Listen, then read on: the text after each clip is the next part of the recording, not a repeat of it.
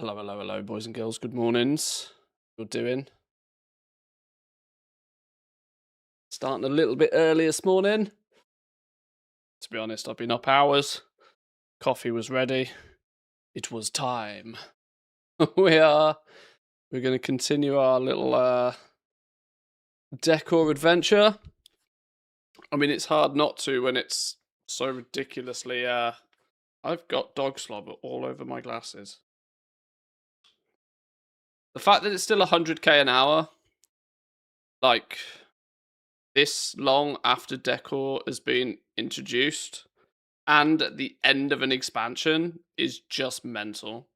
it's it's hard to ignore. It really is hard to ignore. I had some cookies. Where's my breakfast cookies? Everybody needs breakfast cookies. There they are. Breakfast cookies and coffee. I've already had breakfast, so it's fine. This is breakfast dessert. Right, let's get these accounts in the right place. You go up there, and then I guess you can go there, and I guess you can go there, and you can go there. Bish bash bosh. Beautiful stuff. Right. Let's check the money situation, shall we? Get stuff relisted. Get everything relisted. See how much we sold yesterday. And then we can get back out to finish continue farming up some lumber. Melted cheese, pickle on toast for breakfast. I mean, the melted cheese is delightful. I'm not a pickle man myself, but sounds like a nice tasty breakfast all the same. How are we doing though, Senti? We good? Chris, welcome in. Good morning. A1, Earth, good morning to you all, boys and girls. Welcome in, welcome in. Still no beta build, by the way. Still no beta build. Blizzard are clearly cooking up a storm. Cooking up something special, hopefully. 4,500 gold. 5,000 gold. Nothing. Nothing.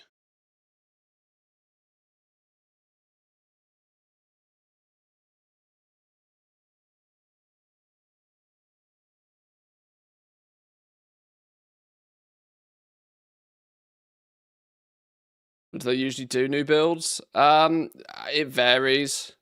Tuesday, Wednesday, Thursdays. There isn't really an exact science to it, and the fact that they've just had like basically 3 weeks off. There hasn't been a beta build for 17 days at this point. So been nearly 3 weeks since we've had a beta build, and this is because Blizzard takes time off over Christmas and New Year. They're probably back at work, but you know, the point is that not a lot will have happened when they're not at work. Because surprise, surprise, even Blizzard devs probably try and hold some sense of work-life balance. But yeah, every evening it's possible. The new build is right around the corner, but just not yet.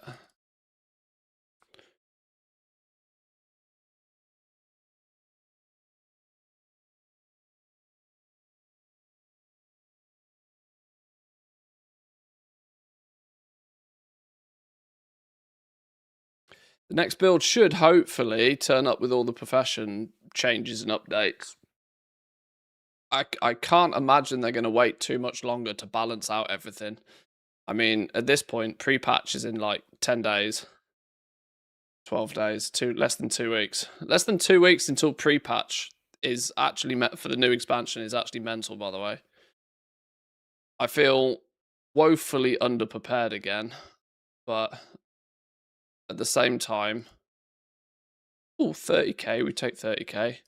At the same time, I have a pretty solid foundation of what's going on with the professions anyway. 37k. It's more about documenting it for me and then coming up with a strategy and a plan, really. but decor has been quite the distraction. You know, categorically, when I'm out there farming, you know it must be good. Is that your wallet? I did a little bit of testing yesterday. Both, I hope. And yeah, still 100k an hour. Flipping mental.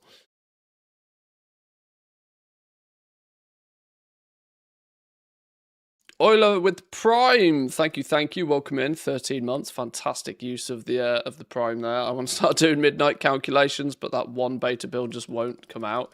Yeah, exactly. Yeah, we need it to. I mean, we don't need it to be 100% polished, but we need what appears to be clearly still very undercooked, broken things to be at least not broken. The fact with this point in and like prospecting still doesn't work. Like, it's like, I'm a dual crafter main. That's really scary. It's really scary that I've basically done no prospecting testing whatsoever. And pre-patch is less than 2 weeks away.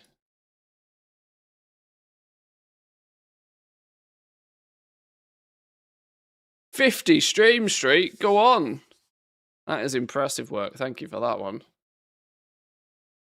I don't think even I'm here 50 times in a row.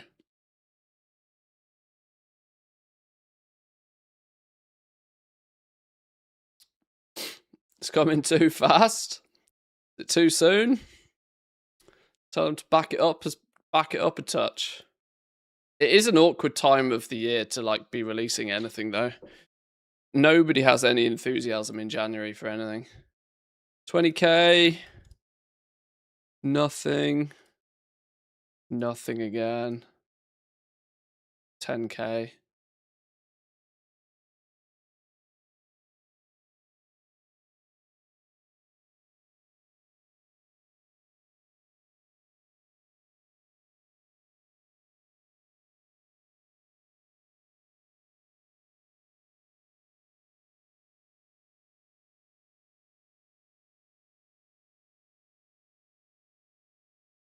Is the 100k lumber value disregarding the other crafting material costs? Seems really high to me. I mean, the other crafting material costs is almost negligible.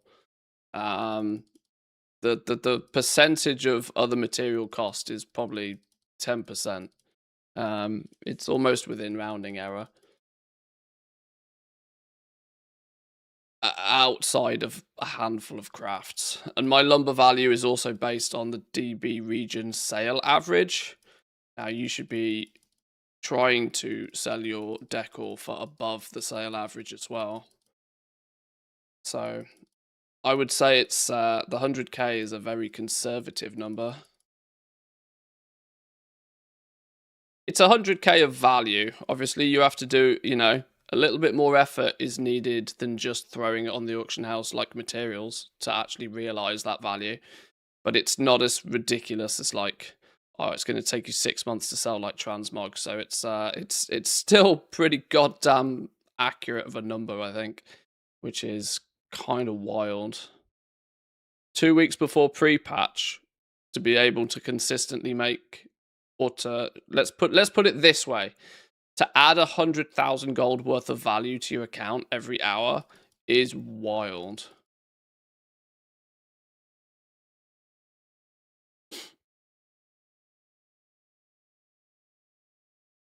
One single account, one druid, nothing overly special or complicated. It's kind of wild. Sure, follow a route. Sure, target farm the lumber that's worth the most. Sure, do some due diligence to make sure you can both craft and sell your decor above the regional average price, which is not that hard to do unless you're trying to sell it on Kazakh or Taran Mill.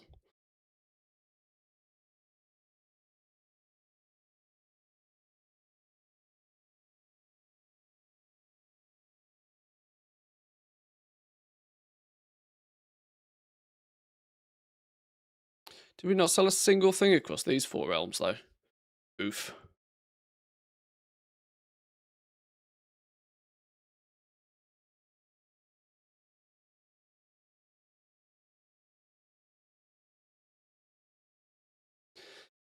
And I did 100k an hour farming lumber last night, and that was whilst also leveling herbalism and mining.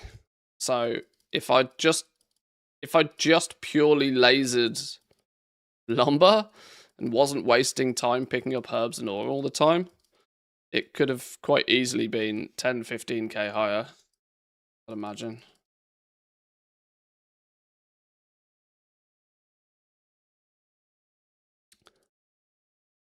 You know, I hope by this point people try and, people understand that I do my best to not embellish numbers or extrapolate or, blow them out of proportion for the sake of posting a big number. I always try to make sure I'm relatively conservative on my numbers.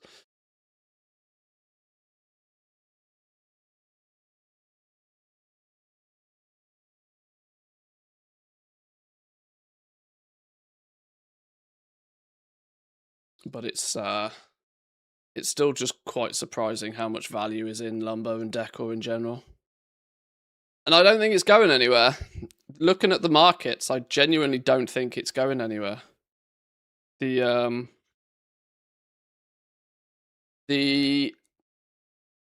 frustration factor of farming lumber for some people is enough of a turn-off for people to not do it. People would happily take 100,000 gold an hour. People would happily take 50,000 gold an hour if it was like in just straight up put it on the auction house raw materials.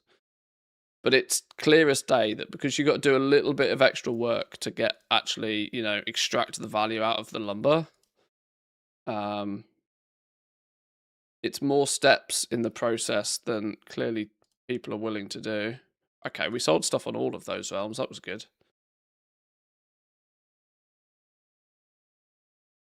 New beta build should come out today, according to Trust Me Bro Source. Good morning. Welcome in, Tulok. Good morning.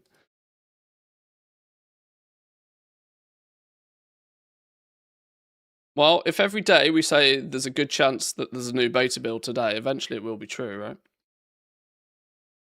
Making Lumber Warbound was a big dub. Yeah, I agree. I agree. It's kept the entire system simplistic, but because it contains multiple stages, some people just aren't willing to figure out the multiple stages.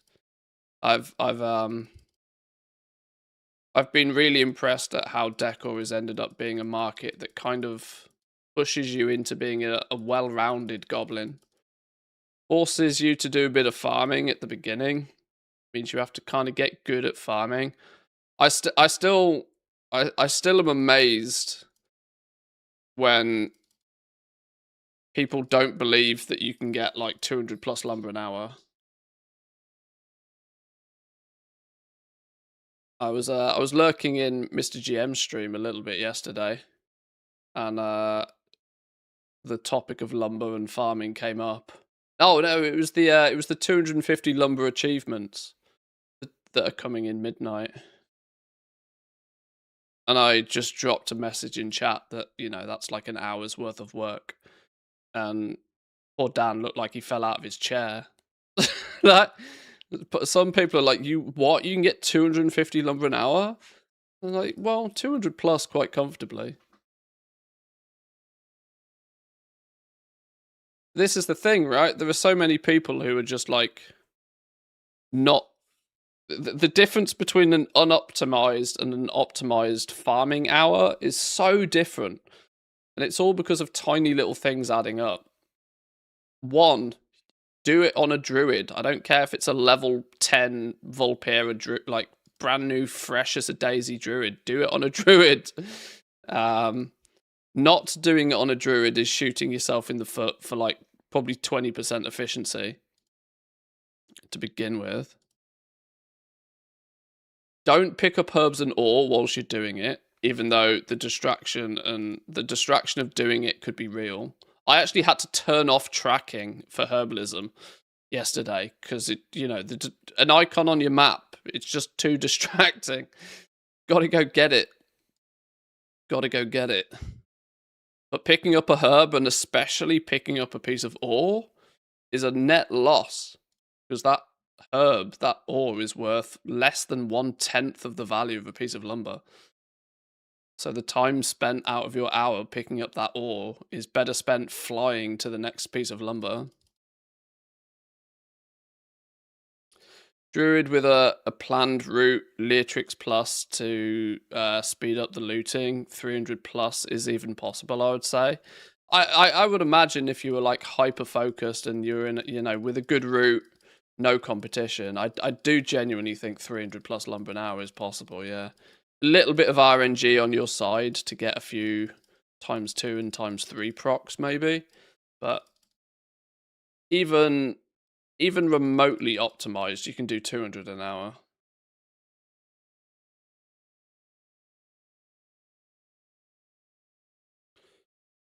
I did 108, was it 108,000 gold in a single hour yesterday? And that was with picking up herbs and ore at the same time, because I was just trying to level Wrath at the Lich King herbalism. Where was it? Yeah. Yeah, 108,000 gold in basically exactly an hour. Picking up herbs and ore at the same time. And that was 233 lumber in the hour. Now, if you think you can push that to 250, 275, like trying a bit harder, not picking up the herbs and ore, you know, that 108 could easily end up being 130. This is my point. I'm not like, you know, it's perfectly understandable to be defensive when somebody says 100k an hour. Because under normal circumstances, by the law of YouTube, 100k an hour is bullshit. You just got to figure out why it's bullshit. But I'm trying to make sure I don't, you know, try and rug pull people on this. It genuinely is just incredibly worth doing. But shiny, must pick, must mine. I know.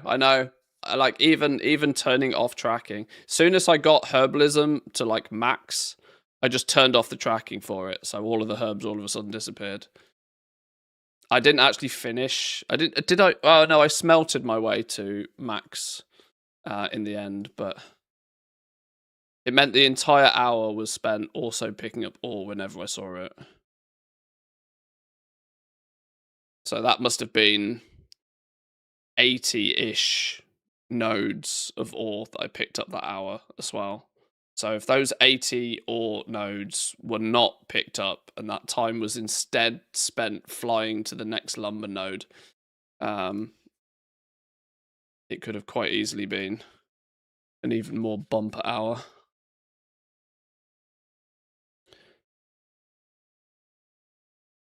We tried out the formation flying with evokers. It's super fun. 3-boxing with evokers.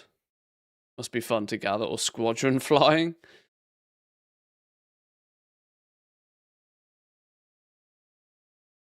It's fun for as long as it lasts.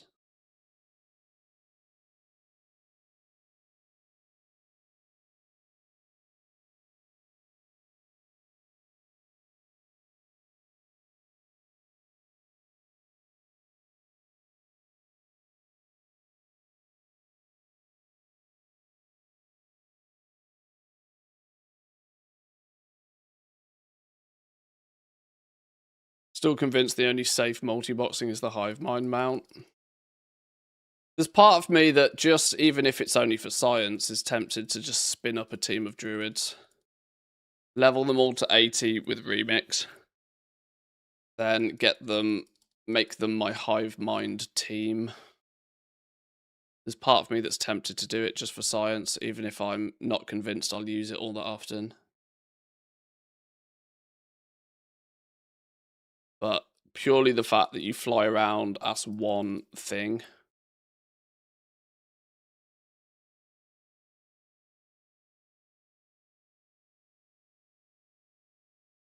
Pain in the ass to do the secret though.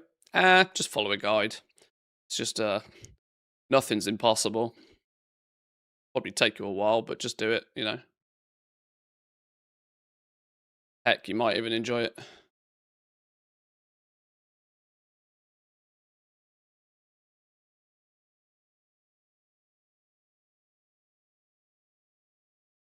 Doesn't look like reset day decor sales were particularly more lucrative than any other day.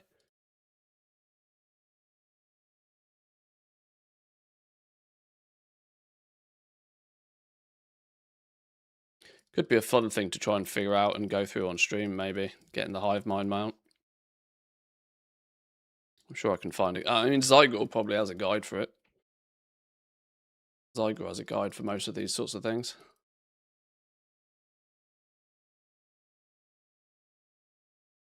Might be a bit frustrating having to do... Well, I mean, I have absolutely no idea what it involves doing, but I'm sure there'll be some aspect of it that will frustrate the fuck out of me. That's entertaining, right?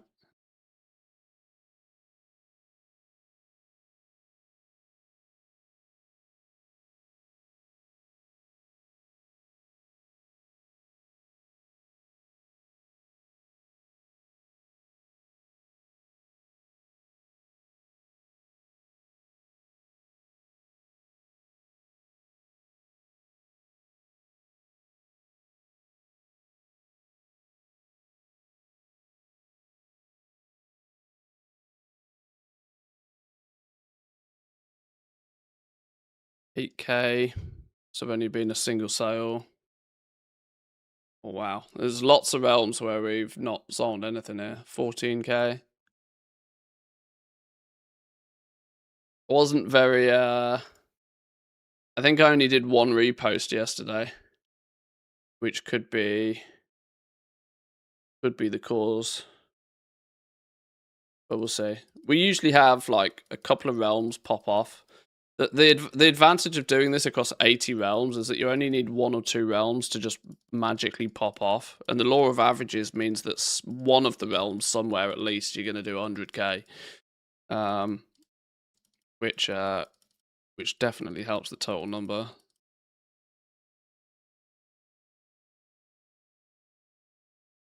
Golson, I saw your multi-boxing farming video. Have you seen it, Manthius? Looks like a loot bug. Looks like the loot bug is not there. I mean, Golson's welcome to link it. I haven't actually watched like any YouTube the last few days.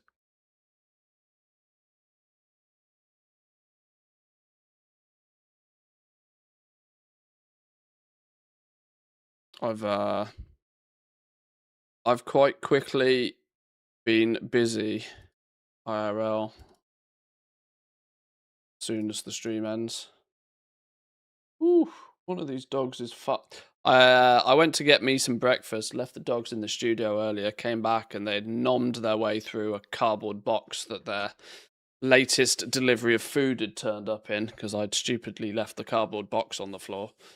And one of them's clearly got a stomach full of cardboard because they smell. 16,000 gold, 10,000 gold. Oh, basically don't have anything on that realm. Another 10,000 gold.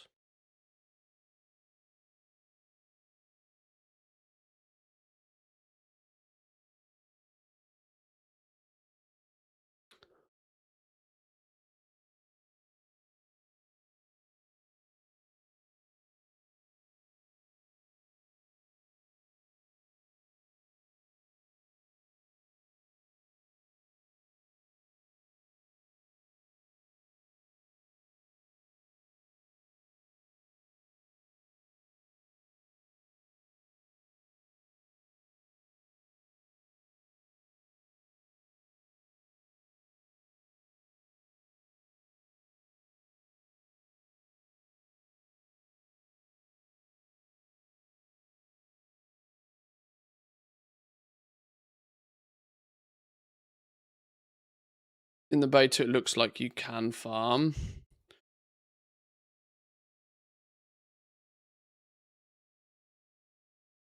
Would it's important to note just what the system is these days,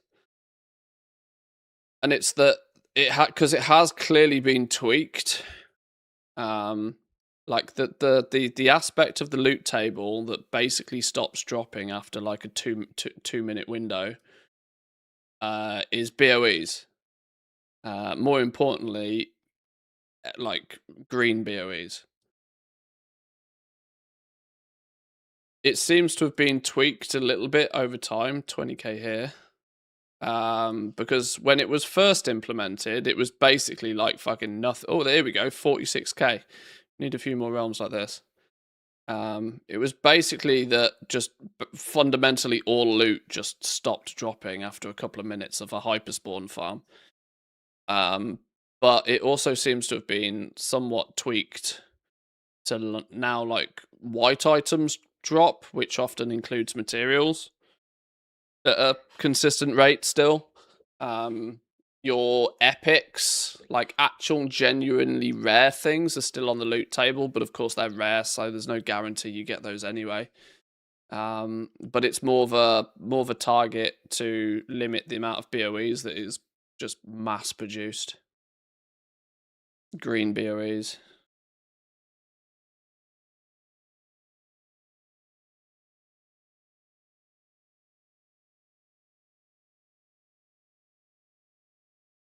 And my belief behind this is that it was a way to stop the bots abusing chromie time to generate large quantities of BOEs at high item level that they were just simply vendoring.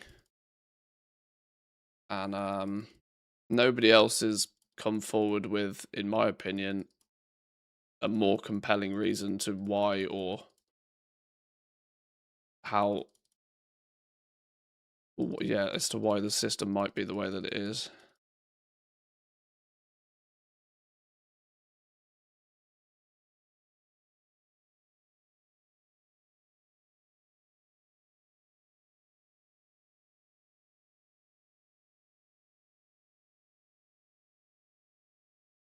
Was only solo farming, no 2x4 in that area.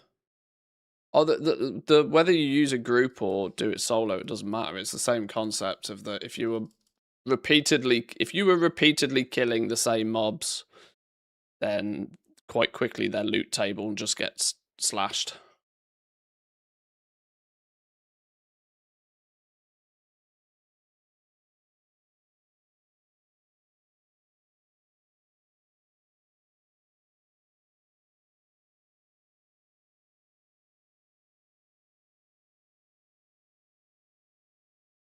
$28k, that's better. 10k.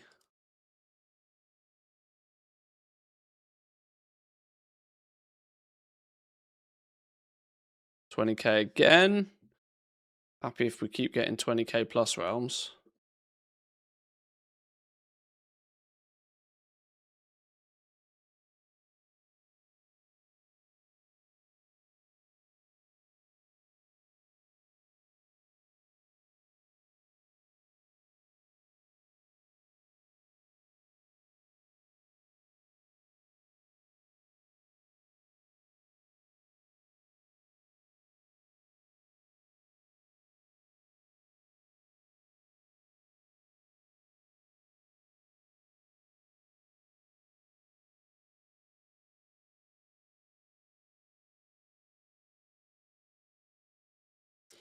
Because of reports, people who 2x4 get so many reports, Blizzard just wants to cut the problem. I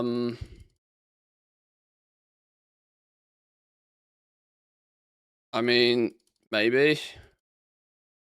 That's sort of assuming that's taking the position that they're trying to outlaw 2x4 farming, and I genuinely don't think that that's their goal.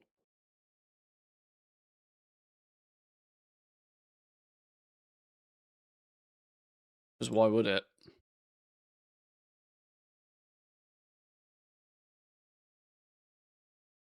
If you wanted to like kill 2x4 farming, you just simply make a subtle change to the group composition loot rules.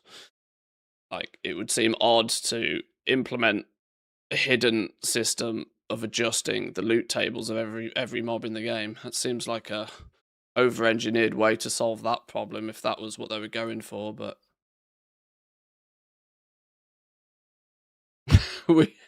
that said, Blizzard do love over-engineering shit.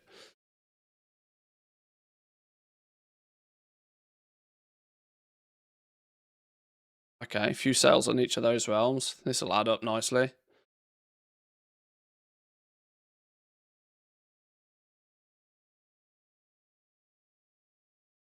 I want to break 1 million sales a day.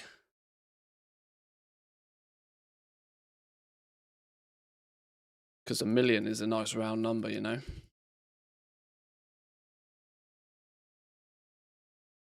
Or if we can at least average 1 million. Don't have to make 1 million every day. You know, 1 million one day, 800k the other. I'd take that.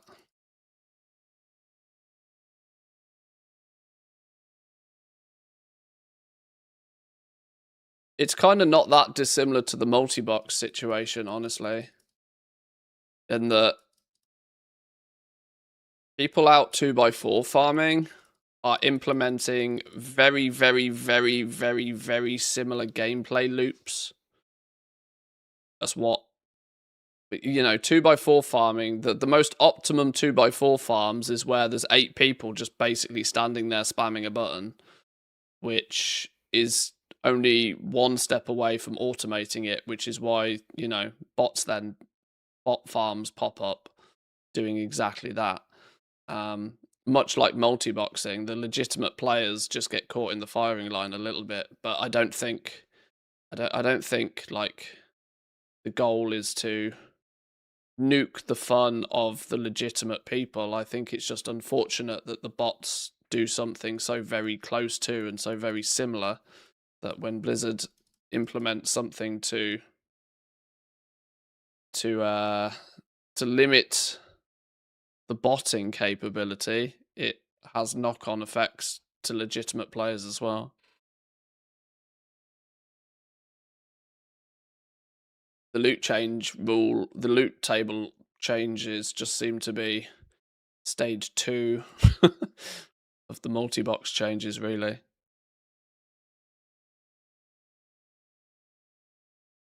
Another 30k there. Another 15k there. This is all going to add up. We'll take these.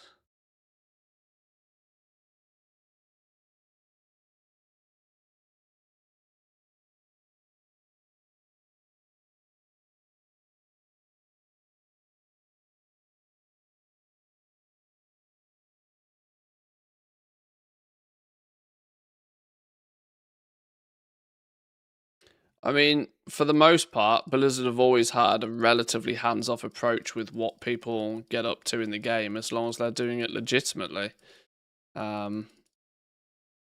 It's not really their goal, I think, to squish any category of players' idea of fun. If standing around in organized groups, killing a bunch of mobs, farming materials in order to make gold is your idea of fun, then I don't see why Blizzard would ever feel the need to. I mean, they let flipping, you know, Moonguard RP just happen, you know. As long as you're not breaking any rules, that's kind of one of the cool things about an MMO this size and this in depth is that there are so many different things you can do. The problem is that when some people take those gameplay loops and they automate them, then unfortunately that activity has to be stopped in some way.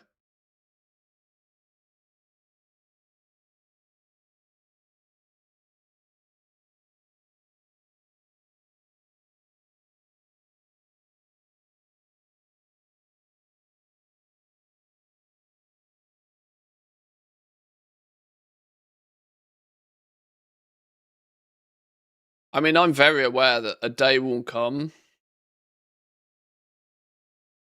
where the entire auction house will probably get merged into one. Which for me will probably force a pretty tough decision. I love what the region-wide auction house does for players, but there's there's a yin and there's a yang aspect of the region-wide auction house. I love that it normalizes the price of playing the game for everybody, and I love the fact that you can go out and farm materials and stuff and have them sell like literally instantly because there's just such a large marketplace for them. But on the flip side, what I don't like about it is the effect it has on the rest of the professions and the crafting system. It's got such a heavy downward pressure that it crushes margins incredibly tight, tighter than I'm willing to fight for. And so hence I've often switched my play style up to a play style that more focuses on redistribution of items across the realms and stuff, which, there's a good chance that the day will come where they're like, okay, one big auction house now, and then all of this effort of mine will go in the bin. Profit together. I'm very aware that will probably happen eventually. So I get the fact it can be disheartening when your aspect of gameplay gets sort of caught in the crossfire of a change. It happened to me with multi-boxing at the end of BFA. It's clearly happened to a lot of farmers this expansion with the loot drop changes. And it'll happen to me again if they ever merge the entire auction house. Just gotta adapt. Figure out another way.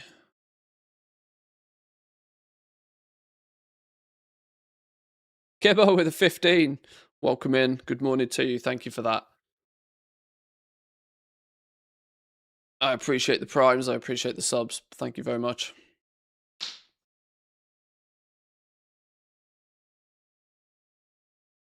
It's been a little while. Either you've been lurking, or you've taken some time off, or you just find me boring.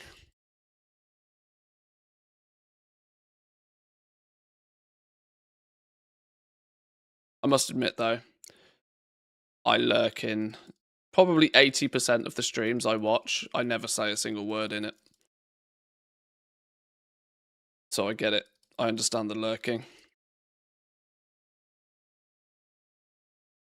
I know a dude that was making 8 to 10 mil a day from BFA mounts and cloths, so the subs weren't too much of a problem. Well, yeah, obviously, bots only do it for as long as it's profitable. As soon as it's not profitable, they go somewhere else. This is why the bots tend to flip-flop between retail and classic, depending on what the season is. Because, yeah, bots aren't doing it. Just like when I buy a bunch of decor from Argent Dawn and then syndicate it across 79 other realms, I'm not doing it because it's charity work. If back in BFA, there were people that were taking it to an absolutely extreme scale, like 16, even 32, even 64, accounts running simultaneously doing farming of cloth and mounts and stuff. It was outrageous.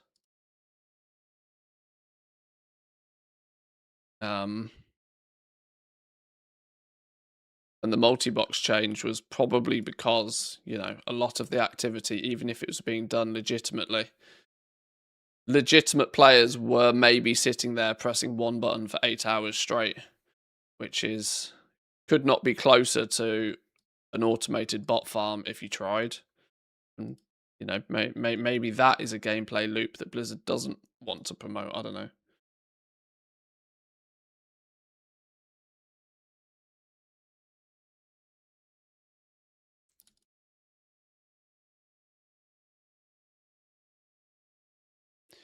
Yeah, I mean, IS Boxer could, send your one single input across however many accounts you wanted it to. So, but you've got to look at it slightly from Blizzard's perspective of when it became so simple, like how would Blizzard then determine who is a bot and who is not if the outward facing view of it is exactly the same? You got one person pressing one key or scrolling a mouse wheel or tapping a pedal. Like that is literally one step, one baby step away from a small little bonus piece of software that just says, okay, press this button consistently once a second forever. Right, you see, this is the problem, right? You could not have got closer to botting without actually botting, which was the problem.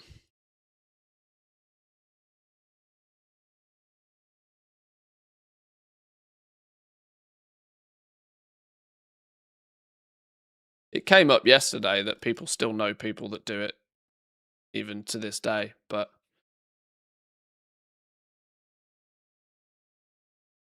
you can still obviously hope that they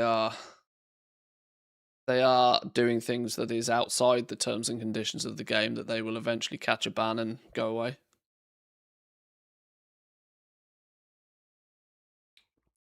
Bit of focus on sport, bit of travel. Travel's always fun. It's not a regret of mine that I didn't travel more, but it's one of those things that I know that if I am going to do any traveling now, it's going to be a later in life thing.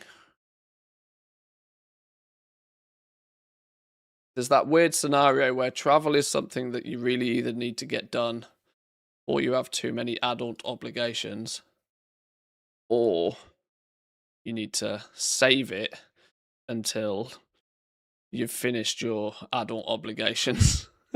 If you know what I mean. There's that bit in the middle where you start having family and working and kids and all of that sort of business and get in the way of travel. But it always looks like something that I think people should do. To go anywhere nice? Anywhere interesting? I'm always intrigued by the like pin the tail on the donkey approach to travel that some people have. Right, we'll go here.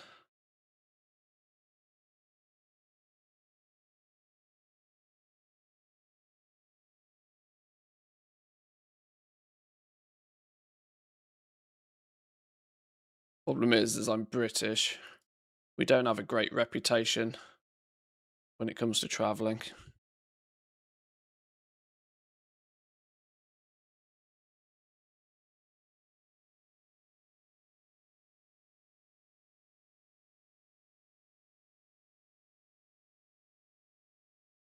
Farming mecha moguls in the motherlode. Haven't touched it in years though. K-Chak was doing a bunch of that.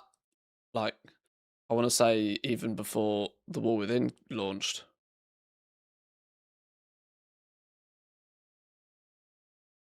Just because you need to, even getting the recipes a bit of a pain in the ass, and then you need to like farm to get all of the parts, and the parts are the parts bind on, are the parts soulbound still, or are the parts warbound at least these days? I don't even know.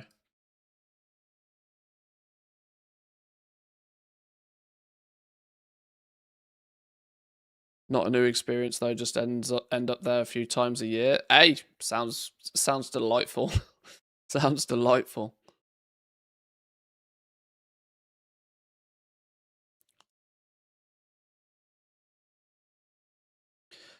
Also, since moving to Finland, I kind of feel as if I'm permanently on travel. It's weird, I've lived in Finland for over a decade now. But I still have that feeling of I am a foreigner in a foreign country.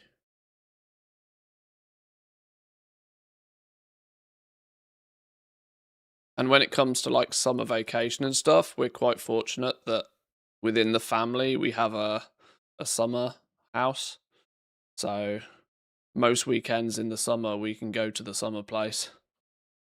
And, you know, it's quite social because other family members either may or may not be there at the same time or whatever. And it's all just kind of, you know, during the summer, it's a bit of a some people are coming, some people are going kind of situation. It's quite nice. But it's that away from home vibes without getting on a plane and going to a different country, you know?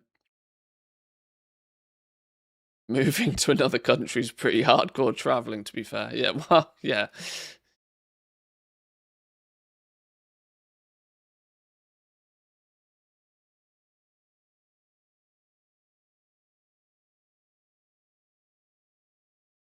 Fortunately, I've not regretted it for one single minute since doing it, so.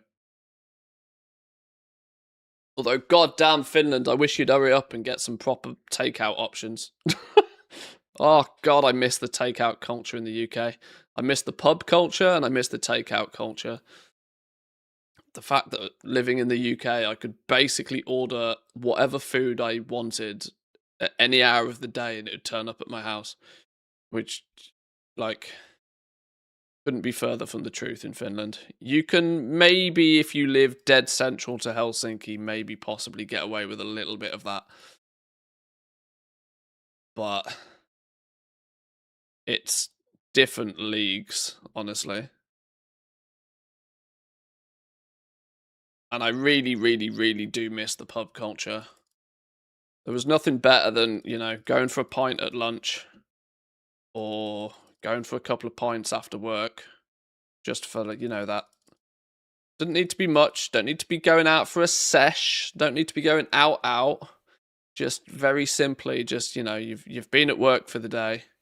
You then go and just decompress and just shoot the shit for an hour. And then go home and have dinner and do whatever, It means you go home and you're more chill and more relaxed and probably more value being at home and being relaxing. So many people, I worry about the whole work from home culture a lot these days. It has its perks, but I do think one of the downsides is that your work stress is brought into your home, which I think is long term more detrimental than people probably realize. Says me, who plays video games from home and so does my wife. And but I'm still aware of the risks. Just start a pub takeaway business. Without going into too much detail, there was a nice pub near me where we live now. That was an expat adventure. The issue is that because the culture's not there naturally, these adventures pop up from time to time, but it's really difficult for them to cut through and actually be successful, because you might get people who are like, oh, a new pub, a new restaurant, a new something or other, and they'll try it, but because the culture's not there, they don't get the return business. Doesn't matter if it was nice or not. It's just not in people's day-to-day routine.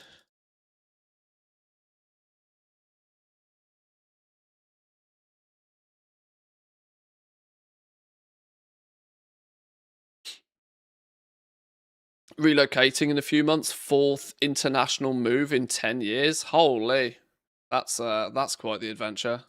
Oh, they were the last realms. We can check the numbers now.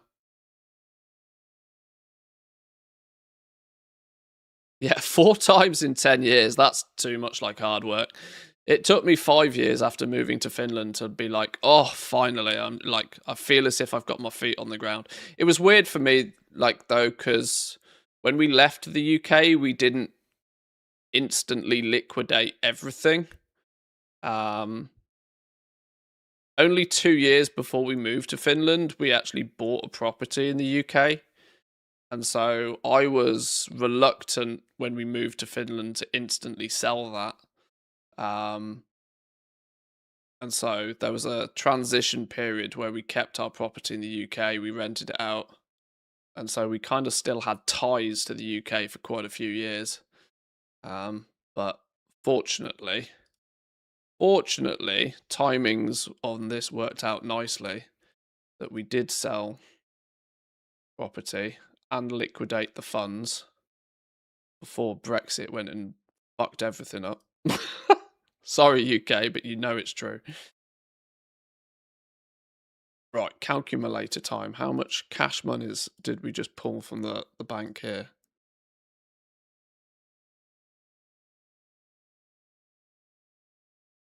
$192,716 plus 99,405 plus 188,010 plus 216,096. 700k. Didn't break the mill again. So reset day is also no bigger of a day than any other. I had Sunday we did I think 1.4 million on Sunday. So it's clear that either that was a fluke or that weekends are a little bit more buoyant because it's the weekend for decor. But pretty much we've done 700 to 800k a day every day since Sunday. So that seems to be where we're going to sit at, unless I really push for buying up a lot of stock again.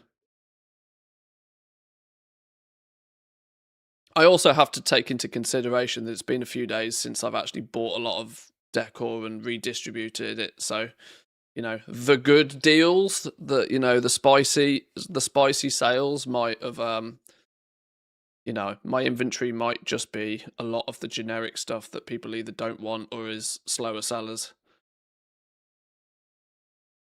But I'm happy with that. More than happy with that still. This is, you know, between 700 to a million gold worth of revenue every day, which is probably at least 50% profit. Because I'm never selling anything at my minimum price, and my minimum price is set a good 40% above what I buy, so it's almost guaranteed to be doubling my money, at least 50% profit on anything that we sell, but it can easily be more. So it's still a token a day for the effort of relisting auctions once or twice, which is cool. Let's leave those to be for a while. Let's just let them stew. Best thing for me to do now is probably to do an hour's worth of farming. We'll fly around, do an hour's worth of farming somewhere, and then we'll go back and do a repost maybe. Break things up a touch. Wake up and you're basically at work. Yeah, that, you know, the lack of commute by working from home is wonderful. People got into the habit of spending far too much time sat on a bus or a train or walking to work or whatever, or sat in a car or in traffic or whatever. But the flip side is exactly that. Yeah, I have to really like grab a hold of my wife sometimes. I'm like, do not go and eat your breakfast in your office. Like you have, like you have to have, and this is why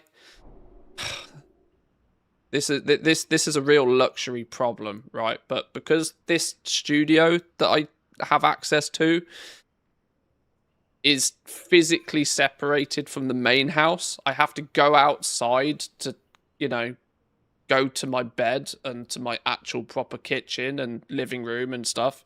It's, you know, it might only be, it's 10 steps from one building to the other, but it's still enough of a separation that I can be in here and I can be in somewhat work mode. I mean, I know we play video games. I know this is very unrelatable, but like, it's still that level of separation. Wife has her office upstairs in the house, and this often means I catch her like going and taking food and eating in the office and answering emails on her lunch break, and I'm like, fucking stop, right? Go and you know, if you're gonna take a lunch break, take an hour, close the office door and don't go back in it, you know, for an hour. You'll probably still be churning things around in your head, but at least you're physically disconnected.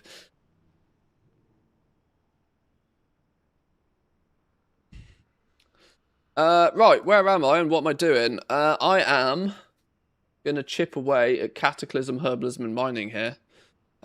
Meaning I'm going to need... Apparently, I've already done a little bit of this somehow. Maybe, possibly. We've got some skill points in either of them already. Do we need to learn anything? We've got points in it somehow.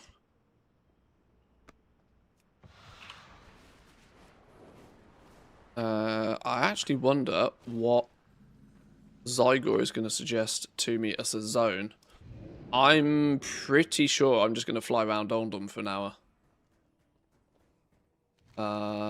Where's Zygor trying to take me? Zygor's trying to take me around Twilight Highlands.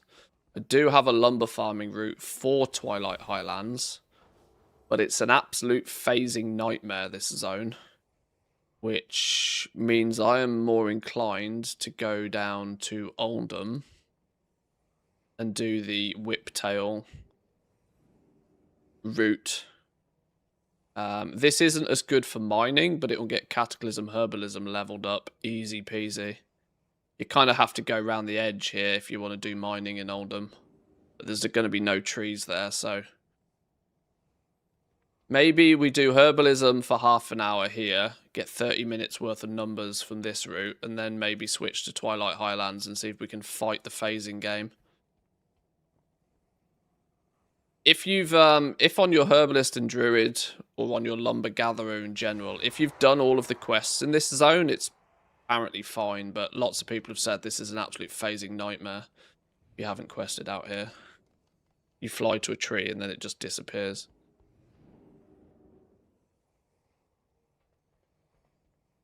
Herbalism, it is, yes, taking us to do the Oldham route.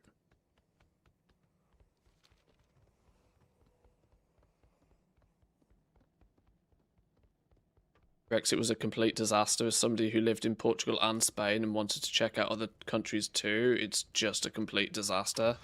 Yeah, I mean, Brexit's just a shit show, innit?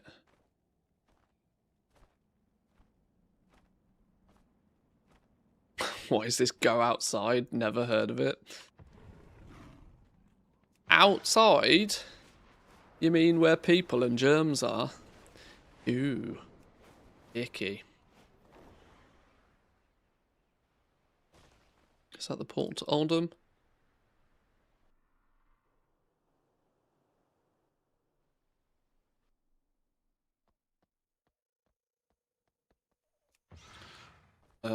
We should probably get...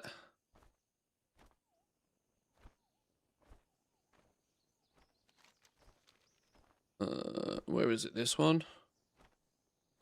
Get you open there.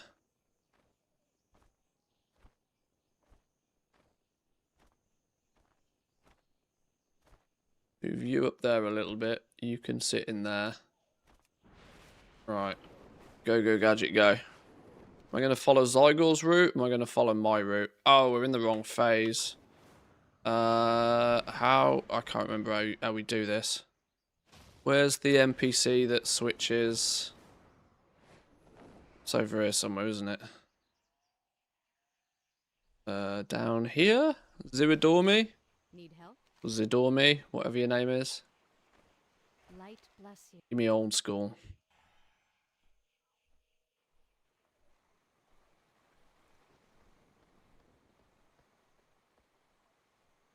Right, I'm not going to use Zygor's route, I'm going to test my route. It's predominantly a lumber farming route, but let's see how it goes, shall we? Give this a bang for an hour. Well, maybe half hour. I don't like doing farming for an hour.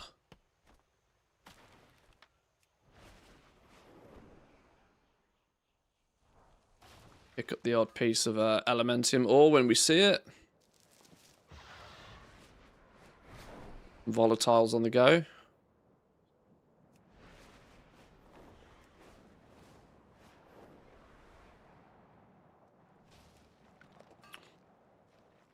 I haven't heard this track in years. I've been trying to switch up the tunes a little bit in the last week or so. Just because I tend to get into a rhythm of... I noticed this. Anybody else who uses Spotify, you'll have your Spotify like Wrapped or whatever they call it. Your review of the year. And and mine was very EDM heavy, very heavy. And so I decided to switch it up a little bit.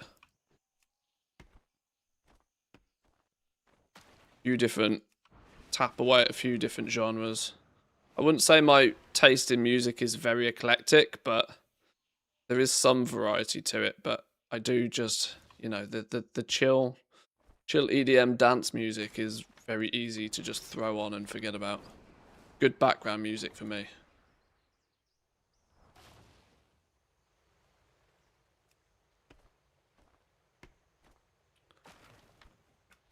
Is there a way to make Loot Appraiser show the estimated goal per hour? Display. Show looted item value per hour. Yeah, there we go.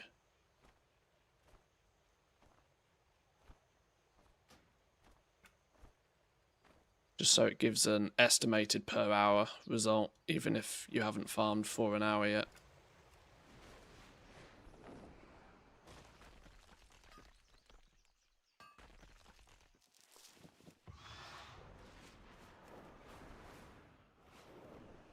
So if we focus on picking up lumber, use this as a level herbalism and mining at the same time.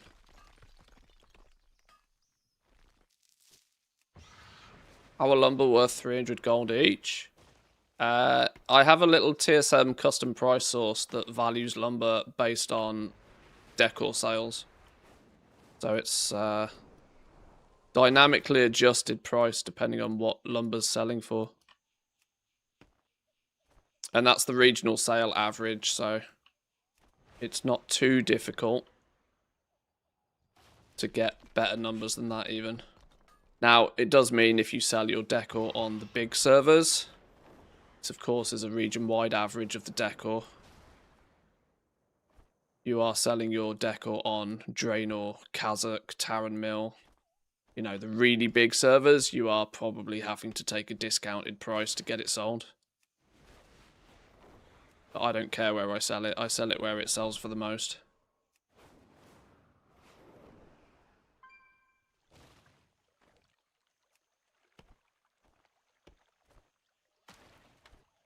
Leveling it just to have the profession leveled across all expansions, or is there a plan? Well, for years, I've always had this bad habit of nearly every time a new expansion launches, just whipping up a new herbalism and mining character. And so I've never really had herbalism and mining just on one dedicated farming character. It's just a weird need for organization. There isn't really a plan. I just want this one druid to be my herbalist and miner across all expansions. That's realistically all it is. And the reason I'm going back in time and picking up all of these old ones on this character is basically because this is the character that has the most progress in Dragonflight with herbalism and mining, which is probably the most time consuming to properly level up and skill up out of all of them. So considering progress was made with Dragonflight, I decided, right, this is now my Herba Miner character forever.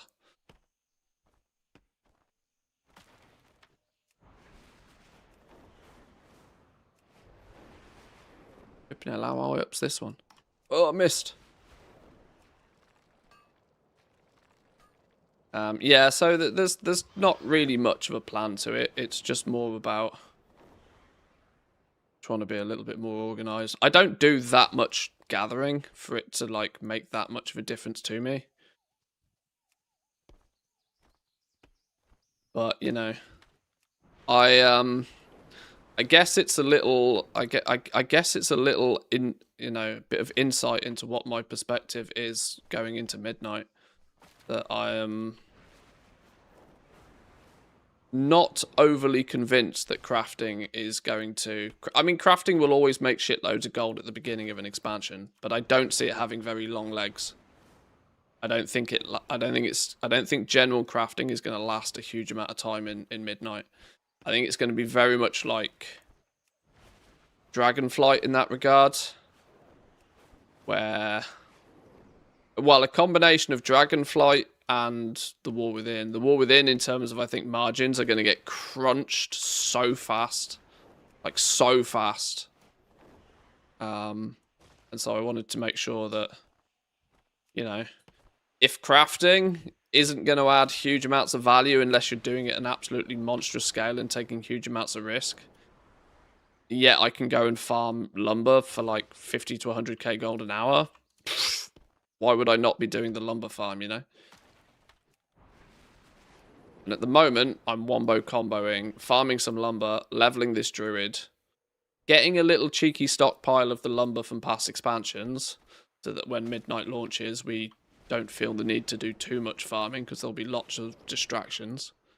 But also, you know, the first hour of the stream, we were relisting all our auctions on, you know, on 80 accounts. 80 realms, sorry, so just breaking things up a little bit. I can't lie, I get really bored doing the same thing over and over again. Crazy, right? So I like to do a slight variety of things so I don't go insane. I like Elon's approach recently. Elon's just doing something different every day and he's picking it randomly off a wheel. I know he's kind of doing it for his YouTube series and he's going to make a video out of it and stuff. I think he's trying to... must admit, I haven't watched the first episode of it, but I understand his concept. He just has like 15 different goal-making methods on a wheel and he just spins it and does whichever one it lands on each day. Which is a good way to like break it up and make sure that nothing ends up being too monotonous. It's quite good for content too, to be fair. But I would rather, instead of picking something randomly, I would rather just beeline towards the thing that's pretty valuable to do.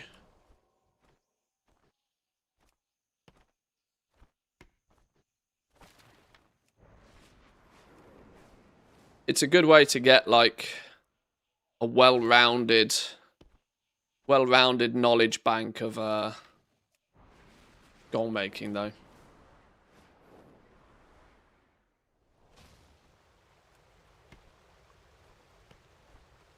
Do you still farm Mechanica? Well, at the moment, no. Mostly because I burnt to a crisp on doing that already. This, you know, links back to what I was saying a second ago. I get hella bored doing the same thing over and over and over again, and Mechanica was getting very grindy. But I still have, you know, the ability to, at a heartbeat, just throw some characters over in the Undermine and farm them up if I really want to.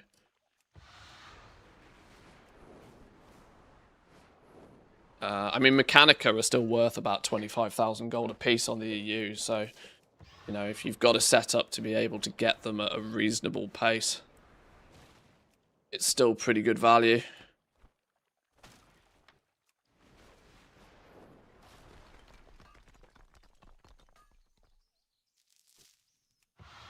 And there's absolutely no shortages of realms where you can sell those mounts and pets for, like, a pretty hefty price still.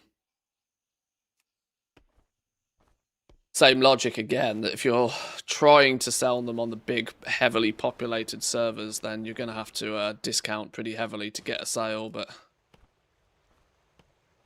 Or wait to just get lucky.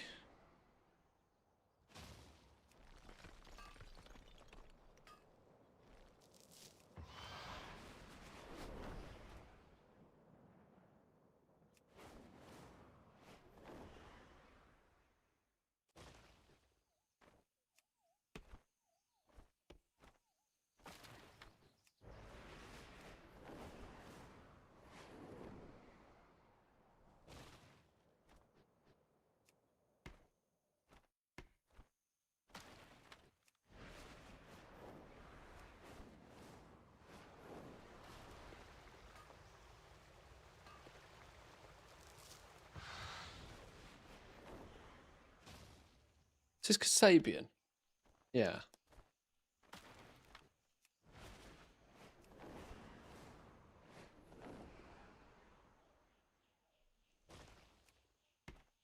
I think the last couple of days, the music on stream, obviously this only applies to Team Twitch, Team YouTube, you get to live in silence. Well, maybe of your own choosing. But for those listening on Team Twitch, I think it's become quite obvious what my genre of like actual heavy music listening was. Or not genre, decade. I think so. I think somebody mentioned yesterday this is some fantastic 90s teenager music. I was like, yep, that's probably about right.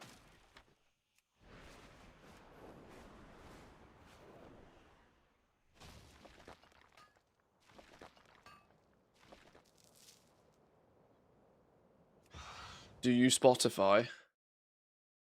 I do Spotify.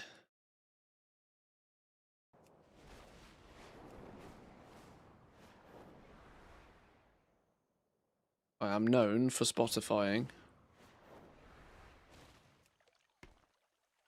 What was your wrapped age? I got 35. Oh, I got like 26 or something. My wife was very insulted because she got like 35. I can't remember exactly what number it was, but it was substantially lower than what I actually am. But that's probably because my playlist was crammed full of flipping dance music and EDM. Is there a way to quick? Is the wrapped thing still available? Or is it gone now? Probably gone now, isn't it? Don't know how you found it again.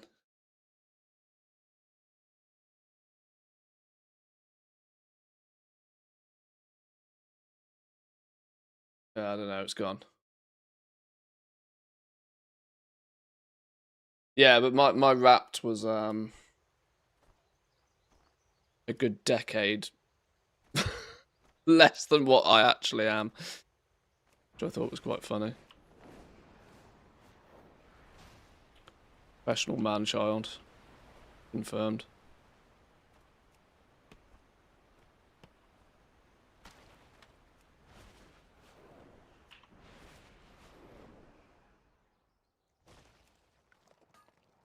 I thought mine would be Boomer Age because I've got a work playlist that's full of things like ABBA, Queen, Kiss, Bee Gees, etc. That's, you know, all of that music though is weirdly in again. My niece, who is, well, she's 20, I think, is like mad on everything that I would consider like my parents' music, sort of thing. It's just all come round in a loop again.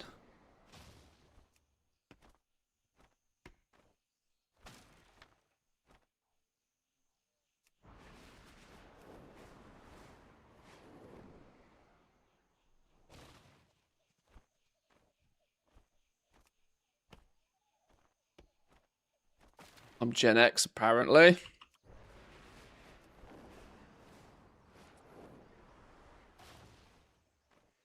Whilst technically being a millennial, I don't really feel as if I fit in a category very well these days.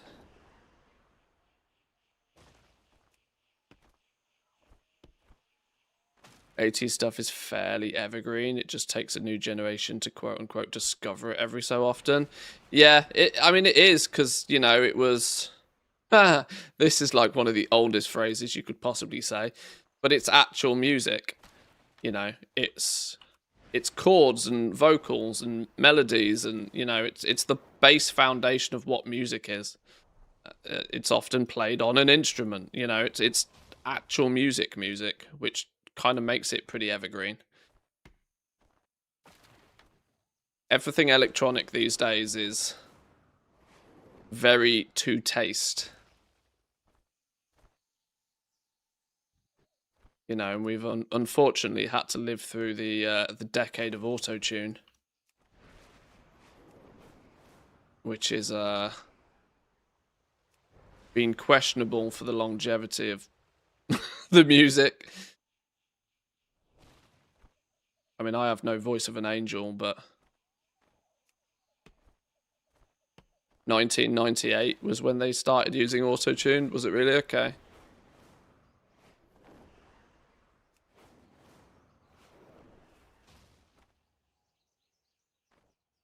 Where's the tree?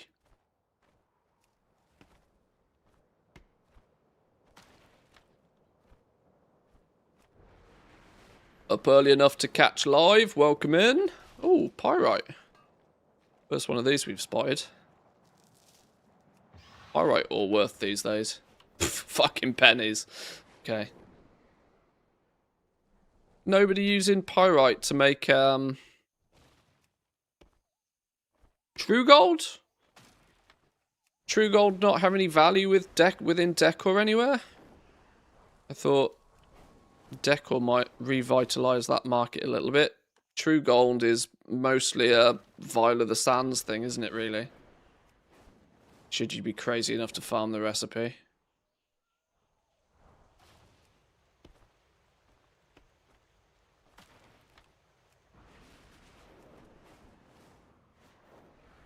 Oh, double pyrite. Don't show me pyrite brings back bad memories. Really? The Ember Topaz is worth 400 gold. Flipping hell.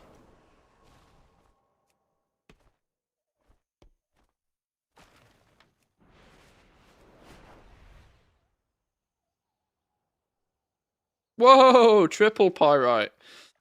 3 for 3.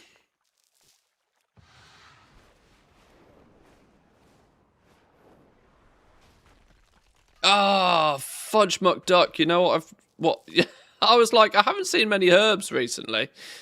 You know why I haven't seen many herbs? Because I've got the tracking for herbs switched off. Now I can't seem to press the button on my minimap. Hang on.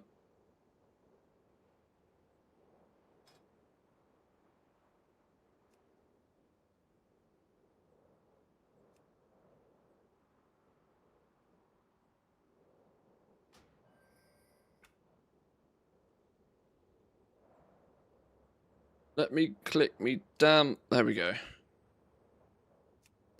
I've had herb tracking off the entire time. No wonder I've not seen any herbs. Dear God. Let's start that again, shall we? Here's me trying to level up herbalism. I'm like, there's no herbs here. Guild bank full of them for the epic gems back in the day. Oh, I see, right. Yeah. Welcome in, Lady Daisy. Good morning.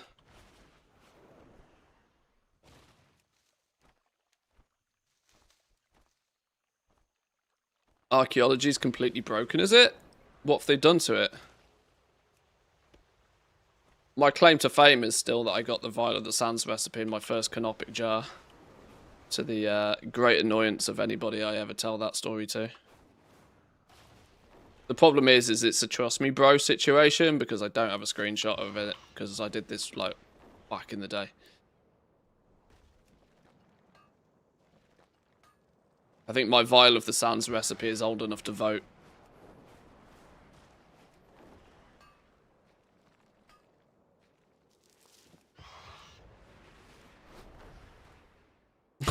Which, when you put it in those terms, makes this game seem redonkulous, doesn't it? I've played this game for so many years now that it could technically vote and drink in America. My World of Warcraft account is old enough to make poor adult decisions. My gold per hour is going to tank as soon as I start picking up these herbs, though.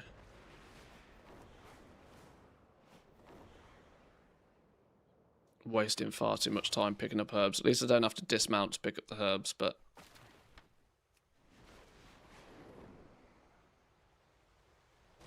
This is a means to an end to just get herbalism leveled.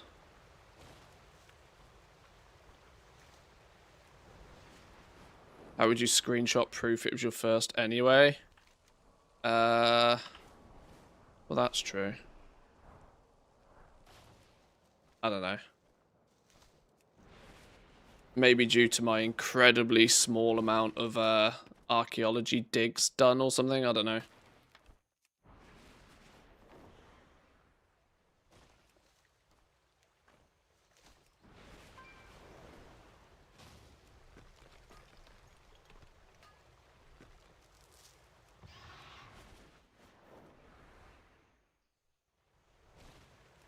Rare souls are not saved upon logging out, so every time you do, you just get a duplicate rare within 10 souls, essentially wasting 150 fragments. Poor, poor archaeology. The bastard child of all professions these days.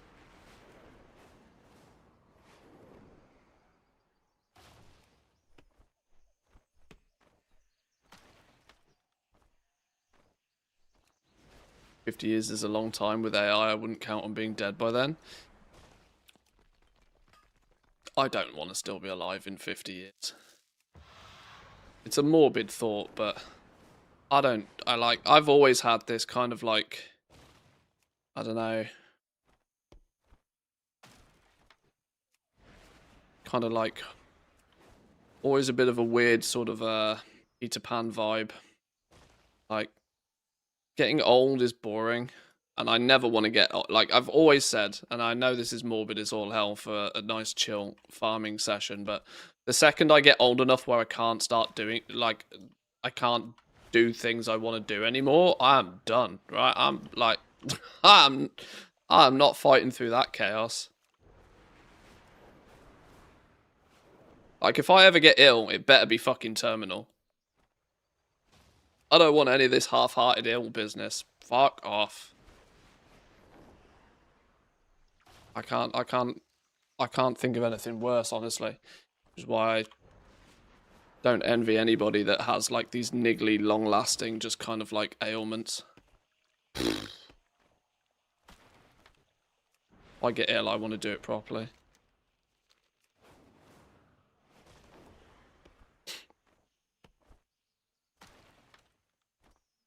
Jesus? Yeah, he got ill properly, didn't he? He got put on a cross. Pretty terminal.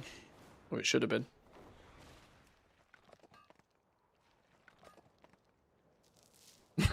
Darkness, my old friend.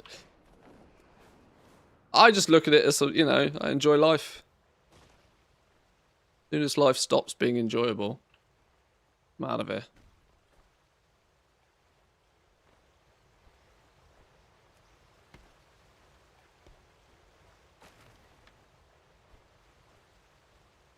What, we 36 on mining, 24 on herbalism.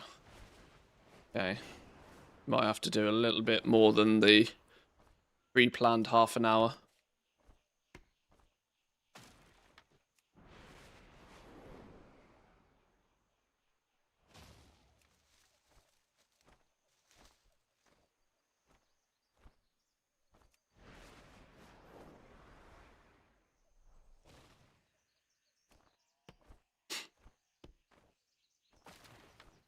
Yeah, the gold per hour this one's taken a little bit of a beating because of all the herbalism and mining at the same time, but this is still pretty stonks, honestly. Still doing over 70k an hour. And I've always said, anytime I am streaming, I am, like, you know, subpar level efficient.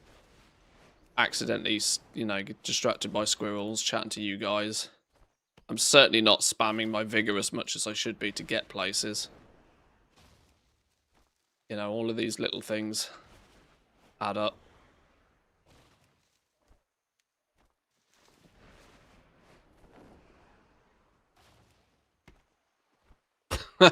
I posted a screenshot of my farming yesterday in the Discord, and one of my disclaimers was that I am an idiot at farming. Like, that has to be taken into consideration. Like, if you're just not a fool, you might, like, you'll probably be able to outperform my results.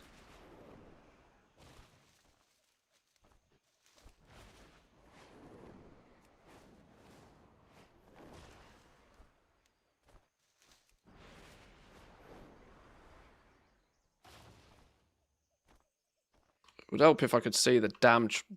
There it is. These little axes are kind of difficult to see sometimes. Because they're always on a cylindrical flipping thing. Like, you only have to be slightly round the wrong side of the tree and you totally can't see it.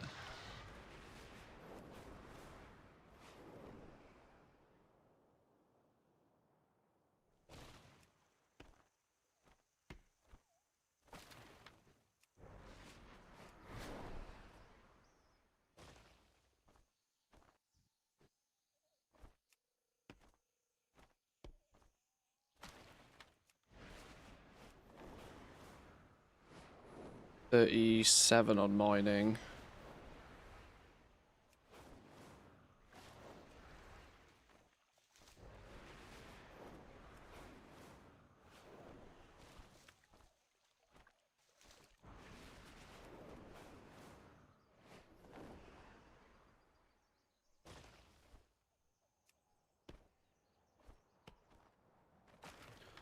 What's the other ore type in Cataclysm? We've got Elementium out here. Elementium's the... Is it Obsidium? Is Obsidium the other one? That's the basic one, isn't it? Cobalt is Wrath. That's the basic one from Wrath. We've kind of skipped over picking up any Obsidium, apparently.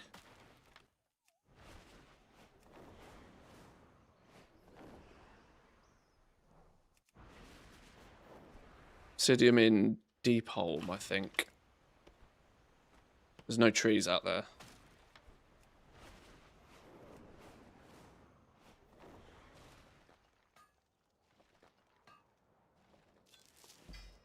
Oh, you go Hyjal for the Obsidium, do you? Okay.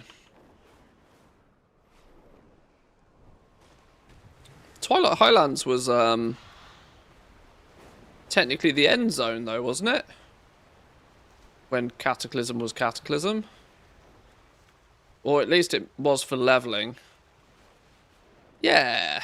Twilight Highlands was the level 120 zone, or whatever it was back then.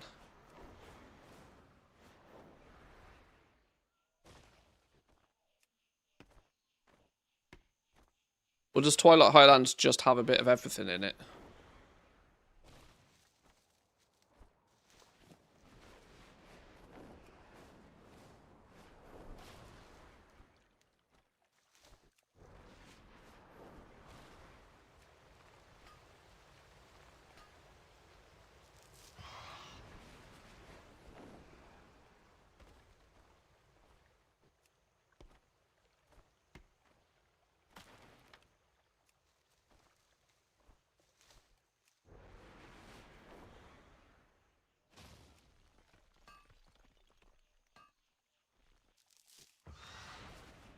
Hey, bonus pyrite. It's a shame this stuff's worth flipping nothing.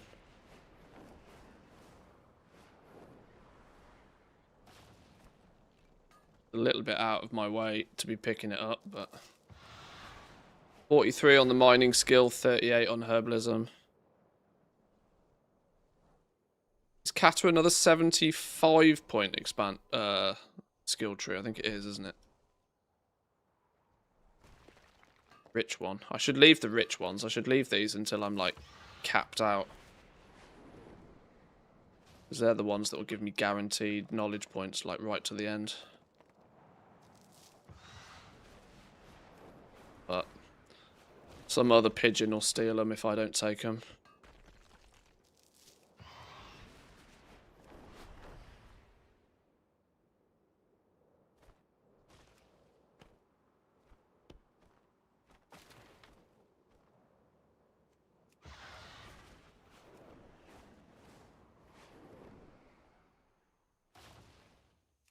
Okay. After half an hour, we're looking at about 75k an hour on Cataclysm. But of course, there is a lot of room for improvement here by not wasting all this time picking up herbs and ore. So even Cataclysm's doing. Oldham's a pretty safe bet. What have we done in terms of lumber? What lumber are we getting out here? Ashwood lumber. 99. So we're on track for 200 lumber an hour, even in this zone, pissing about with herbing and mining as well.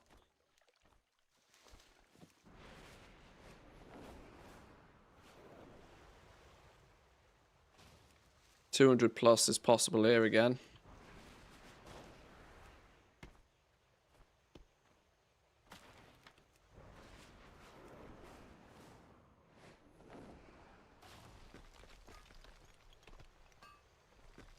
Mining was an absolute pain to level up, especially Legion.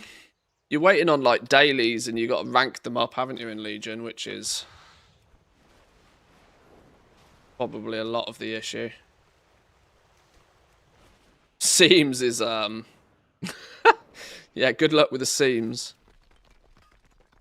Although there's no question the most annoying is clearly Dragonflight.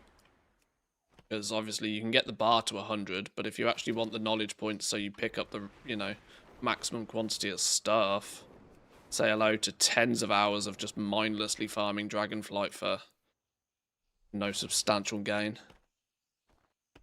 It's the only reason I'm doing all of this on this character, because this is the character I used a reasonable amount in Dragonflight, so it's already kind of like half done. I unfortunately never did enough farming in Dragonflight or the War Within to cap either of them, but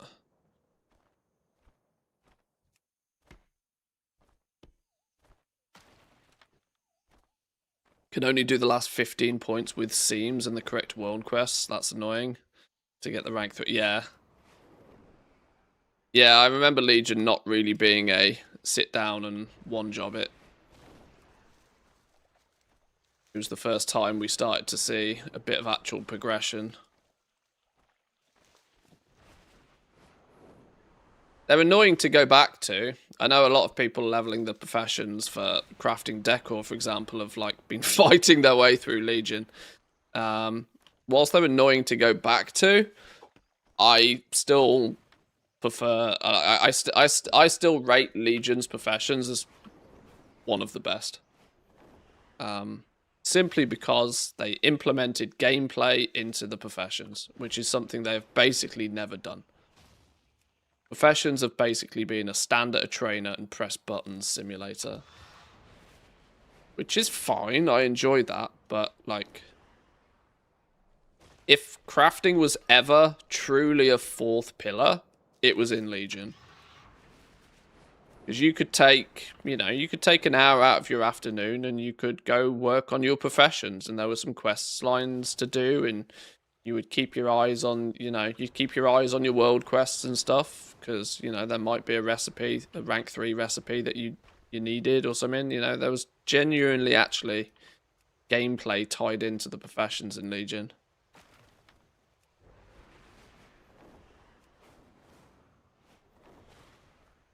And the fact that we got that in Legion during the same expansion where we had like class order halls for every class, artifact weapons for every class, legendaries for every class.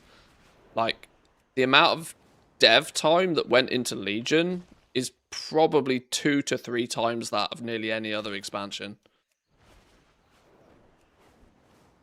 And I think for the most part, that's why, with rose-tinted hindsight goggles on, Legion is often referred to as one of the best expansions ever. Mage Tower as well, yeah, true. Like, it just had everything. As an expansion, it had absolutely everything. I can't really, like, pinpoint you to a source for this, because it was kind of mostly a bit of a rumor even back then, but you'll probably squeeze this information out of, like, actual Blizzard devs from the time. But Warlords of Draenor and Legion were switched around, to my understanding. I've mentioned this a few times on stream. But, like, Legion was meant to come out before WoD. And for whatever reason, I don't really know what the reason was, but for whatever reason, they switched the two round. Which basically meant that Legion had, like, 2 years worth of dev time done on it before Warlords of Draenor even came out.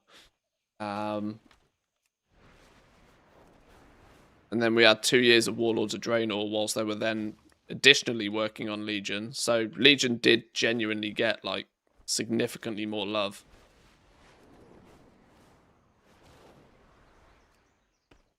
And it clearly shows. Was it the Warcraft movie? Was that why? Were they trying to tie in the storylines or something? That would make sense, yeah. But of course, Blizzard, they work on, like... I mean, even back then, they were working on, like, 2-3 expansions ahead of themselves. At least, you know, maybe not, like, designing world quests and shit, but, like, they're at least planning the storylines and the zones and the themes and all of this sort of stuff. The real foundation stuff is being implemented way, way, way, way, way ahead of time.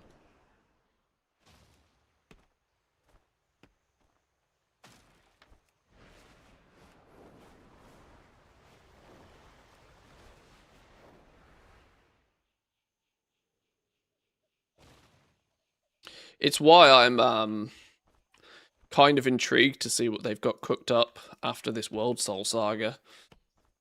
Because, you know, it feels the same. It feels like they've been... Whatever the expansion after the Last Titan is going to be, it feels like they have been cooking it for quite a while already.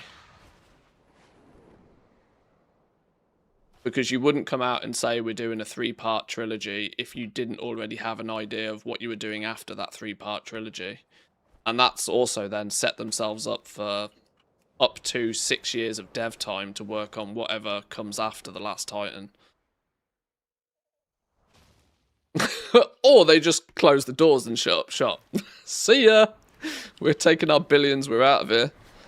They'll all go chill on Bobby's yacht, but I don't see that happening. You don't send your cash cow for slaughter, do you?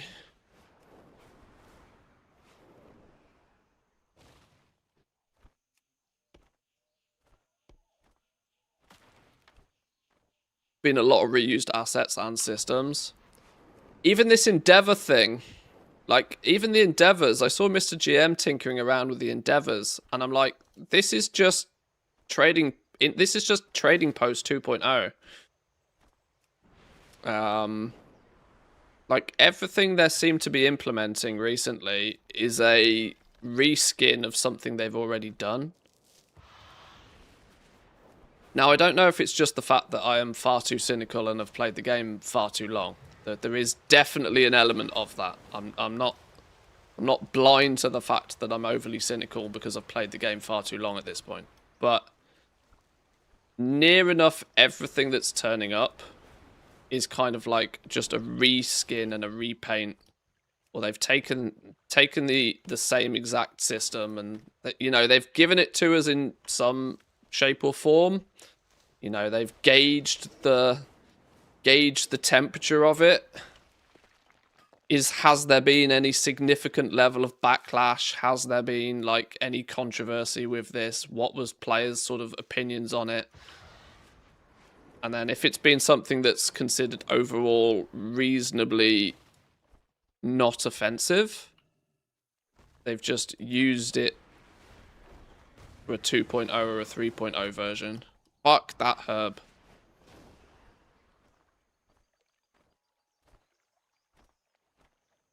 For example, Prey just feels like another sneaky way to get us to do more work orders with a shiny new skin. The Endeavor system just feels like the trading post thing again.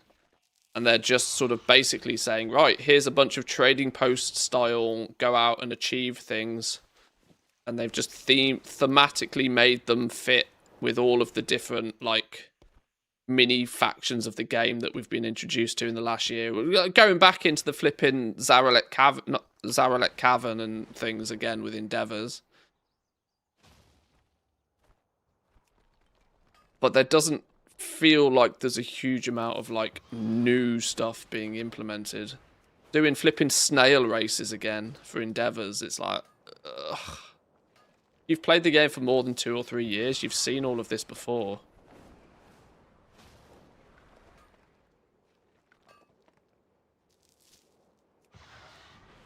What's this one? Is this one worth picking up? Yeah, no. Way off track.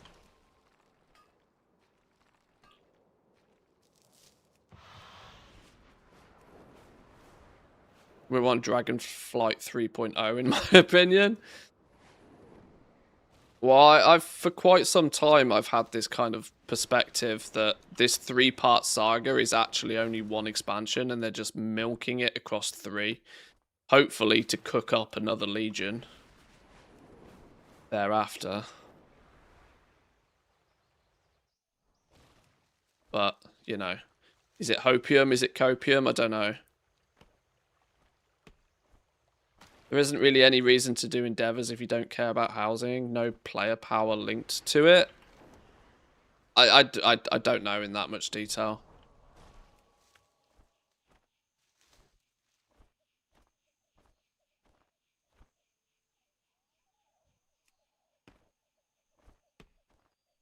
I have a feeling Midnight's going to be a bit of a letdown. I don't want to be the doomer content creator, but there's not a lot that I've seen in Midnight that's going to keep people really spicy level engaged.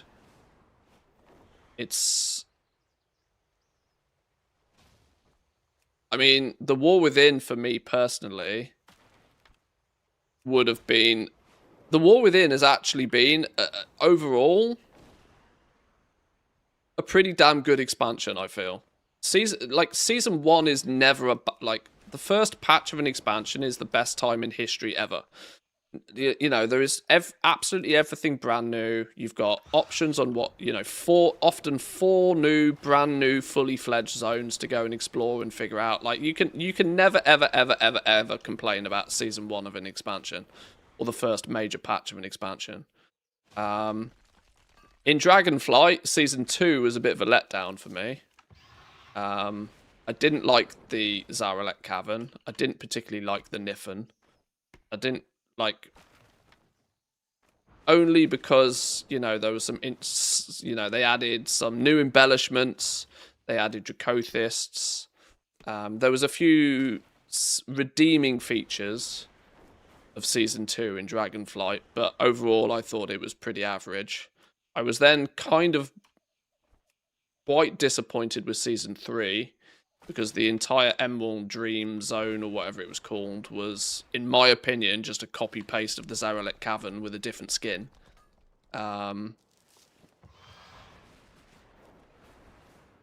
So you know, the tail end of Dragonflight was not fantastic for me. But when you compare that to The War Within, Season 1, always gangbuster. Season 2, Undermine, I thought was fantastic. Absolutely loved the Undermine zone. It was aided clearly by the fact that the Mechanica was broken OP for goal making.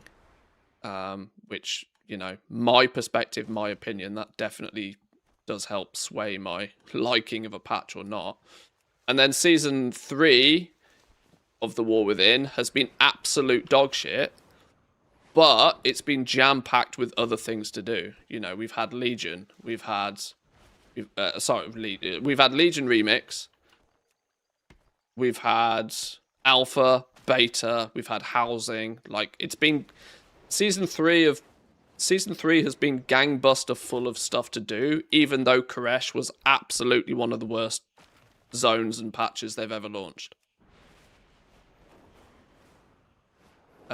The issue is going to be in Midnight that Housing has been front-loaded.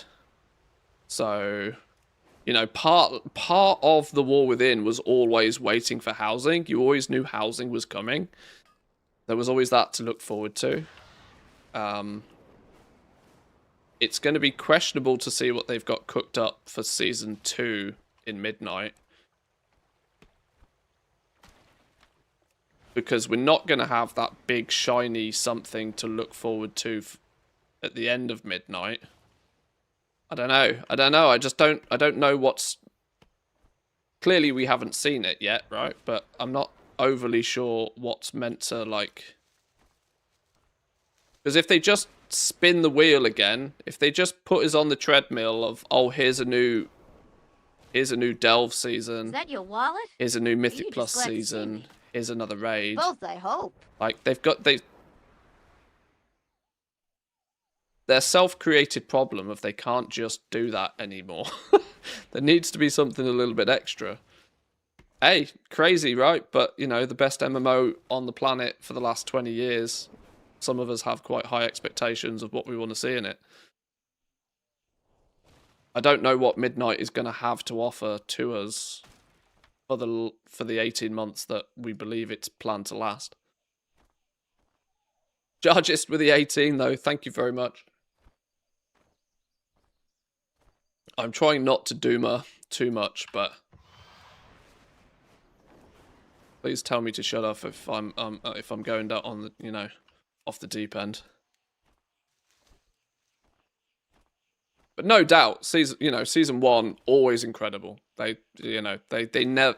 It's basically impossible for them to fuck up an expansion launch because the expansion launch comes with like 60% of that entire expansion's content in one go.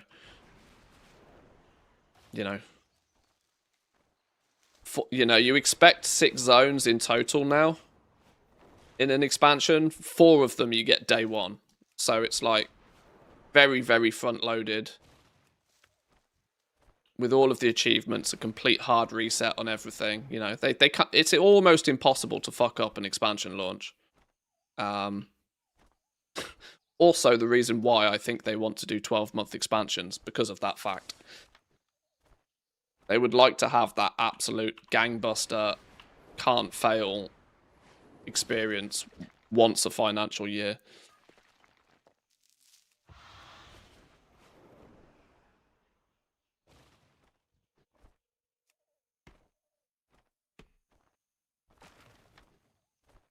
Midnight's going to be fun watching all the haters still play the systems that they don't like.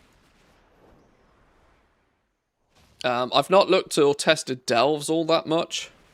But I, for one, am absolutely already done with Delves. Like, I've mentioned this before already, but give me Torghast back. I'd take Torghast over Delves every day of the week.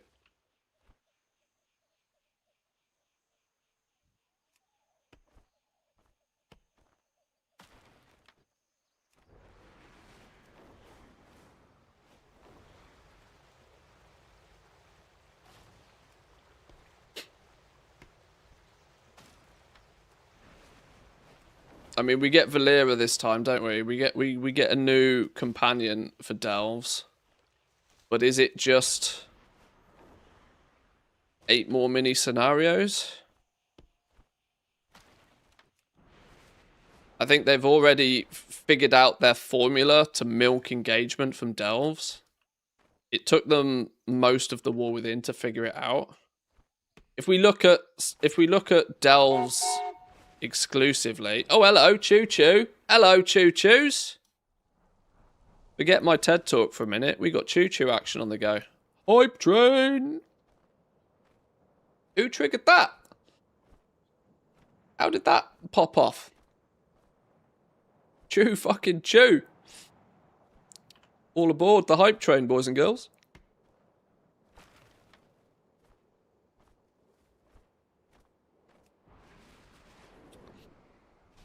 Is the hype train in the right spot on the screen? It looks about right, doesn't it? Down the bottom there, chilling. Some of you lot might not have seen my new Choo Choo.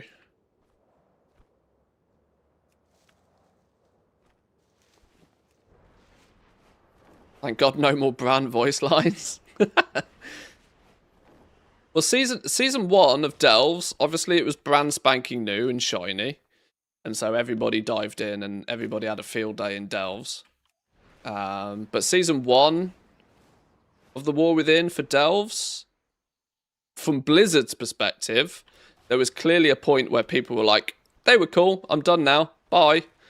And that happened quite quickly within the season because they were cautious about not putting too much gear in there, but there wasn't a long tail to the system. This was before they started adding gilded crests to it.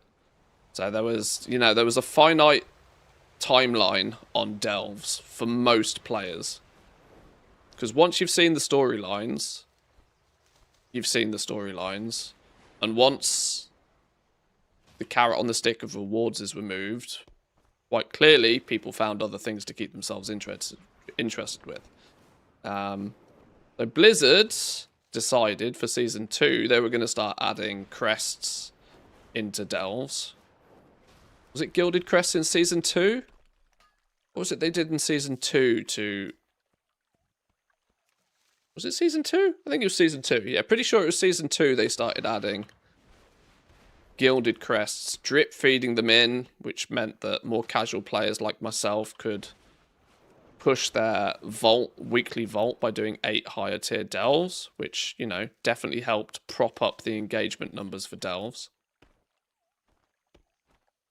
There was, yeah, one of the reasons I lost about 4 million gold was due to the fact that I stocked up on delve mats in assumption that there'd be a bit of an end of season lull to delves.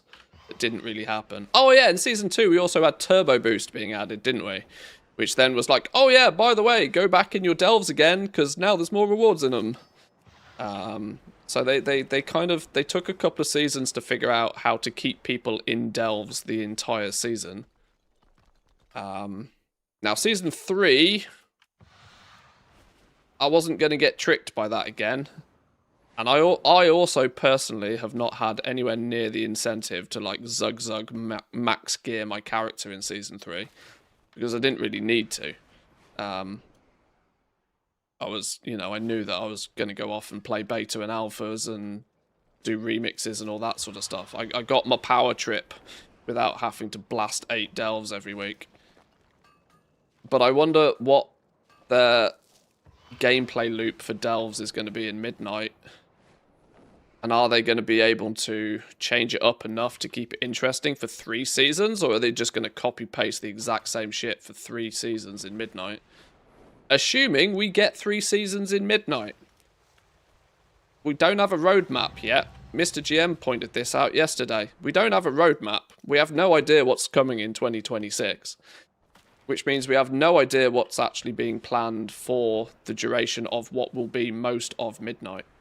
Because you would expect by Christmas next year to be in alpha beta mode for the Last Titan again. For an estimated summer 2027 Last Titan launch. So what's the roadmap for 2026 going to look like? Are we going to see some questionable gaps on the roadmap as they try and squeeze it down to a 12-month expansion? I think we could be going in that direction. Remember overcharged delves? Me neither. Yeah.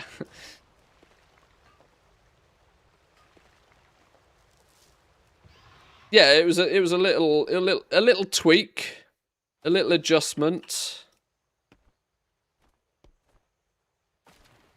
This is the thing, right? They've figured out how to make sure that people are, in some way, shape, or form, incentivized to continue doing delves throughout the entire season.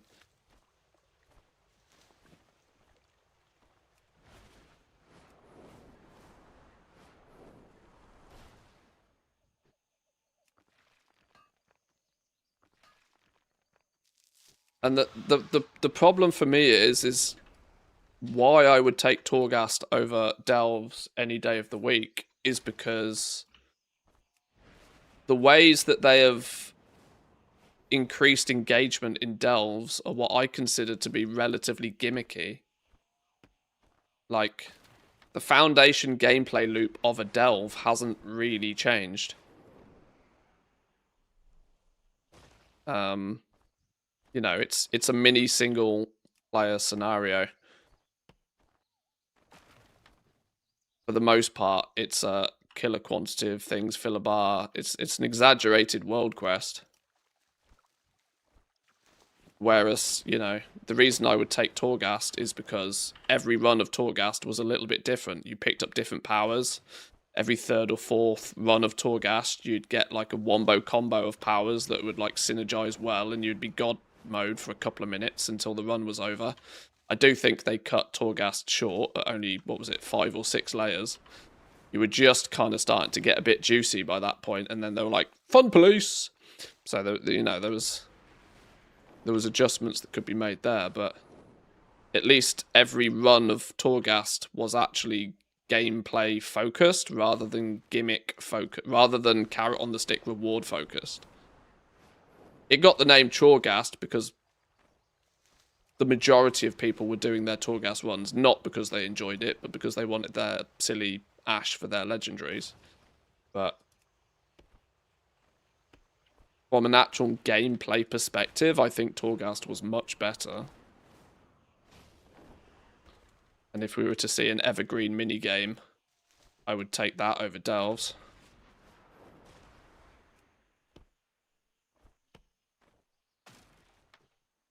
I would like to see a multi-patch, super hard, big grindy thing to do.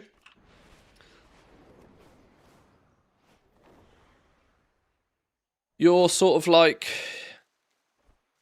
The fun thing is that Torghast kind of had that, didn't it? Torghast kind of was that. That you had the 18 layers, like the extended version of Torghast, which, in theory, for Season 1, you know, if they were to do Torghast 2.0, it would be the same sort of thing, wouldn't it? And if they were clever, they would know what player power was going to be throughout the expansion, and they would, you know, they would structure it accordingly. And you could even tease people with the rewards on the vendors. Such as, you know, let's say you do 18 levels, but the goal is really that you'd, even being mythic geared in Season 1, you might only be able to, like, take down layer 6. And that every 6 layers introduces a new currency as a form of reward that can then buy you a mount or something off a vendor. Meaning that people would see what's available, but it would be designed to span the entire expansion. Unfortunately, you'd have Blood Death Knights soloing all 18 floors on day 1, but...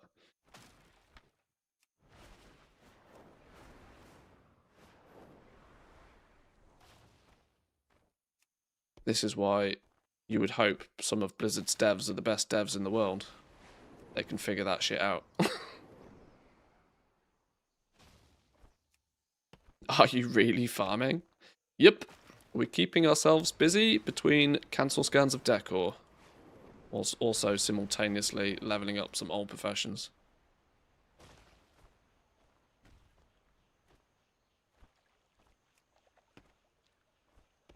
What I haven't done actually is checked recently what skill we're up to. 67 out of 75. Should I be... Oh, I need 75 to unlock that. I could be smelting hardened elementium for these last points. Getting from 67 to 75 is looking to be quite a challenge without doing any smelting.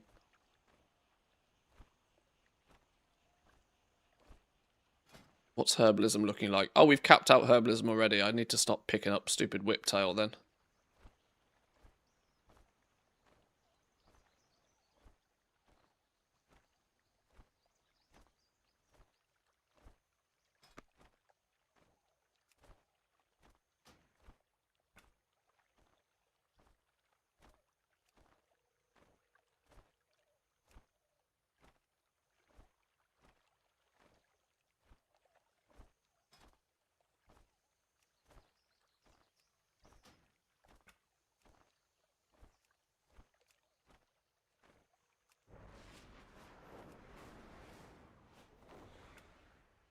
Oh, we've also nearly done a full hour out here now. Well, we've basically done 75k. 73, 75k. 70 plus. Whilst also picking up herbs and ore to level it up. If we didn't do that, we can probably add another 20% on. So even this is pushing 80 to 100k an hour.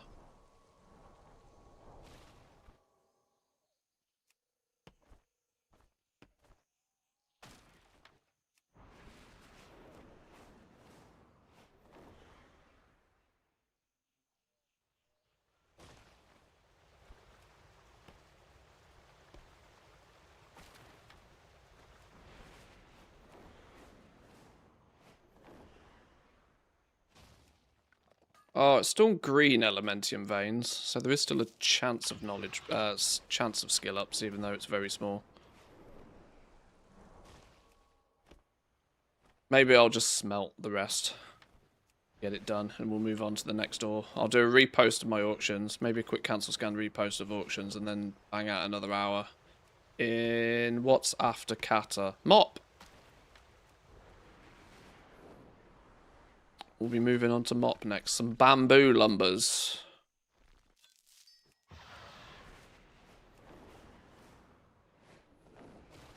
Need to do a lap and find some pyrite, don't we? That's going to be guaranteed skill points.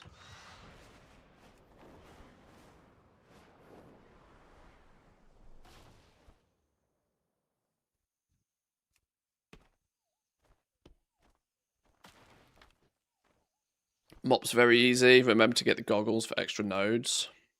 Oh, that's a good point, yeah. Yeah, and then just farm ghost iron ore in the Vale, isn't it, usually?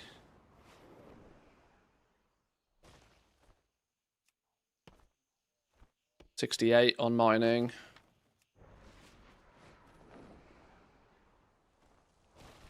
Either of these big ones, no. 69, giggity. 6 more points.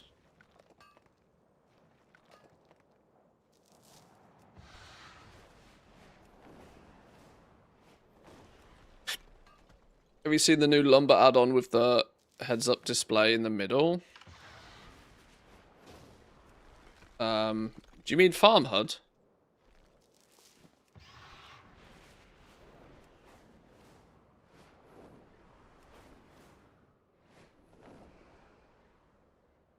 Housing lumber helper? I have not, no.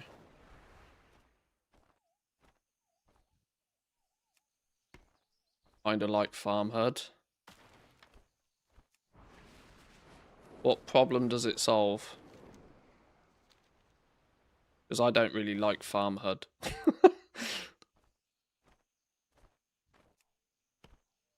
Farm HUD makes me feel dizzy. It gives me like vertigo kind of feelings.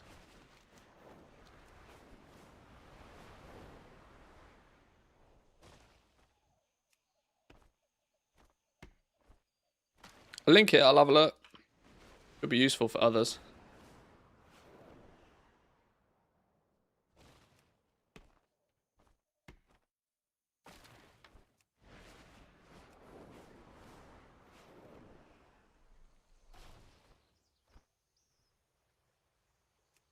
How much lumber have we got from here? 203. There we go. Another scenario of that 200 lumber an hour is on the cards.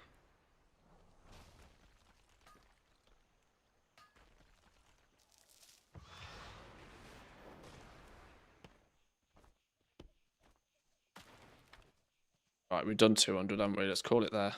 Let's go back to Dornagal. Let's smelt up the last few points for the mining skill. It's only 5 points. We should get a few elementium bars or hardened elementium bars or whatever they are. We need to pick up a set of those goggles, yes, to see extra mining nodes. That's a play. Where are we going for smelting here? Oh, am I going to need to learn the recipes first? Are you going to... might need to go Ogrimmar. A mining trainer in here somewhere? Anybody else wish that all of the expansion trainers for professions would teach you just all of the expansion stuff? We are the Titan's bedrock.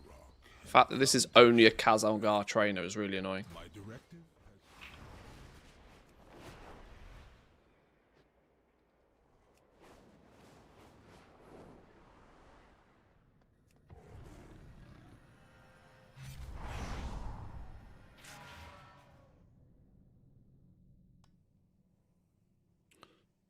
Hang on.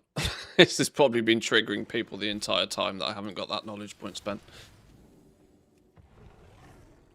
Talent point, sorry. Flipping hell. Knowledge points.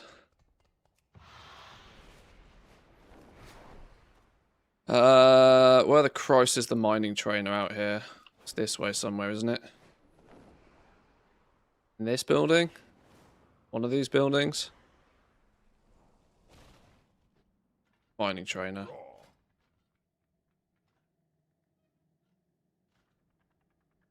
Elementium bar, hardened. All the classic stuff that I forgot to learn. Go forth to victory.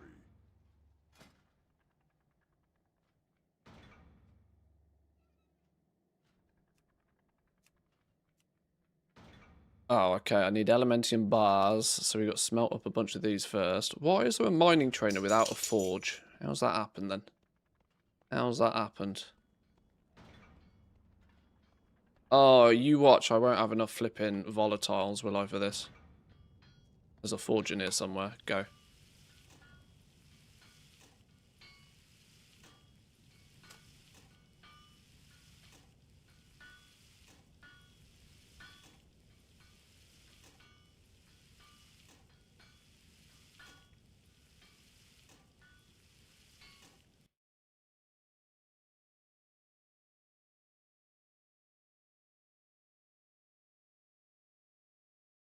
What's this then? Housing lumber helper. Session timer. Lumber that you were farming. Current session. Total looted 130 an hour. On a druid? What are you doing? Okay, it's got some random buttons here I don't understand. Inventory. Oh, so it tracks how much lumber you've got. You can set a target for how much you want. Oh, okay. This looks like it has some interesting...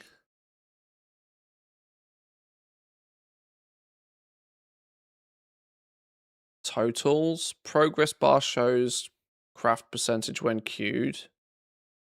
Is this integrating with TSM? Oh, and then it puts a weird looking mini-map.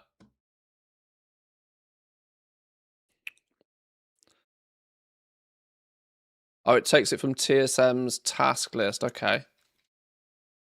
Now you see there's a danger with this, that you shouldn't really keep anything in your TSM task list, as it's incredibly frequently causing your client to stutter because of how TSM scans your bags. I don't think I personally have any value for this right now, because I don't do all that much farming, but I can see how that's kind of quite useful for some people. A bit of a combo of add-ons here. I don't think I'm going to install it now. I'm trying to tone down my my add-on usage, but it looks quite cool all the same. Nicely, yeah. The UI looks pleasant.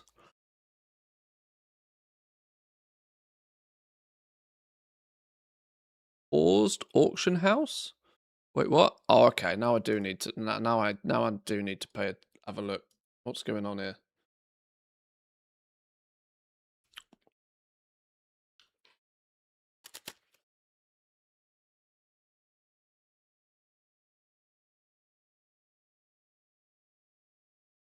What was it called? Housing lumber helper.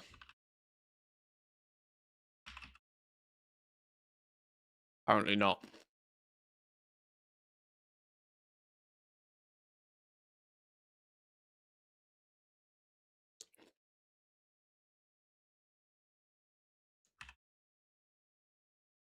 Oh, the search function on CurseForge is fucking dog shit. How can there be no results for housing? So dog shit. Housing lumber helper. There we go. Flipping hell, there's loads of them. Look, lumber ledger, lumber tracker, text lumber zone, lumber. Flipping hell, what's all of these?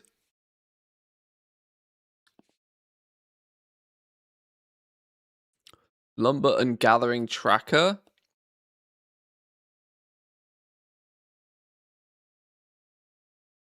It was this one, right?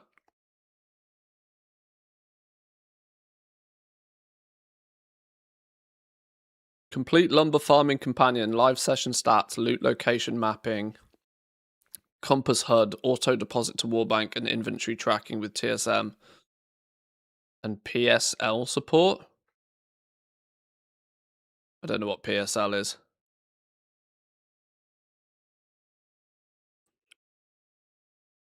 Let's bang it on and have a look. Fashion shopping list. Oh, okay.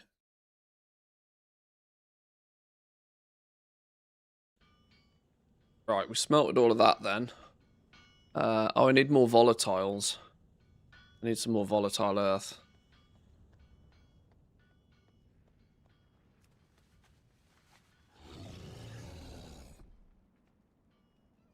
Yeah, old school long boy.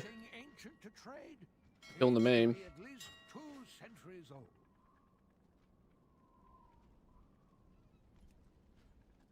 Volatile earth.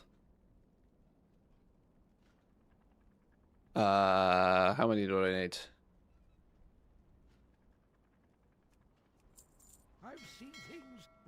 Haha! There's no mailbox on this one though. Fuck. Damn you, stupid long boy. Spent 10 million and you don't even have a flipping mailbox.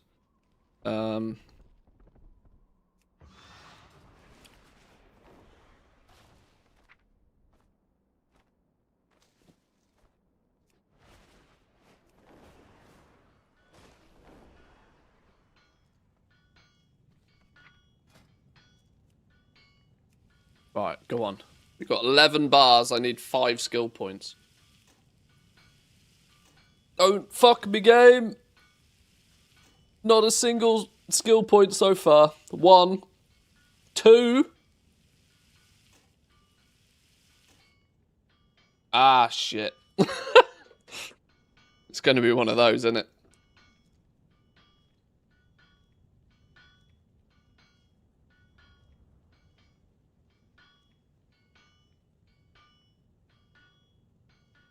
I'm actually out of Elementium bars as well.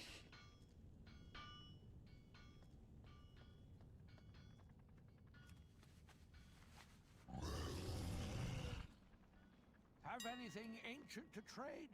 Needs to be at least 2 centuries old.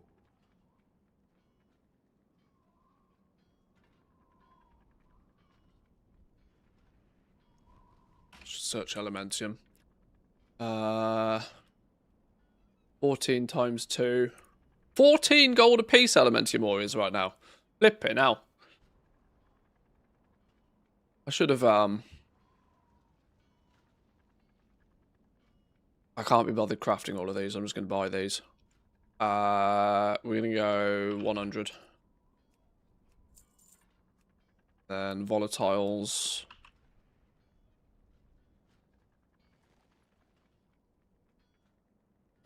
It's going to be another 40, right?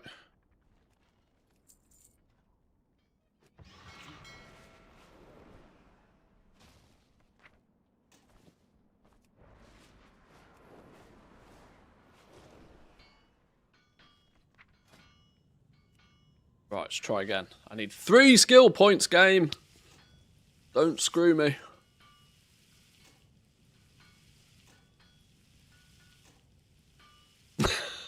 Not a single skill point yet. Oh, there's 1. Oh, God. Oh, God. Skamazed. Right, we go again. Have anything ancient to trade? Needs to be at least 2 centuries old. 100 of you. 40 of you. If you find anything... Oh, hello, there's a mailbox, like, right here. Why was I flying in all the way over to the other building?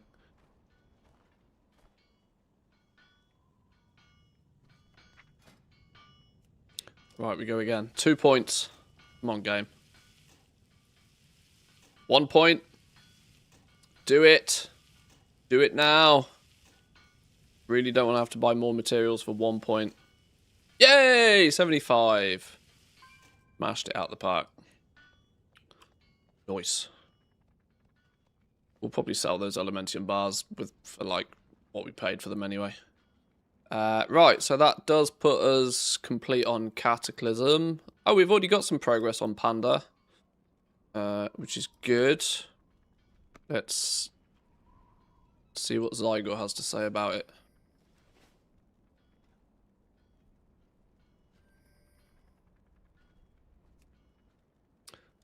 Professions, herbalism, leveling, Panda.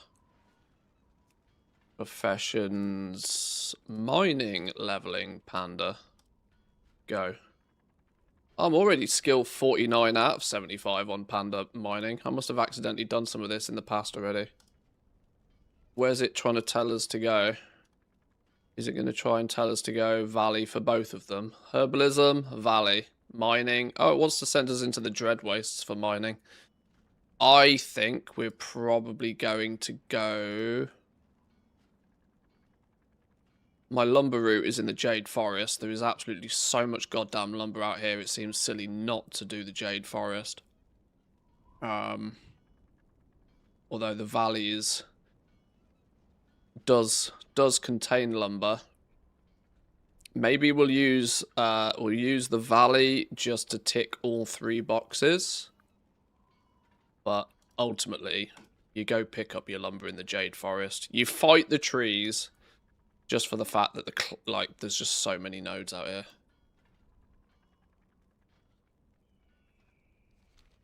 What I might do before we get too deep into that though is do a Scanneroonie.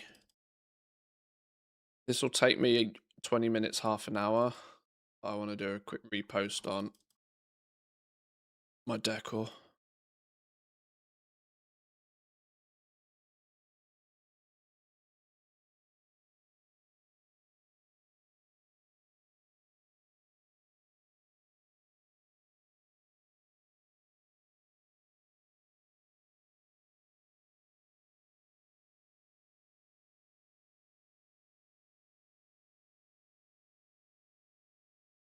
Oh, shit, this has popped up. Okay. I forgot that that's going to automatically load into all of them. Oh, God. I don't want that popping up absolutely every time.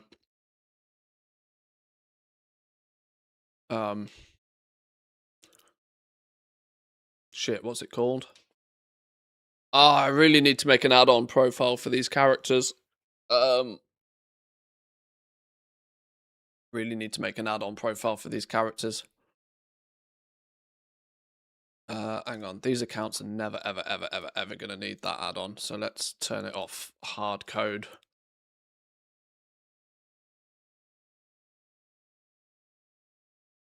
Add-ons all. What was it called?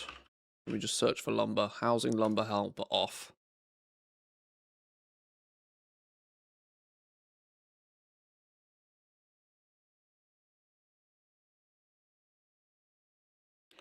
This is not the best way to deal with your add-ons, but I haven't set up a proper profile for these guys yet.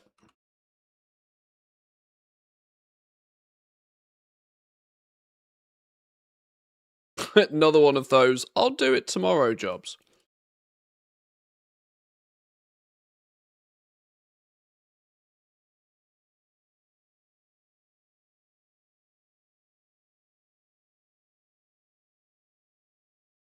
Yo, do you want to log on?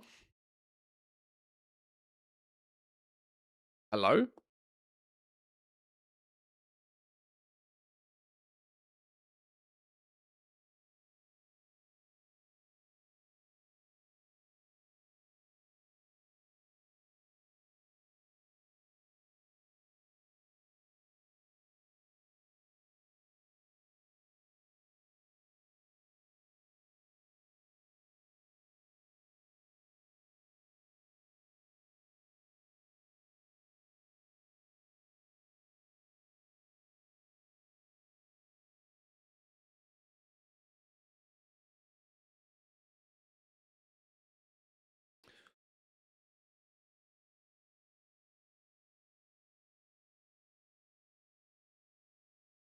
Didn't sell anything on these 4 realms first thing this morning.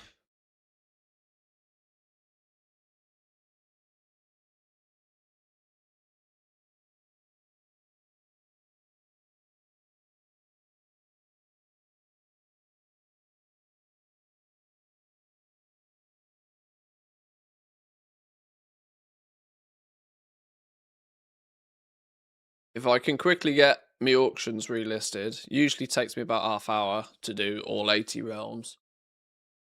And then we should be able to maybe squeeze in another hour, or at least finish off Panda, herbing and mining.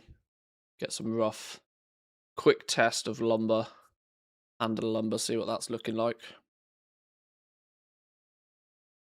Come on, there's too many items on this realm. Oh, post throttle. Okay.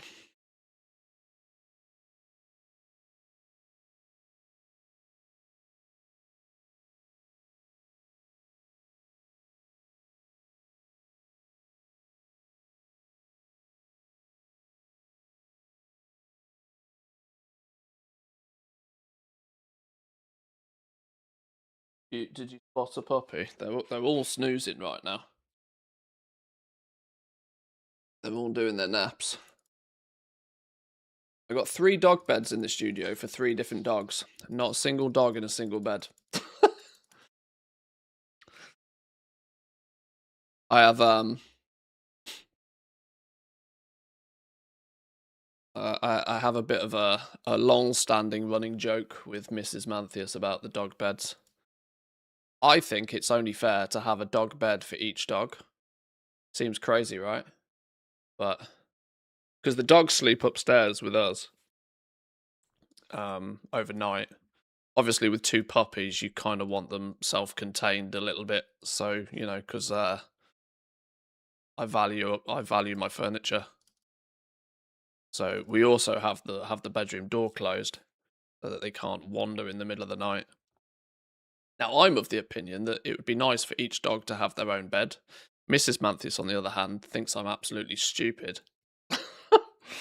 Nipsu likes to sleep under our bed anyway. And the puppies will either sleep by our feet or in one of the corners of the room, or maybe occasionally in the dog bed that is in the bedroom. I always think we need to get more dog beds. Mrs. Manthis does not agree.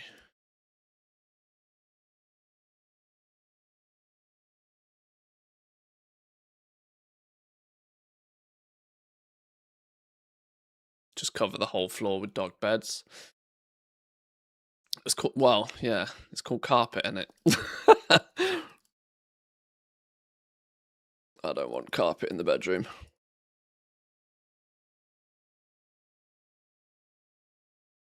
The difficulty at this time of the year is our heating system is underfloor heating. And this is why I'm convinced this is why the dogs sleep at the end of our bed, or prefer to, because the floor actually gets hot. Which is why they don't sleep on the floor. Because, I mean, you've seen how fluffy they are.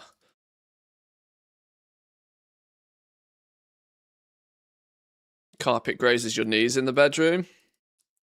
Don't know why it'd be grazing my knees. Sure, it's a problem for your mother. Ooh.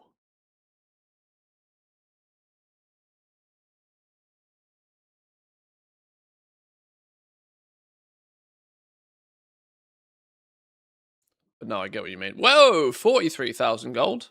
Sold something over here. Sold a few pieces of deck already.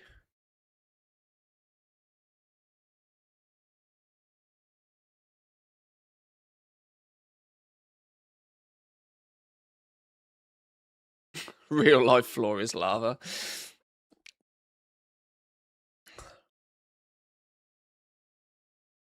Yeah, for these dogs it is. I saw this TikTok of a vet talking about at what temperatures you should take your dog out for walks in, and it was clearly like an English vet. And the vet was like, yes, if the temperature goes below like -4, which doesn't happen very often in the UK, that it is very detrimental to your dog's health, and you should not be taking them outside. And like, my dog's like laughing husky. No, they're not huskies, but like the winter dogs, they literally can live in the snow. -15 is just like, oh, is it a bit chilly outside? I hadn't noticed.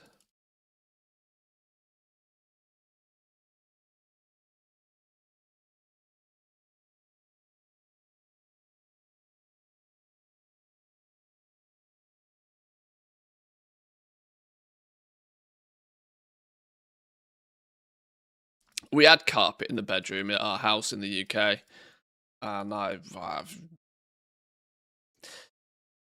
I must admit, I'm with the Nordics on their dislike of carpet. Carpet just gets full of dust. And don't matter, I don't care if you hoover the damn thing. It don't matter. Still gets just like jam-packed with dust. Right? I hoover the rugs in the house, but you still have to take the rugs out and like beat the shit out of them to get all the dust out of them. Hoover doesn't do a good enough job. In the UK, even the fucking bathrooms had carpet in, which was just mental sauce. I mean, it's for a good reason though, because nobody in the UK can build a house properly, which means, the level of insulation is just like terrible in them. If you didn't have carpet on the floor, your toes would literally fall off. I don't like vacuuming enough to want carpets anywhere. Yeah, exactly. That's it. That's it. Far too much like hard work having carpets everywhere. And can you imagine if we had carpets with my 3 dogs? Flipping hell. They would just be an inch, like they'd be twice as thick, because there'd be an inch thick of dog hair on them. The dogs would walk around like static balls. Just put attach a little rubber string to one of each of the dog's legs, like cars have, so they don't get static. That's what my dogs would need if we had carpets.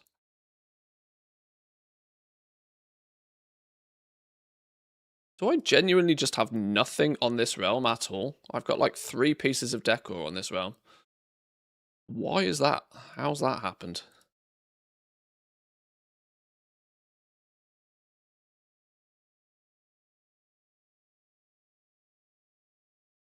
If you didn't want carpet, you could just not vacuum for 2 weeks and then you'd have a carpet. It would even match the dog's... Well, that's true, yeah. Naturally grown carpet.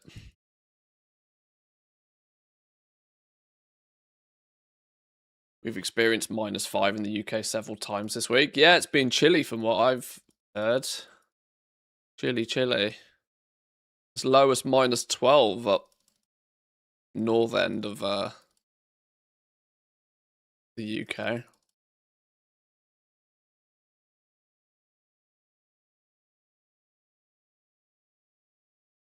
Four days of 45 here.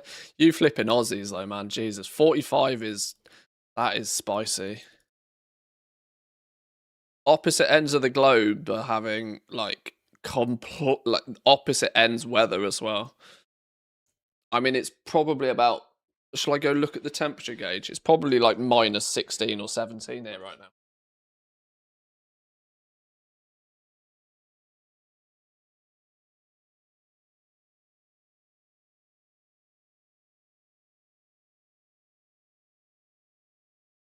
Yeah, it's -14 outside right now.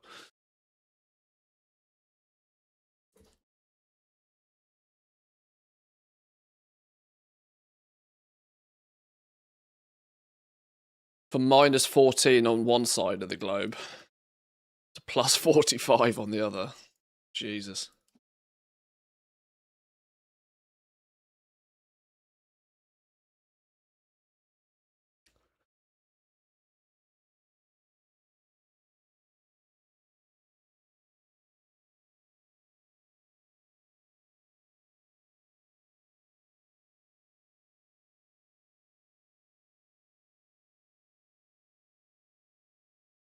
Problem I always noticed in the UK, and I didn't really put two and two together until moving to Finland, was that if the temperature drops below zero in the UK, it's no surprise the country's fucked because you can't go anywhere because there's no requirement for cars to have winter tires. Which hence why you see so many flipping car accidents in the UK when it gets cold. Because I think Illidan puts it nicely.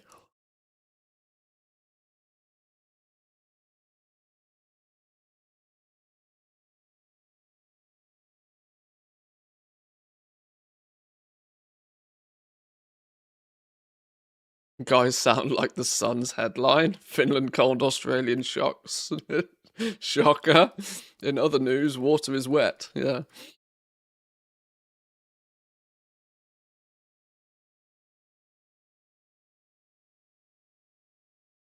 And when Texas had snow a few years ago, it was like a national emergency or something. Yeah, exactly.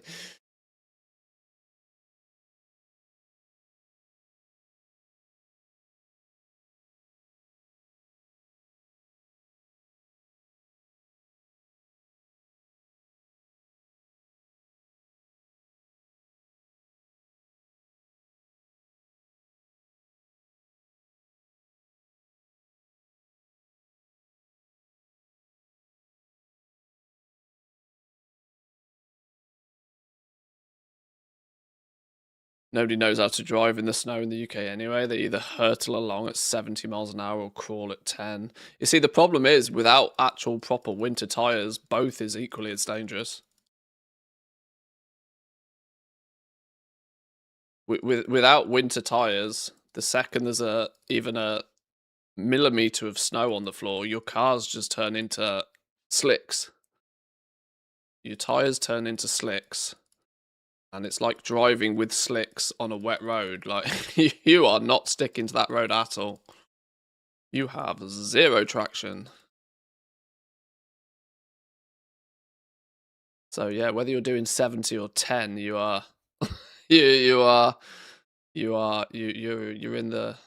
in the poo poo. You know the difference between these two in TSM? Yes. The E at the end stands for or equal to. So if you're trying to compare against an integer, let's say you want greater than or equal to the number 3. Or, you know, that would include the number 3 in as a yes statement.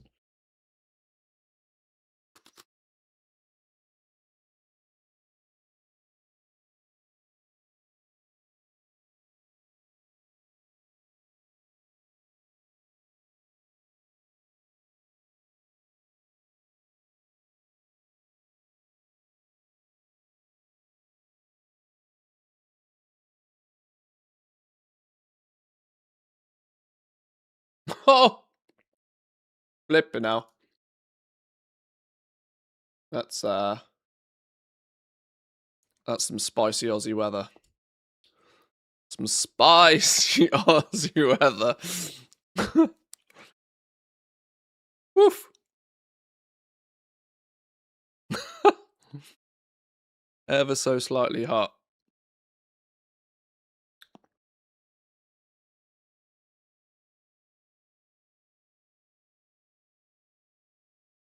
Australia doesn't exist anyway, though, does it? It's all a myth. It's all a government cover-up.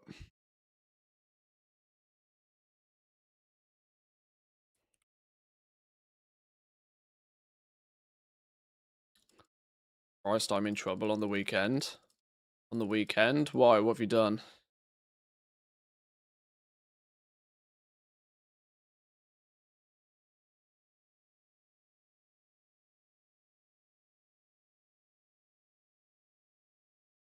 Oh, you're in Australia. It's going to be hot.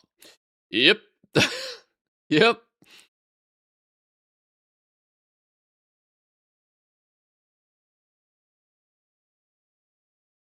Does look pretty spicy down under. Oh, not Warband Bank.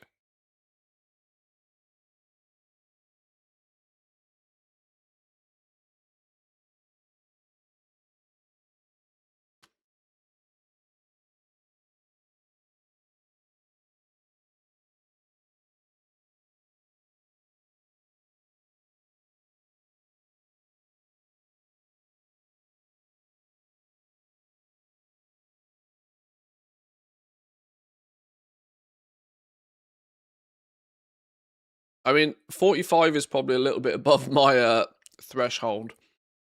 High 30s I can still deal with, but as soon as it starts with a 4, I start to fall apart. Although I deal with heat significantly better than my wife. We were in Rome in July, and it was like 44 degrees, and she didn't handle that very well.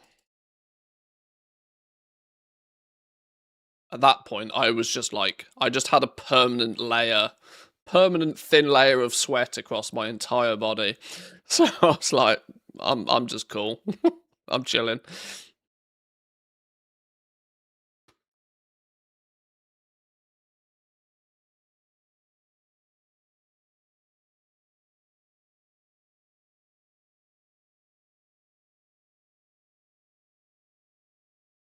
My wife was just bouncing from one ice cream stand to another.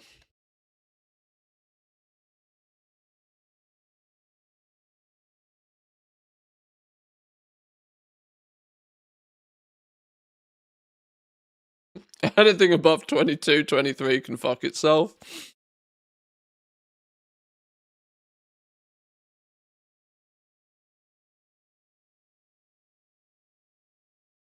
"22 is ambient room temperature. That's not hot. I keep my house at 22. The bedroom can be a bit cooler. We keep the bedroom at like 18. Tend to sleep better when it's a bit cooler, but my house is, or at least I try to keep the house at 20. It's usually not 22 at this time of the year. It's too expensive, but the rest of the year I try to keep it at 22.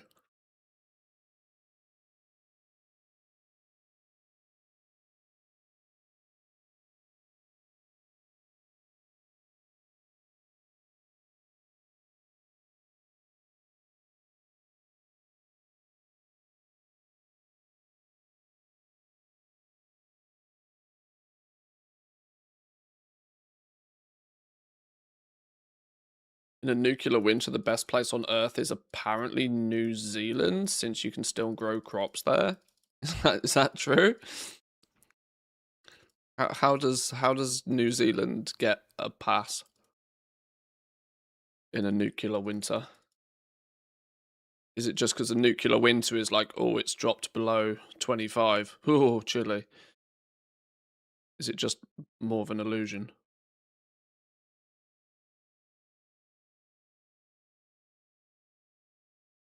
We post everything on this realm? What's going on here? Yeah, apparently we did.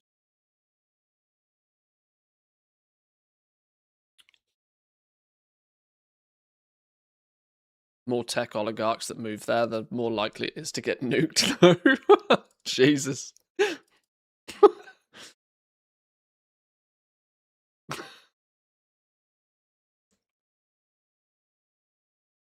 Yeah, Elon Musk, Zuckerberg, and Donald Trump are on a plane. I think we know what's happening to that plane.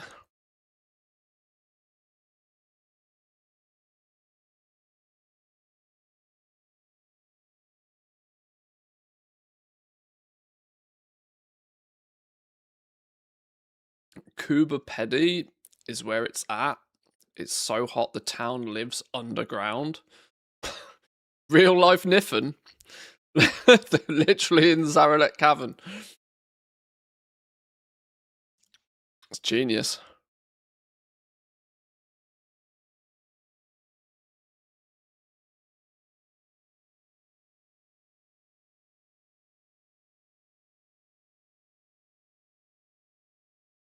If it works, it works.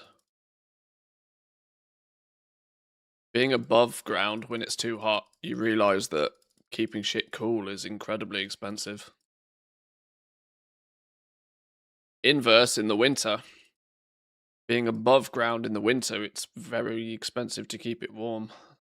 I don't know why, as a humanity, we have not decided that it is significantly more economically viable to just live 2 foot underground, where it's a pretty constant, comfortable temperature all year round.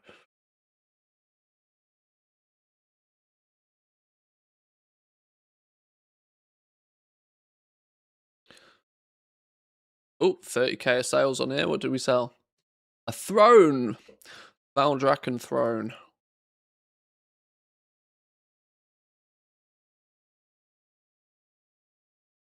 These are all going towards tomorrow's mailbox anyway.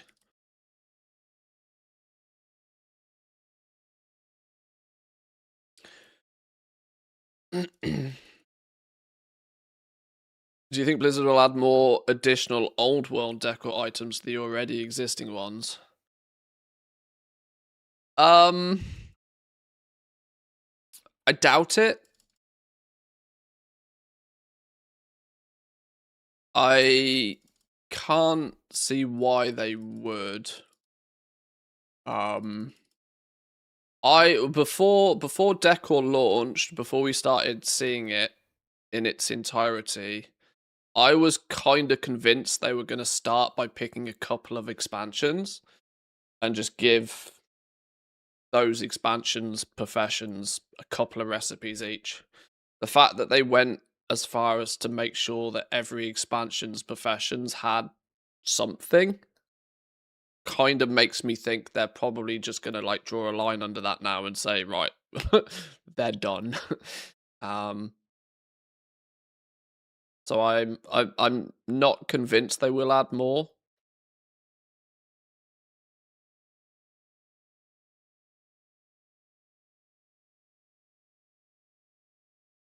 But it'd be cool if they did. I wouldn't object if they did. There's lots of expansion thematic decor that could exist, but I'm not convinced it will get tacked on to the crafting professions.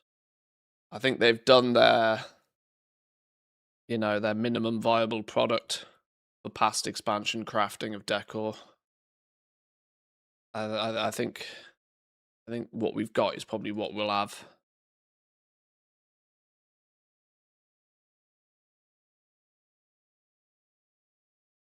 I mean, 240 or so recipes is plenty, though. When you think about what it takes to farm up the lumber just to craft one of each of those, it's a good, 15 hours worth of lumber farming to do. Probably more. Probably closer to 20 for most people. Which is already being complained about quite a lot. Most of the time when I poke my head into other corners, other niches of the World of Warcraft universe, I quite frequently see people complaining that farming lumber is too much like hard work.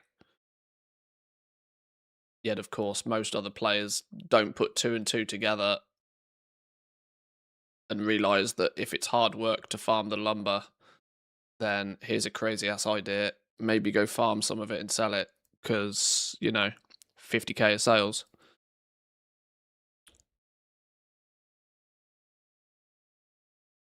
There is value in something because it's difficult.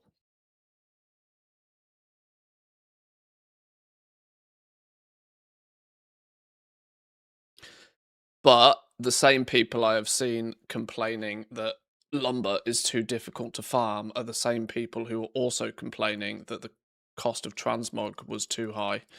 And I'm like, you really are missing the bigger picture, aren't you? Like, lumber's an absolute fucking cash cow. Go milk it a little bit. Go milk it a little bit, and then, hey, guess what? You'll have lots of gold to be able to buy the more expensive things that you want. Crazy, right? Mental.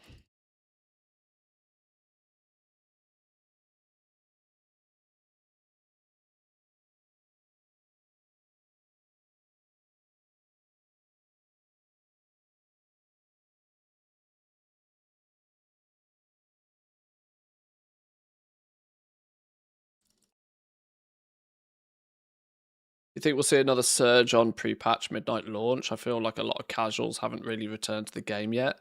There'll definitely be another wave. Whether I'd go as far as calling it a surge or not, I'm not sure.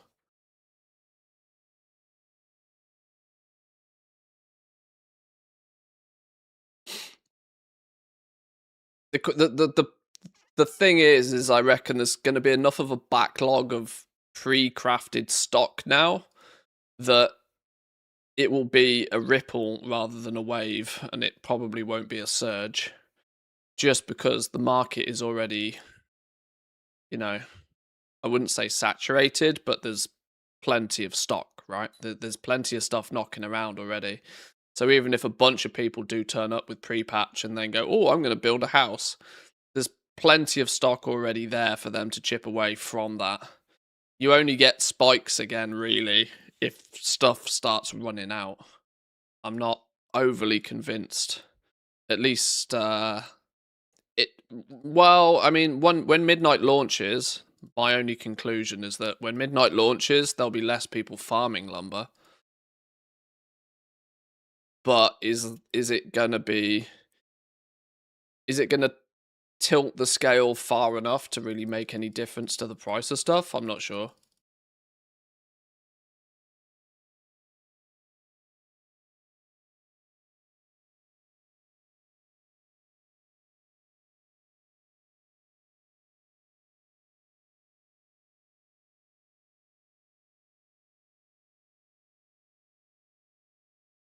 You know, housing is one of those kind of hype things that's, I mean, there is almost been nothing as hyped in the game almost ever. People have been after player housing for 2 decades.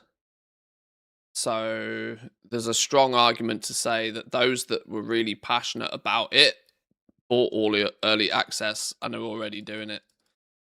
Morning, Mr. M. You seeing YouTube chat today? Yes. What do you mean, am I seeing YouTube chat today? I see YouTube chat every day. Just YouTube chat is often a little bit quieter because you're more civilized over there than this rabble over on Twitch.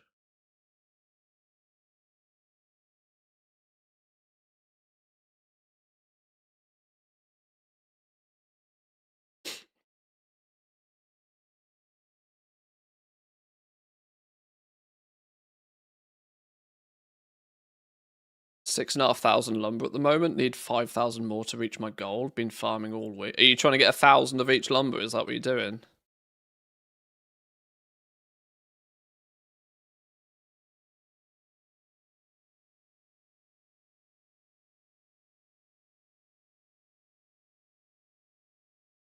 Thousand of each.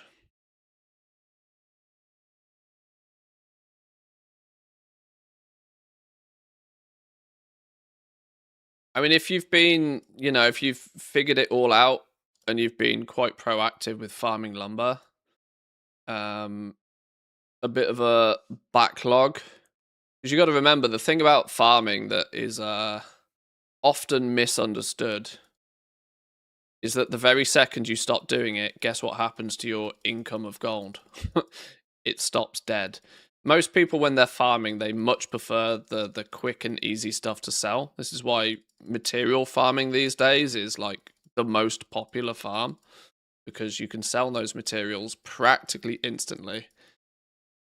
But it, you know, nobody really considers the downside of that being the very second you stop farming, so does your gold making also stop dead.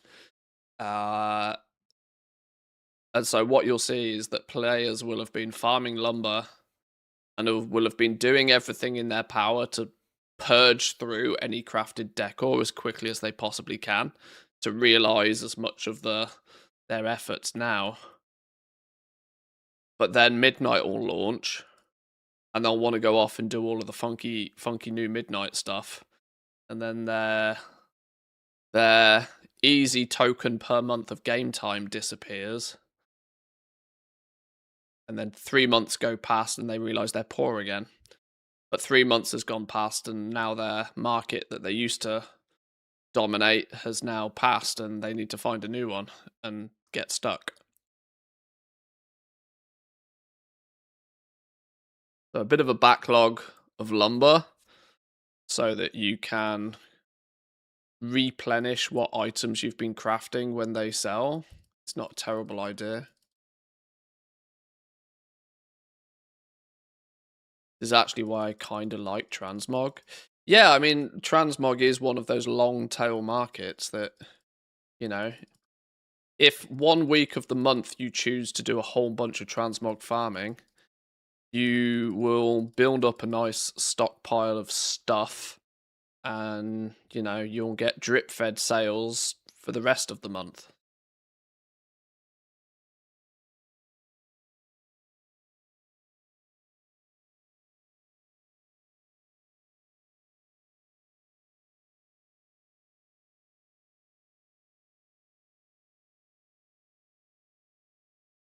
Prospecting day 1 is going to be wild. Getting the getting sufficient amounts of ore is the challenge, considering prospecting can burn through ore so goddamn fast. In about 3 minutes, you can probably prospect through one player's, you know, entire afternoon of farming. But you're not wrong. Prospecting is always very lucrative for those that understand it at the beginning of an expansion. I probably made the best part of 10 million gold prospecting and crushing at the beginning of the War Within in the space of about 3 days.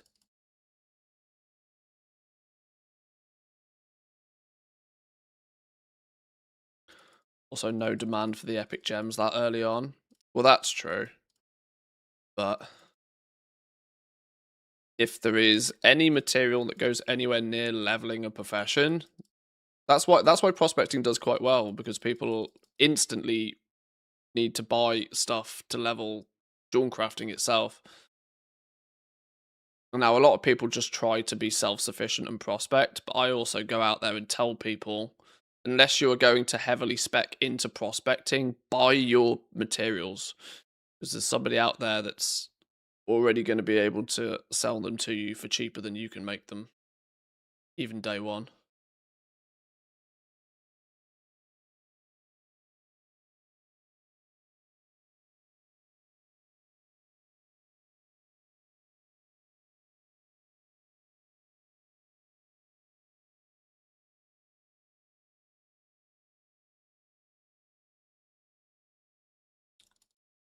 Still wish there was a TSM function if posted less than 500 then. Yeah, it's yeah, dynamic pricing based on current availability would be a nice feature to have.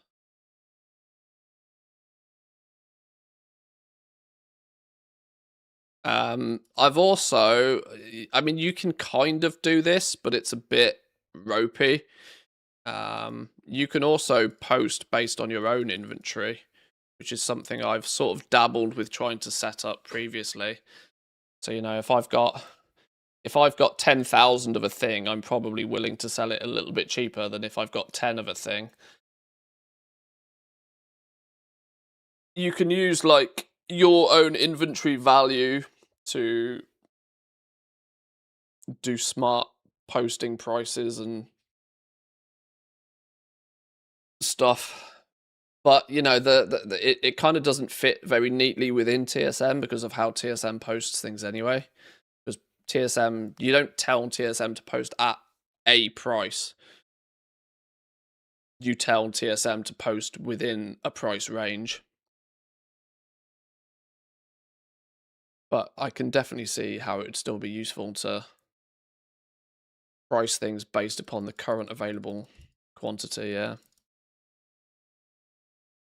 What am I doing with the gold you make, by the way? Sit on it like a Scrooge McDuck. And then ultimately spend it on something stupid.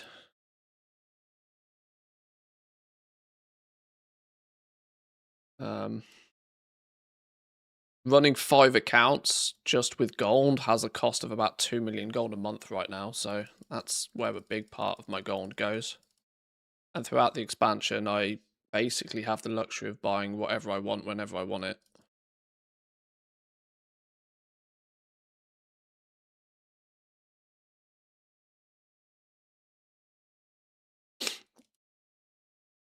If I've posted an item more than 500 times without a sale, set price, or add to destroy queue. Oh, that you can do. You can reference quantity expired. Can't remember what the TSM term for it is, but that you can do. There we go. If greater than or equal to number expires 500, post at this or at that. You're missing B in that equation there, Woo.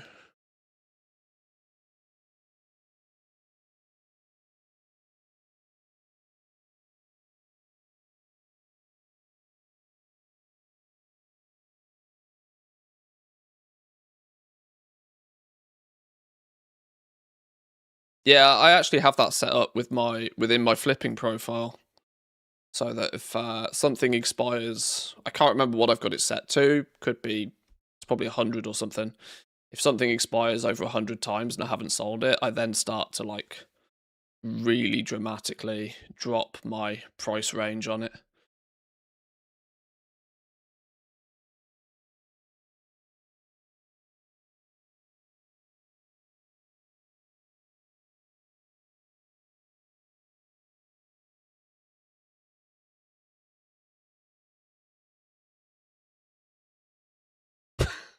Same question my guildmates ask me, what do I do with my gold? The answer is always the same, nothing. I guard it like a dragon. Yeah. I lock it away in a cave. And try and keep Daffy Duck away at all costs.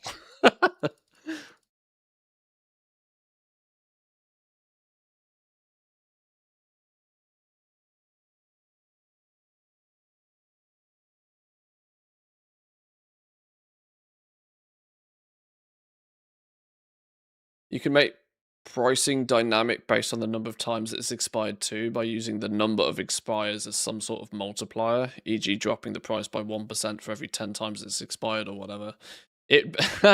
Whilst it'd be kind of toxic, it'd be fun to put that kind of it'd be fun to put that in your undercut. Once you've posted something, once something has expired 100 times, just undercut by, you know, just undercut whatever the fuck is up there already by like 50%. It'd annoy the shit out of people, but it would definitely help get rid of that sticky stock. I don't know if the undercut, does the undercut take anything other than just raw gold numbers? I don't know if it does. I think it does. I think you can undercut by market percentages.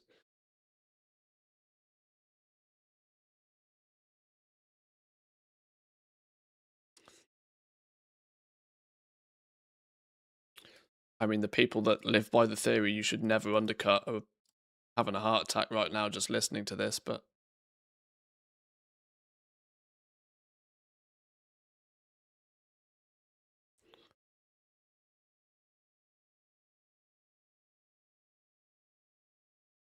what's currently the best lumber farm when it comes to making profit? Literally any of them.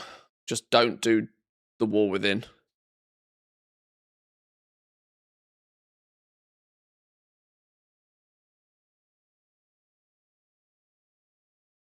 I mean, at the moment, they are all between, excluding Dornic fur, which is significantly cheaper, you're looking at about 75 to 100,000 gold an hour on any of the lumber right now.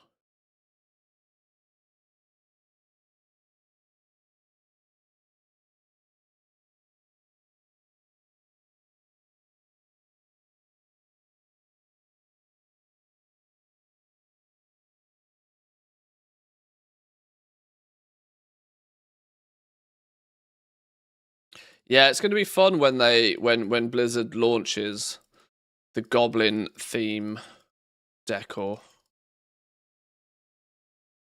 They should, for no reason at all, make it all 10 times the price of everything else, just because they know their target audience.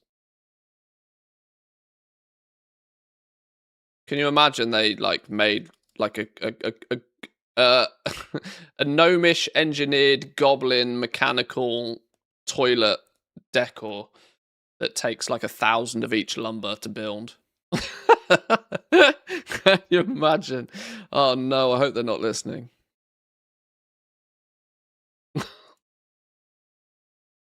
I do wish sometimes Blizzard would just like have more fun with the game and do things that they know is. I mean, maybe they do. Maybe that's what Mechanica was. Sometimes they do make things that they just know is going to piss people off.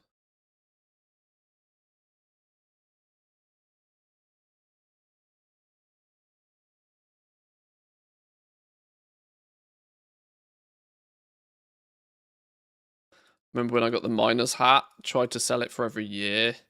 Checked the Undermine exchange daily to see if I'm the cheapest seller on the EU. I think I sold it to another goblin for 500k just to get rid of it. So yeah, undercutting is a thing. Yeah, I mean, I absolutely give that advice to everybody that turns around and says that they've got lucky farming something. How do they sell it? You look at what price it is. You look at what the cheapest price is on the EU and you post it for 50% of that value. You can do that on any realm, any day of the week, and it will sell by the end of the day.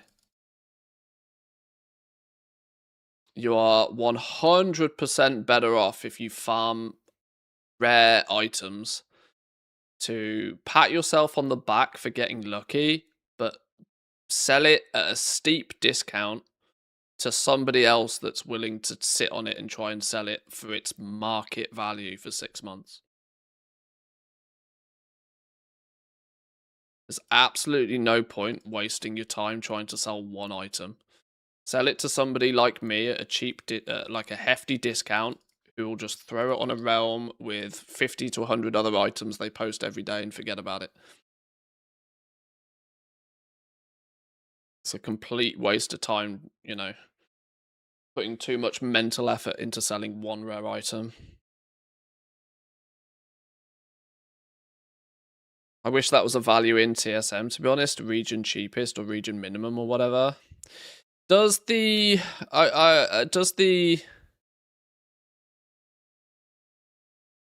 Ouroboros exchange add-on price source thing not have something similar to that? I don't use it personally. I don't even know if it's still a thing.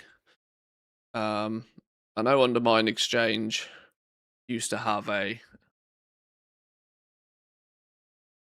It's just the averages and the medians. Oh, okay.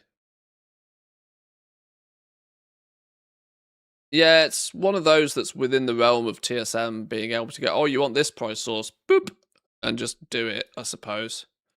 They weirdly have been defensive over adding more price sources over the years. I don't know why. Yet, we still have DB Market for some reason. Which, for the last, what's now nearly 3, but like, DB Market has been fundamentally useless since Dragonflight's launch. DB Market just needs to go away. 99 times out of 100, I see people using DB Market. I'm like, you shouldn't be doing that. That's shooting yourself in the foot. Even things that are posted on your specific realm, even realm-specific items, pets, toys, transmog mounts, you probably should not be referencing your realm's market price because it doesn't matter. It's only one step better than like closing your eyes and picking a random number at this point. So that I think they should just sack off DB Market. Especially now they've added DB Recent. DB Recent has an awful lot of value. They should just get rid of DB Market completely. If they don't want to add more price sources because it increases bandwidth and number crunching and stuff, server load, I'm sure these are all factors that SAPU has to deal with TSM. If that's the reason they don't want to add more price sources, then they could definitely just, bin some of the trash ones that people probably shouldn't use. Min buyout's another one. I cannot believe over the years TSM have kept min buyout in the game for as long as they have. It just doesn't make any sense for it to be a thing. It's one of those things. It's in the game, yet every single time somebody says they're using min buyout, the guys that do the support for TSM on a regular basis are like, you shouldn't use that. It's like, oh, take it out the add-on then.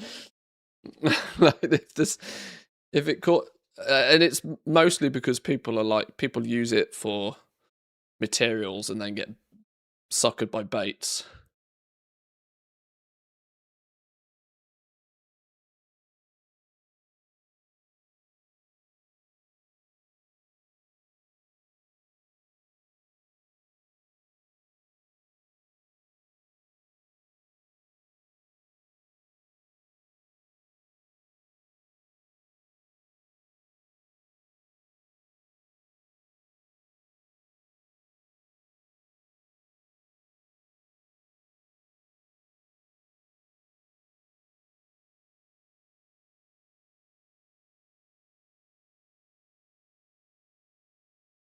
I've thought for a long time that TSM should just lean on what it's really best at, which is the auction house side of things and its data points. And, its price sources and data points are almost second to none.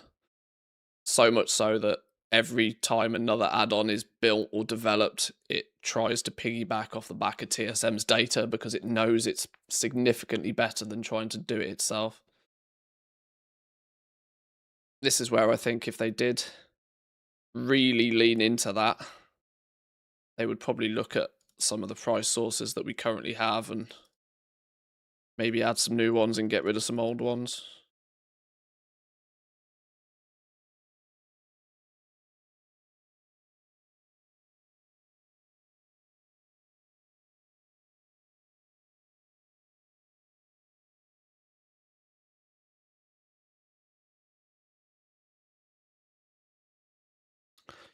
This cancel scan rotation takes too long.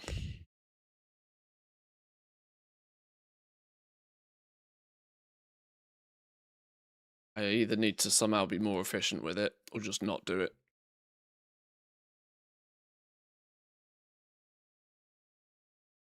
The problem is it takes a while to do, but it's usually worth doing.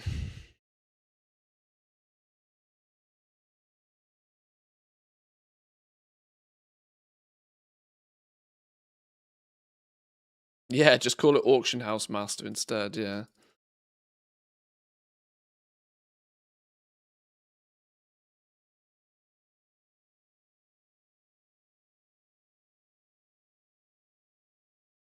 Whoa, 70k. Hello.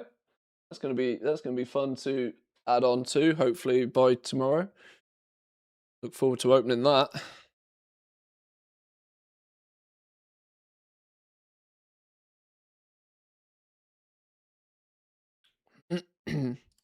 That's also nuked half of the stock on that realm as well.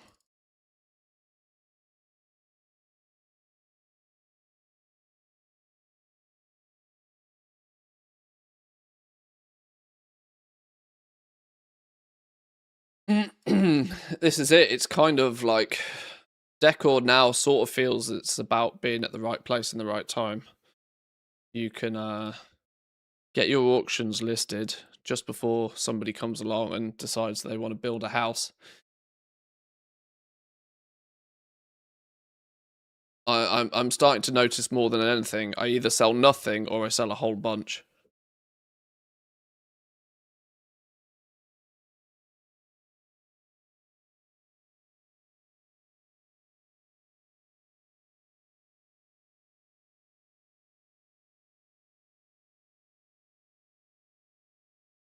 Massive piles of gold coins for ridiculous prices. There needs to be some I'm a goblin and I'm I'm a goblin and I'm proud of it kind of decor.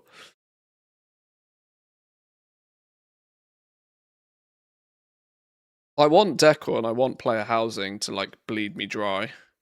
I want them to do silly things with it that is out of the reach of 99.9% of players.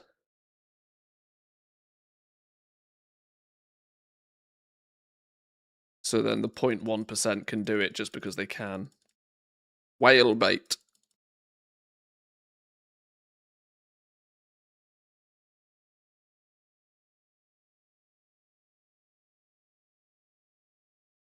Is the 10 million picture frame in Midnight? Wait, is there? Links? Are they selling a picture frame for a gold cap?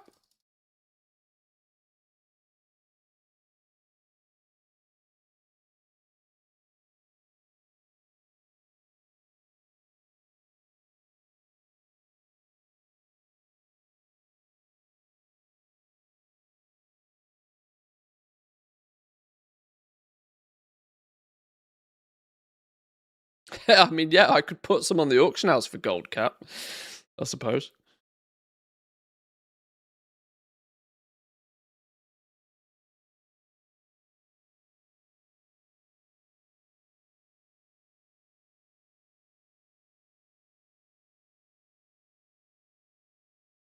I've always wondered, and I don't suggest anybody does this because you'll probably get banned for doing it. But I've always wondered what would happen if you just one day decided to post every single item on every single one of your characters at gold cap. Just keep 10,000 different auctions up on the auction house every day. Every single one of them for 9,999,999 gold. You'd only need to sell one of them like every couple of months, and you'd make the whole thing worth doing. And they could just do nothing else. Complete scumbag move and probably considered market manipulation by Blizzard, and you'll probably get banned for doing it. But I've always thought it's an interesting concept. It was kind of a thing that people used to do with the like 400,000 gold materials. But that had more to do with gold buying and selling than it did with people actually ever expecting to sell anything. You would never sell one. Well, you can never say never. That's the point.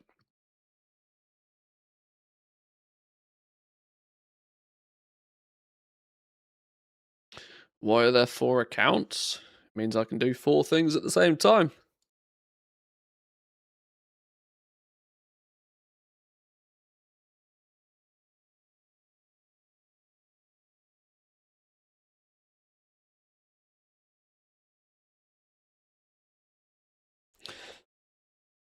Oh yeah, there's the Pringles thing, isn't there?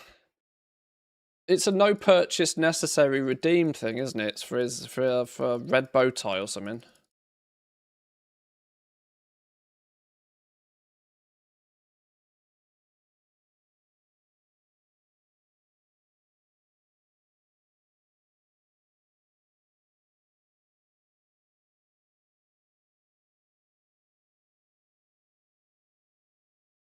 Are they all linked? Yeah, they're all under one Battle.net account.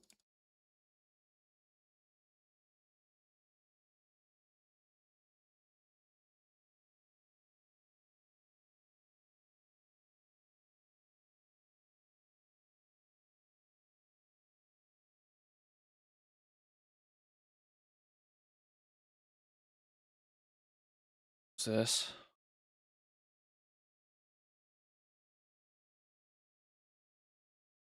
Oh, that's the Pringles thing. Yeah, the crimson bow tie. Yeah.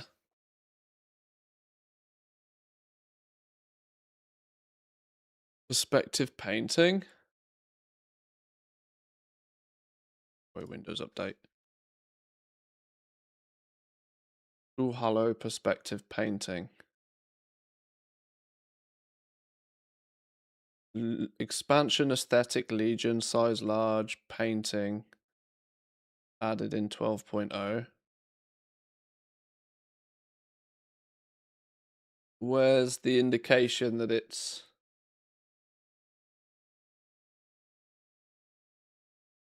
Where's the indication that it sells for gold cap? Oh, the heavily downvoted comment. This painting costs 10 million. Supposing that the gold is going to have a squish in retail nowadays, it would cost what?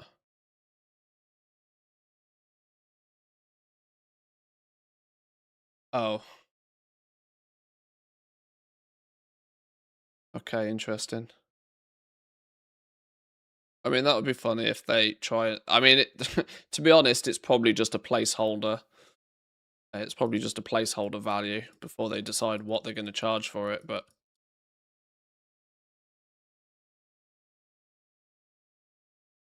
it would be funny if they ended up putting a painting for gold cap in.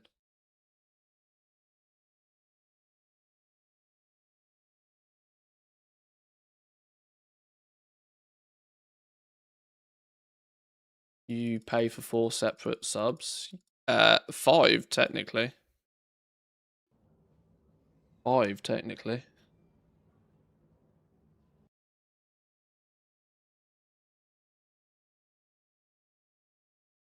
And by pay, I mean I pay with gold. Certainly doesn't touch me credit card.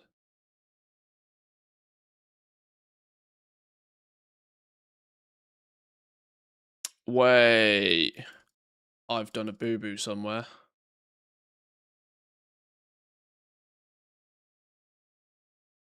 I'm 1 character behind on this realm somehow. How's that happen then?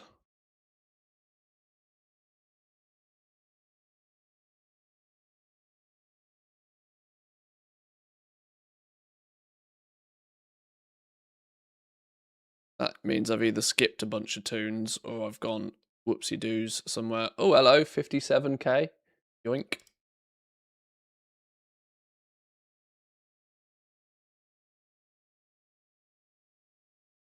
The only, like, whilst this cancel scan repost does take a bit of time to do, it seems to generate a good 200,000-300,000 gold worth of sales every time I do it.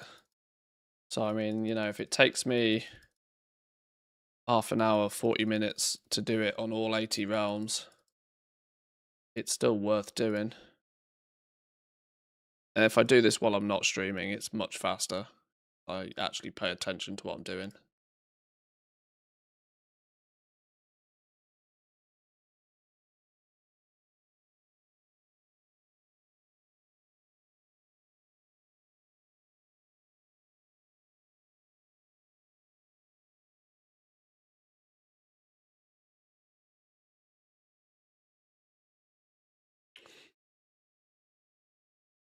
The only issue I have with the number expires is that it counts all the items posted. So if you have 4 of an item, it goes up 4 times faster.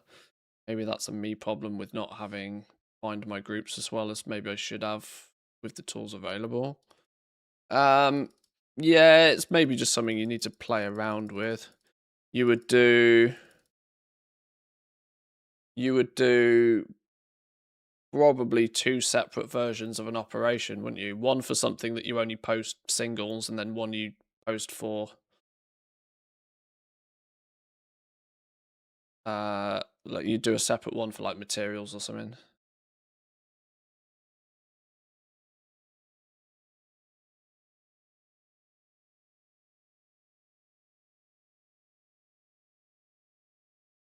Right, one of my realms is not going to have had the same treatment, and I don't know which one it is. It's one on this first account.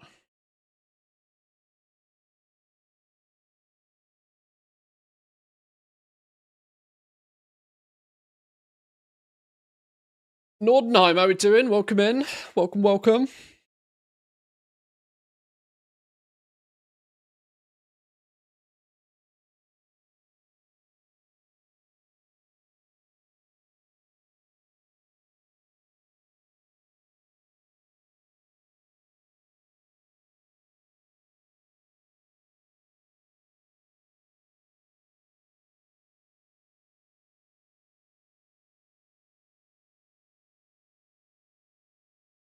Oh yeah, these last couple of teams, they don't have much stock because these are big servers where everything's too cheap to sell anyway.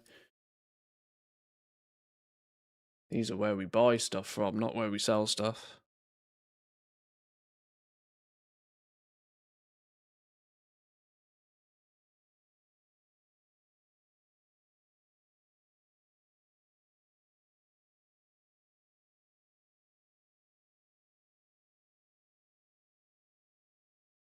Working on unlocking housing level 4. You running around collecting everything then, all of the decor? I think I'm just going to wait till endeavors turn up, you know, to level up. 10 XP per piece of decor collected. I know people have done it, but it's like, oof. that's a lot of work.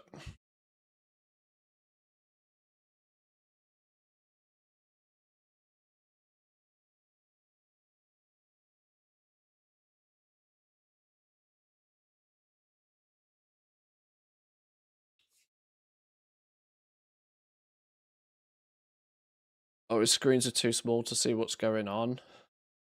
Yeah, I'm aware that via the stream, unless you've got me full screen on your stream, via the stream, everything does look a little small. I have the issue that I play on a 4K monitor, so it looks perfectly fine for me. But of course, it's compressed down to 1080p for the stream, because Twitch won't let me stream in 4K. For this sort of stuff, it does mean it's often quite small. But there's not huge amounts of stuff that's super important to see on the screens while I'm doing this.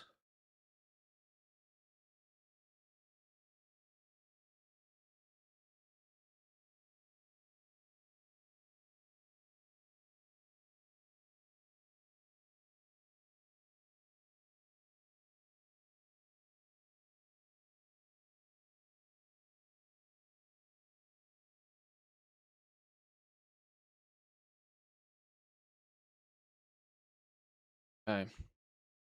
There's everything listed. I think maybe one more realm.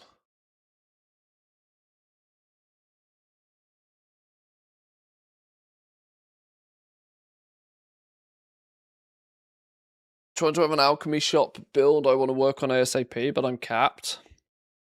Oh, you've hit the item limit. I think this is also why a lot of people wanted to wait till at least level 5 in their housing to start playing, because they wanted like maximum placement limit. Oh, there's nothing to cancel on this realm. Right, there we go. That's all fired through. There's all those auctions back in place. They then can chill for a little while. They're all good. Now, what time is it? Now I might try and get mop panda stuff finitoed. That one.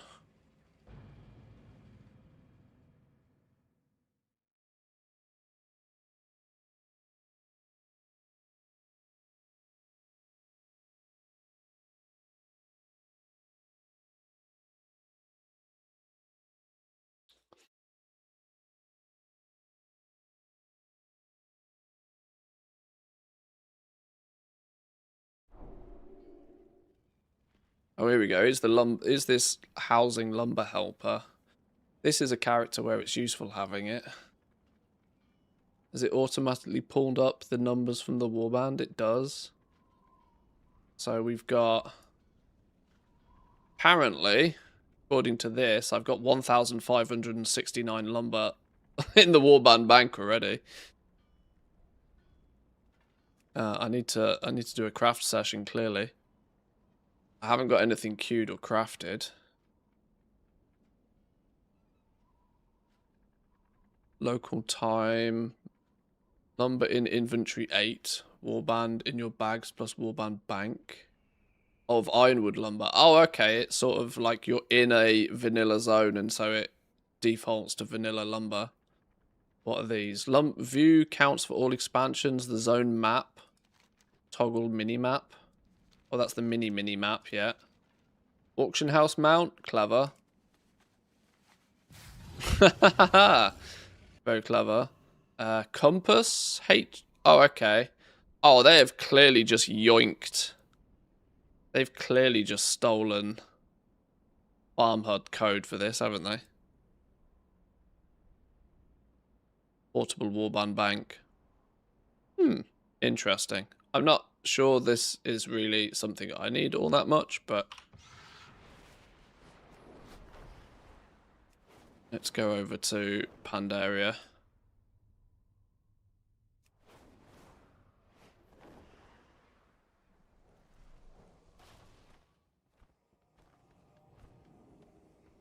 Now, do I fly around the Jade Forest to collect lumber predominantly?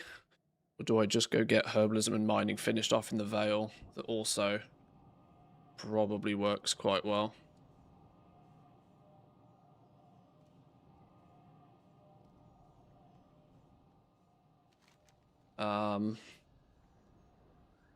Jade Forest is definitely the play.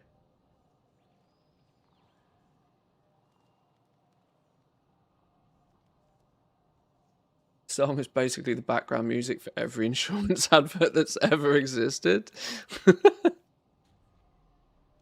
Are you talking about what's on now, or have I been slow to read your message? I don't even know what was playing a minute ago. I'm gonna follow Zygor's path, and we're gonna. Oh no, we're gonna go. We're gonna do the Vale, because the Vale can tick all 3 boxes at the same time.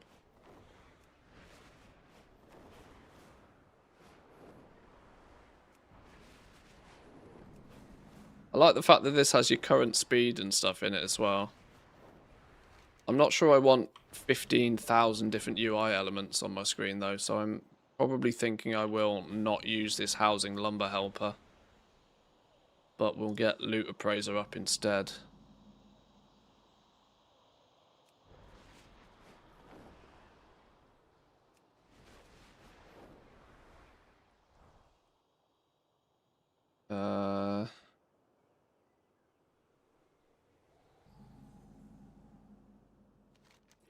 Right, let's just follow this path then, shall we?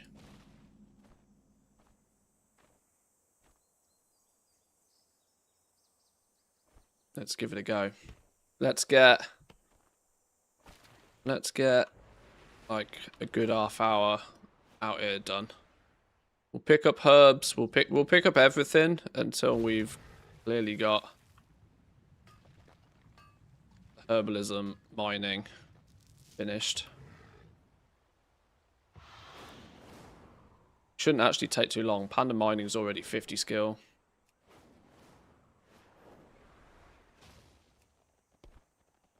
We'll probably find some lumber out here at the same time.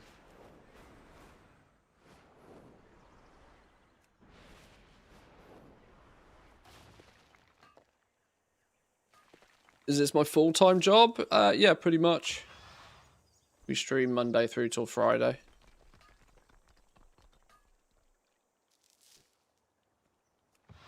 Goblin Toolbox can do speed too. Cough, cough. Oh, okay. I don't think I've got the most up-to-date version. In fact, I know for a fact I haven't got the most up-to-date version. I need to update it. Needs to be on CurseForge, man. Get it on CurseForge. Oh, this version has the speed as well, does it? Move speed. There we go. So it does.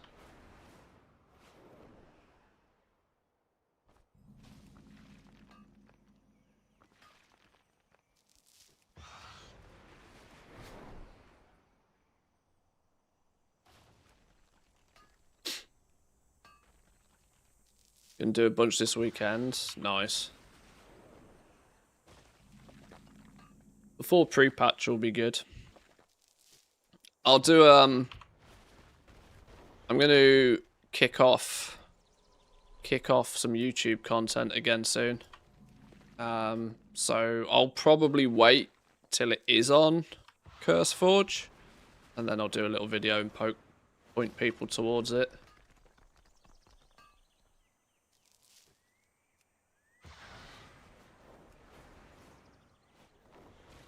Because so far, it's really cool.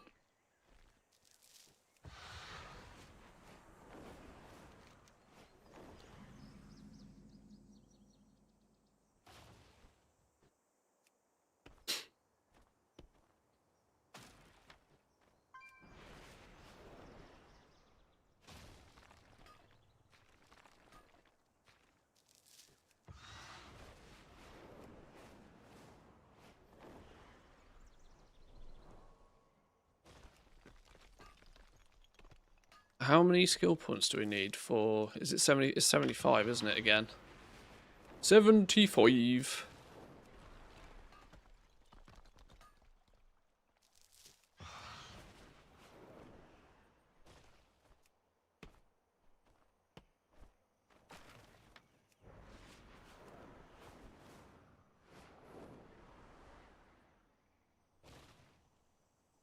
What's bamboo lumber worth right now? 400 gold apiece. Woo!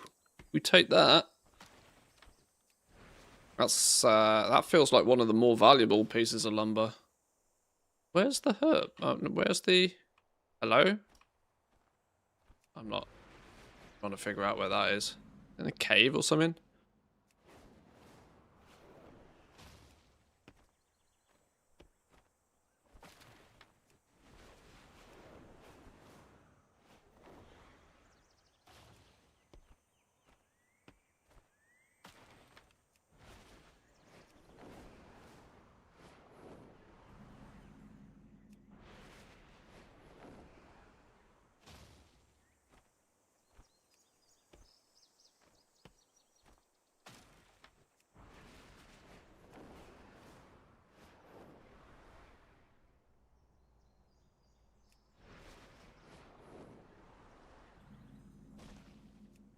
Finding no herbs out here.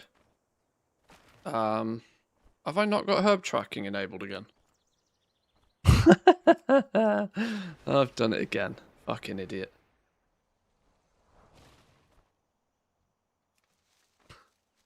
Where have all the herbs gone, he says.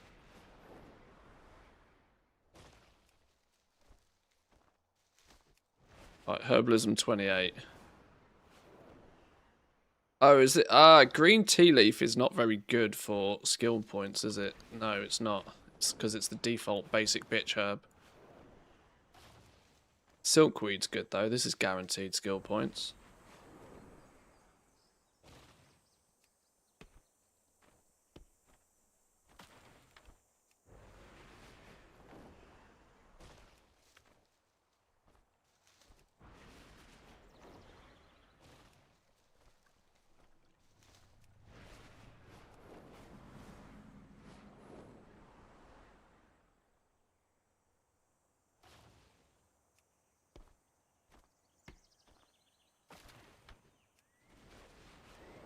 Are the rares actually still worth killing out here? They're probably not, are they? Not even going to bother.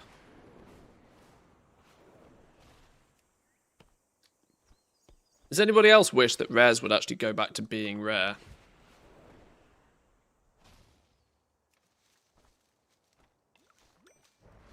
I kind of liked the old school way of, like, a rare actually being rare. Hello, why did that ding at me? What did we get that was ding-worthy?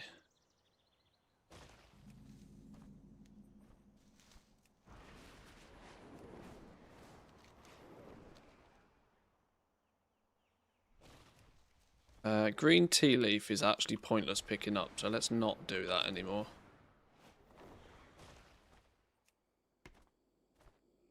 Sorta, but sorta not. I would rather rares be rarer, but have a greater chance to drop the shit that they drop. Because... I mean, they're called rares. If they are permanently up, they're... Well... they're not rare? You know. They're up all the time, but you can only get loot off them once. Feels like a really weird gamery way of having a rare mob.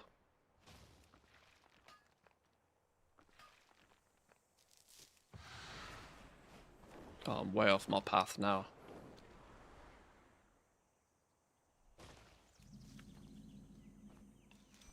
How's the price of lumber calculated? It's calculated off the sale average of the decor. Some TSM maths involved. But for most people, it's safe enough to just slam in a manual number.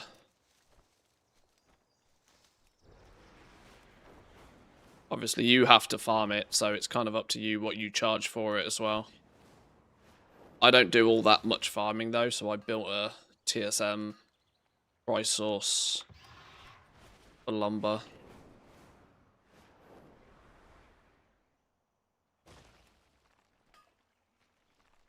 One part of many of my lumber guide. Oh, I think the TSM custom price sources might be in the housing channel in the Discord as well.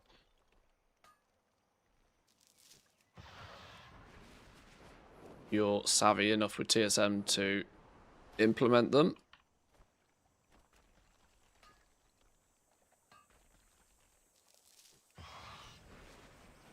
Oh, that's the wrong herb. I don't care about that herb. Green tea leaf. I don't care about you.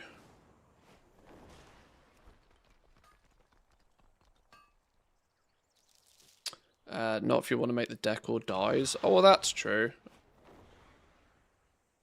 But I certainly don't. I certainly don't need to. Yeah, I'm not going to pick up the herbs. They're too cheap.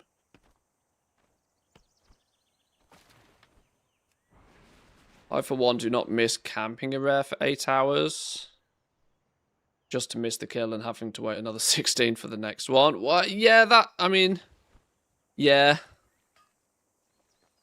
I don't know. I guess it's just the RPG element of a rare being rare that I kind of missed. Like the old Burning Crusade rares, for example, it was like genuinely an exciting thing if you spotted one that was up. You were like, oh my god, a rare!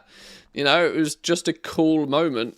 The problem is that these days, yes, you're right, we're far too into our all the things and collecting everything and we must have everything and I'll camp it for 16 hours kind of thing.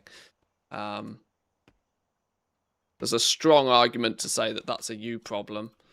But yeah, I get what you mean.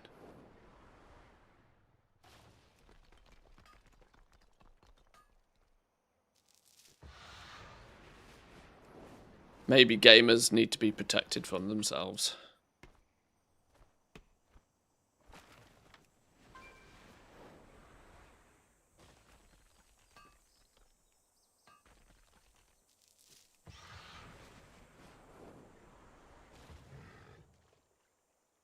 My graphics settings are so bad I can't see the ore under the water.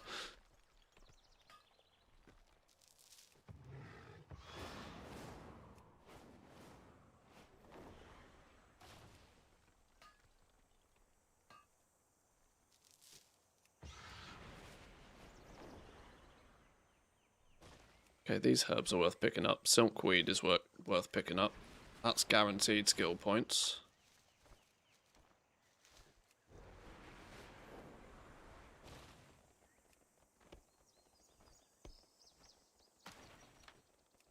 Yeah, picking up all of these herbs is also clearly affecting our gold per hour. But, I mean, to make 50k an hour whilst leveling up panda herbing and mining is kind of mental in the first place.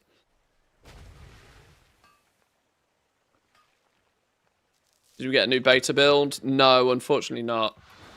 We're still in the new beta build waiting room.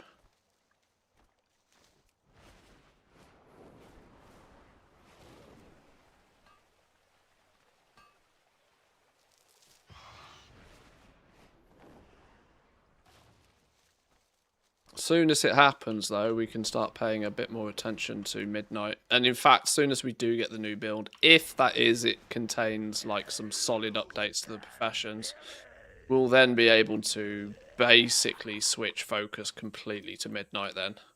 It's only a week or two away from pre-patch at this point anyway. Historically, I don't do much with pre-patch, because pre-patch is just about getting some cheap and easy gear and keeping you busy and building some hype before the expansion. We've already had housing, which is the major feature that would have been interesting to have had in like a pre-patch style thing anyway, so we'll probably almost 100% switch focus to Midnight as soon as we get a new beta build. And I'll just, you know, I'll do my decor side of things off stream. People will probably be getting bored of me hosting auctions by that point anyway.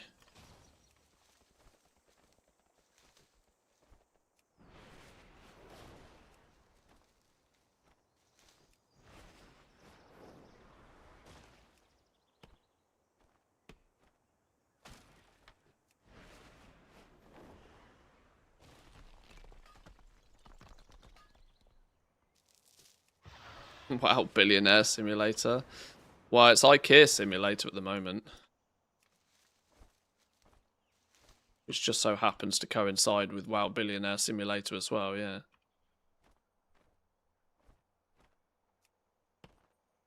I mean, I don't know how else to, like, how to better describe it, but the fact that you can do 50,000+ gold an hour at this point in an expansion is just actually mental. Like, there's part of me that thinks that the Midnight, you know, the early expansion gold rush is already here. Like, this is already it, right? Player housing decor is already the early expansion gold rush.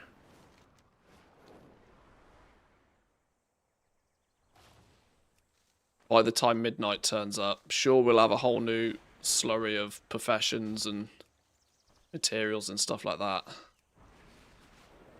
But, like, the easy go out there and get a whole bunch of gold scenario is kind of already happening.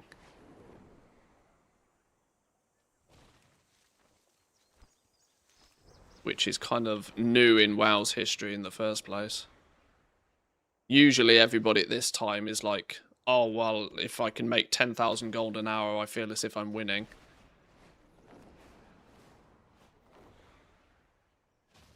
And that we're all desperately scraping together gold to buy a expansion and to, you know, counting every penny, trying to liquidate all sorts of materials and get rid of everything because it's worth nothing. And like, it's such a different end of an expansion to what we're used to.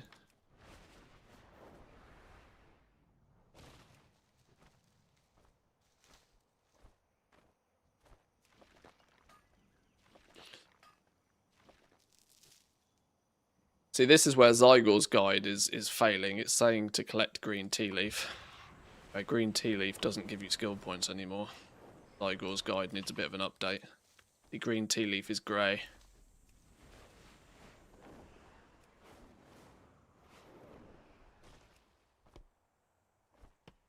So much bank bag cleaning to do during pre-patch. My character's a mess, not looking forward to it.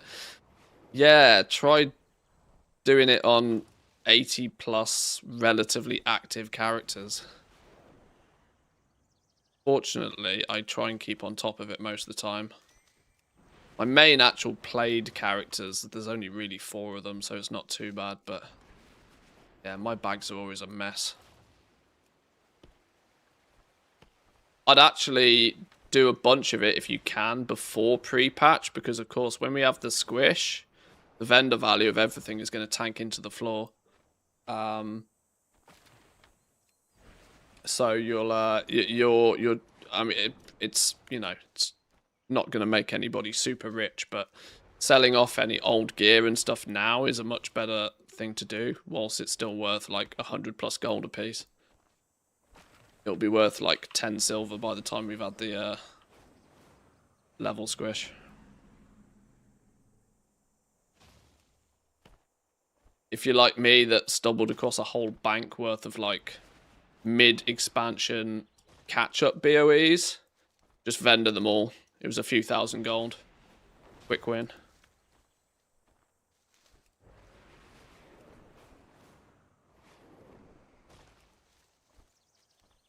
Right, herbalism's up to skill 50. 25 to go.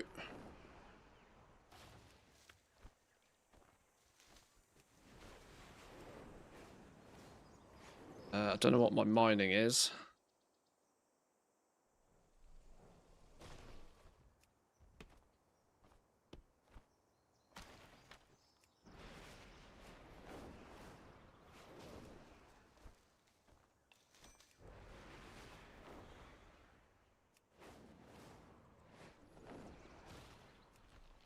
Oh, ghost iron's only green as well.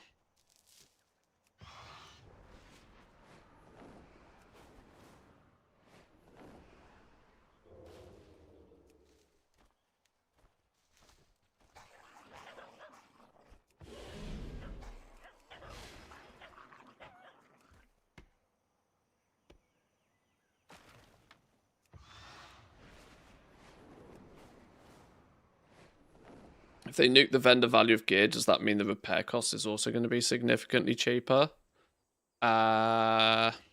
In theory.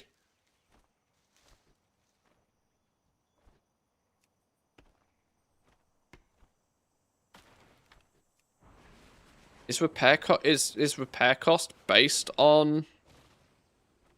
Is repair cost actually based on its vendor price? Is that how it works? I don't even know. I know auction house listing value is. It'll make posting transmog on the auction house basically free, which is a significant saving for some, I would imagine. Unless they've changed that as well. Probably worth looking at, actually. Add that to the to-do list.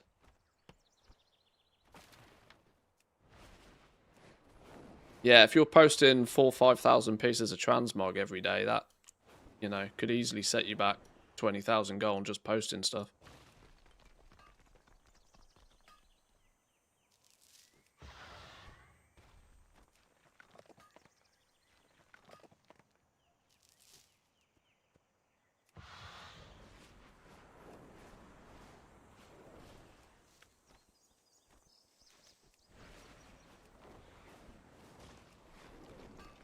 I get a mining skill, please, to see what I'm at. 65, okay, I only need 10 more points. I'm running into the scenario again where I probably need trillium nodes, don't I? Trillium nodes. Yeah, probably just trillium nodes. Trillium nodes or maybe some smelting. Is smelting going to do it? Oh, well, ghost iron is still green. We'll push that as far as it goes.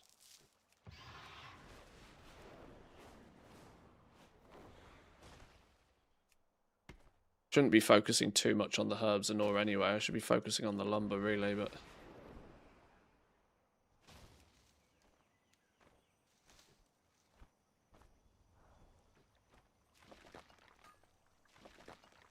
How do you keep yourself motivated and prevent burning out?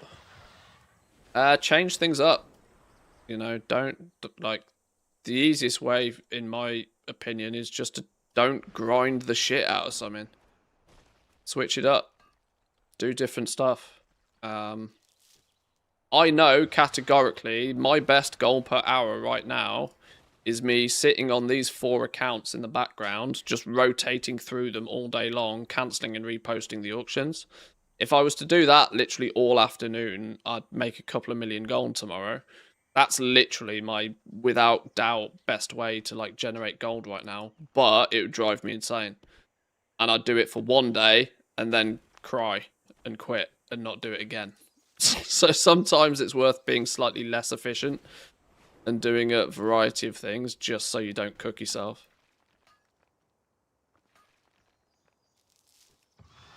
Which is kind of why I'm out here farming. Because it's it breaks up the monotony. And it's kind of the same with all aspects of World of Warcraft. The fact that so many people have to put time and effort into not burning out playing a video game is kind of crazy.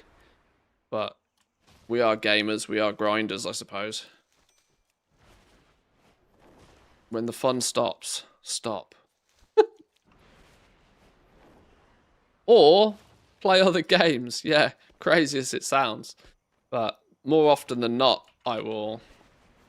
I mean, I've kind of thought about squeezing a week in, but I'm kind of running out of time before midnight now to go and play something else for a week. Just to sort of, like, you know, reset. Get that sort of, get the urge to play WoW going again.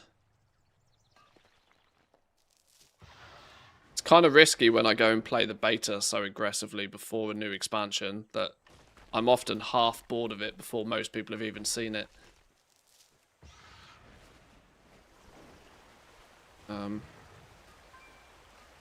Any plans on playing Star Rupture as a side thing? Yeah, that was pointed out to me the other day, and I know a few people are playing it already.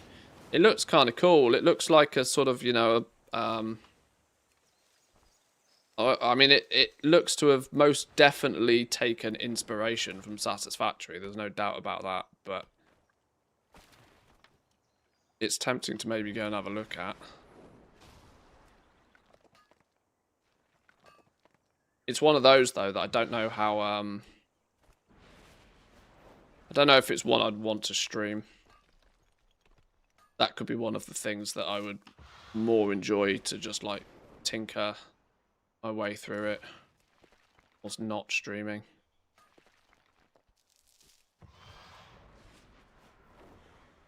It's weird. It's not, like, unless you've actually tried streaming before. I know a lot of you probably will have at some point. There is a real distinct difference to playing a game on stream to playing it off stream. And it's got nothing to do with viewer count, by the way. I'm very much aware if I go play another game, my viewer count cuts like less than half. That so much doesn't bother me. It's just the fact that some games are more easy to stream than others. WoW is like the ultimate streamer's game. Probably why it's done so well on Twitch over the years. So many different aspects of it. Such a large native audience to the game in the first place. Whilst we're all playing the same game, we can all be doing something completely different in it. While still sort of like, oh yeah, I know what you're doing. There's like that level of understanding. Some games, though, aren't too easy to stream. Unless you're like a 10k Andy. Like, you know, Carnage, for example, that sort of streamer can get away with playing literally anything. But he just hops on, he just jumps from one sponsored stream to another these days. So he's always just playing the hype new game. Which, you know, that is ultimately the dream for most, I imagine, anyway, isn't it? Get given every game for free. Get to play every game the day it comes out. Play whatever game you want whenever you want and get paid filthy amounts of money to do it. I don't like that, dude. Can't put my finger on it. What, Co?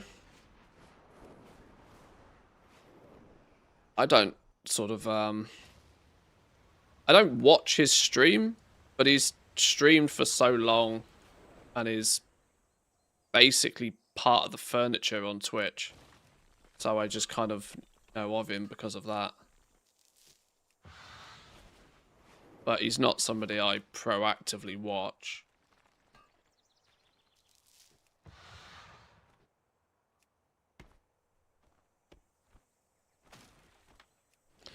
We need to pick up more lumber. Not picking up anywhere near enough lumber. This is clearly not a very good zone for lumber. There's lumber in it, but it's not ideal.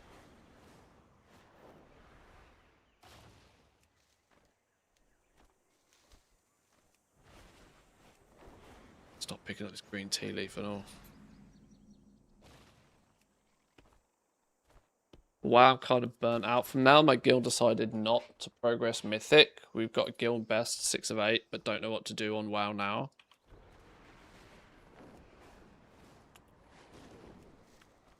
I mean, like... I'm not the best example of this, clearly, but it's a game. Like, it's a hobby. The second you stop enjoying it, stop doing it. Honestly, the thing that keeps people playing WoW for a long, long time is, especially if they do get it into a guild, they, you know, they make friends.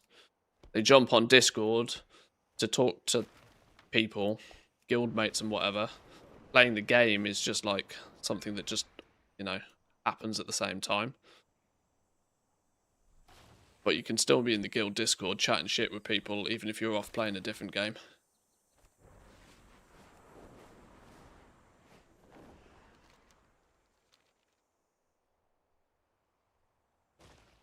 It's funny.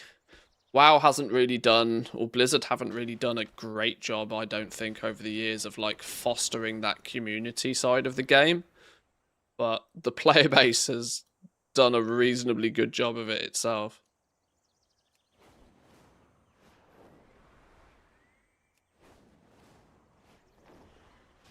That said, 9 out of 10 guilds you are going to join are going to just be fucking useless.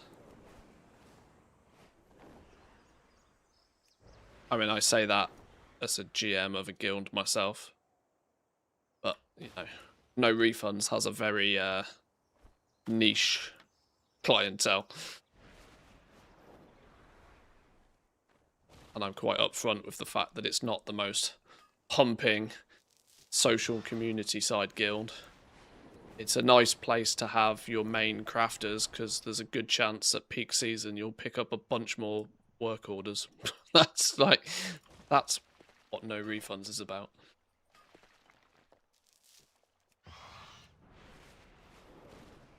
Don't try to make it something it's clearly not going to be.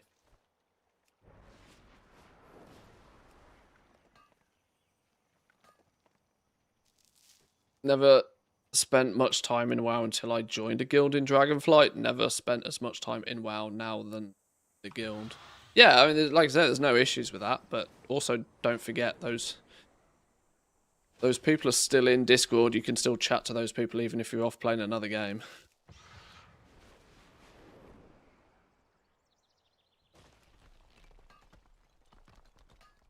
Herbalism 61.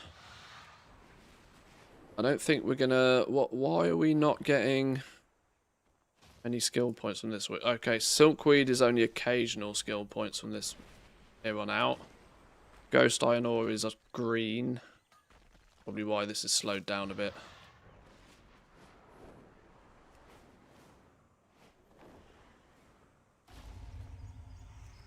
Yeah, green tea leaf is pointless picking up.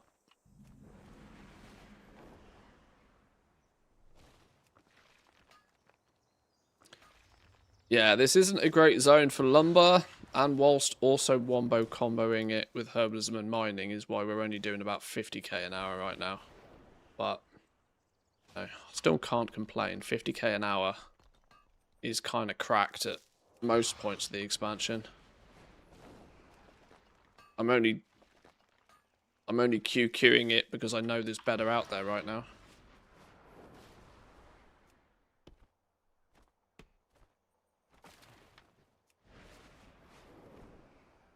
That was a silkweed. Wait, I need that one. Oh, even silkweed's gone green now. Oh, okay. Skill points are going to be very infrequent, I guess, from here on out. I've not seen a single Trillium node yet, by the way. Either I've not been looking very well, or I've missed them. Not a single Trillium node so far. I need a few of those, because those will be guaranteed skill points.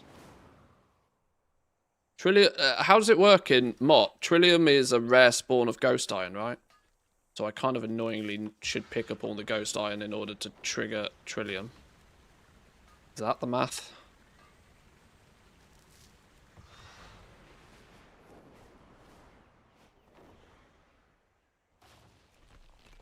With my luck, some fucking sausage will come along and steal my Trillium spawns.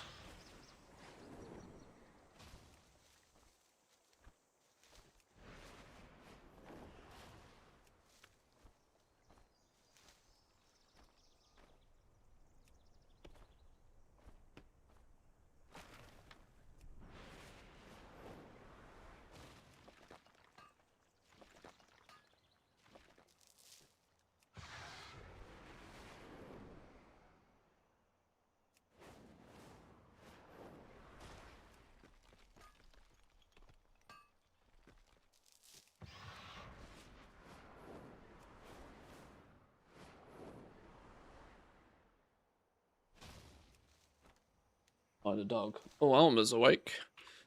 Hey, lambs. I have a feeling they might be getting ready to want to go out. Where's Sula? He's in his bed. Hey, lambs.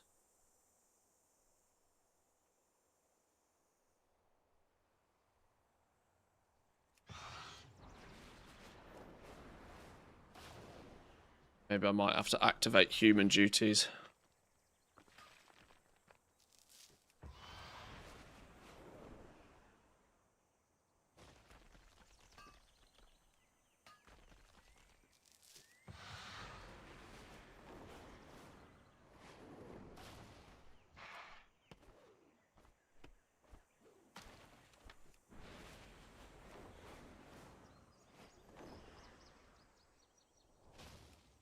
We have just crossed the half-hour mark.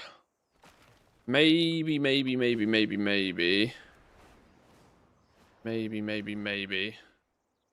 smart for me to be a sensible adult for a bit. You need to stream for 15 more minutes. Oh, what? So we hit the 420. All right then. Well, let's see if we can hit. If the dog pisses on the rug, it's your fault. Deal. Right.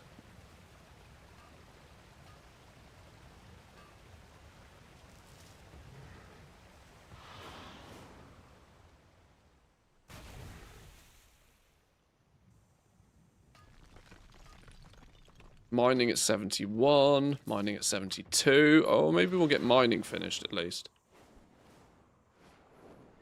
Even if we need to do a little bit more herbalism. It'll be Chris's fault, but I still got... Well, yeah, I'll still have to clean it. Fine, she's chilling with the ball. I took them out just before I started the stream anyway.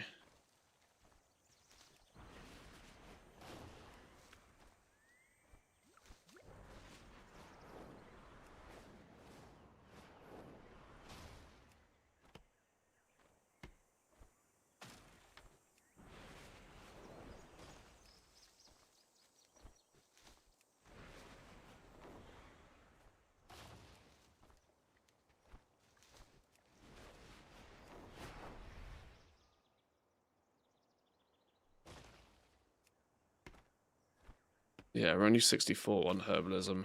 Don't know how I'm going to get herbalism all the way to 74. Green tea leaf hasn't given me skill points for flipping ages.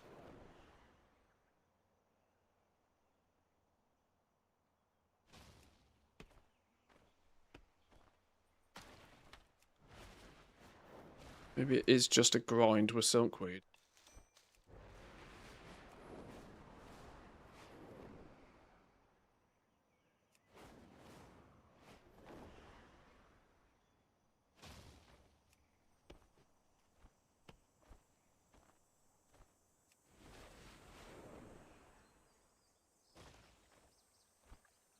Where's the herb gone? Excuse me, snoozy howlers. Yoink.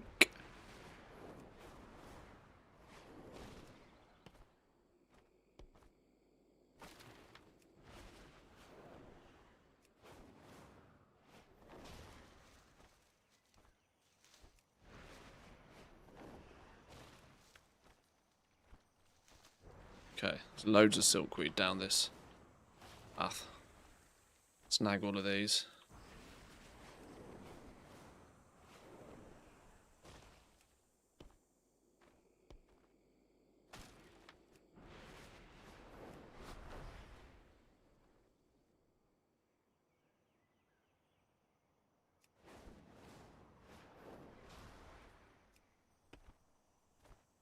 Still not a single trillium. Starting to believe that trillium doesn't exist.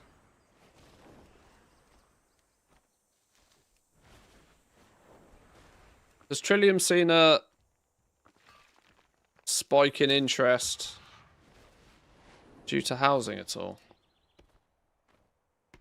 I guess the stuff that takes living steel, right? Which would cause trillium prices to move.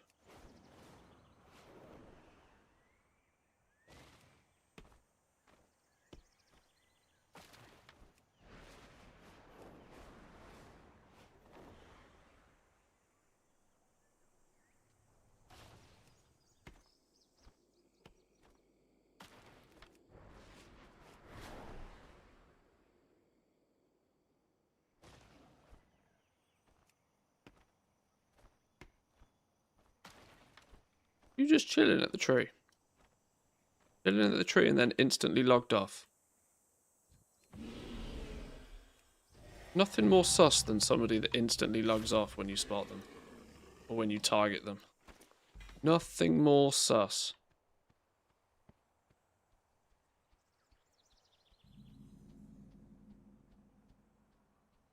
Auto log off macros when targeted. Give me the heebie-jeebies. That makes me think you're a bot.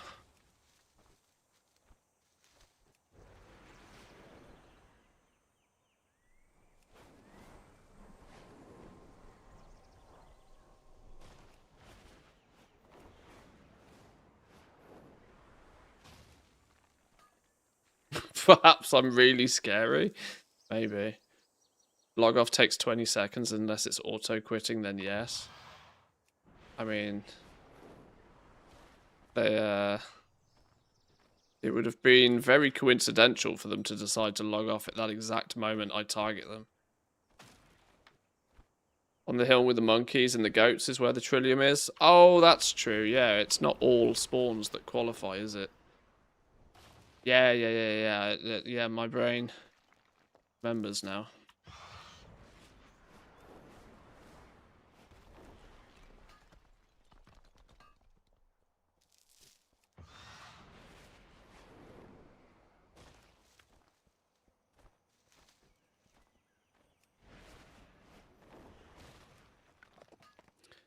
Phase hopping, maybe.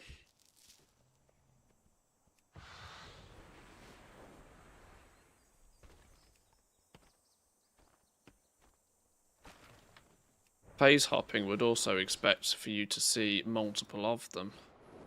You would phase hop in a group. That's how you phase hop. No. Just kind of sus.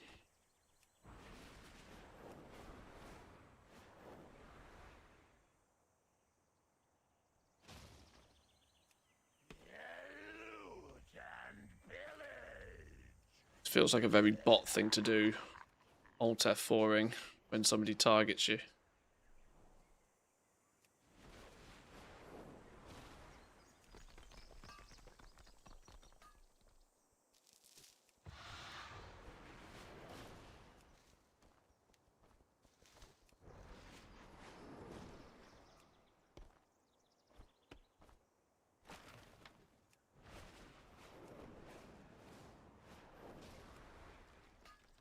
Oh, rich ghost iron deposit. I wonder if that gives me a better chance for skill points. No, still green. Although I'm only 2 skill points away with mining.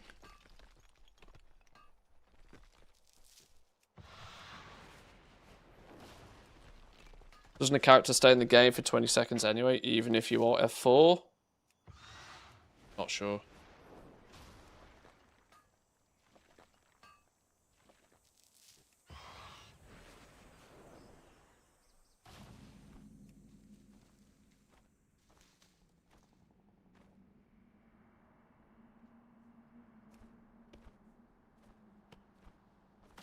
You wearing the helm that increases the amount of ore? I'm not, no.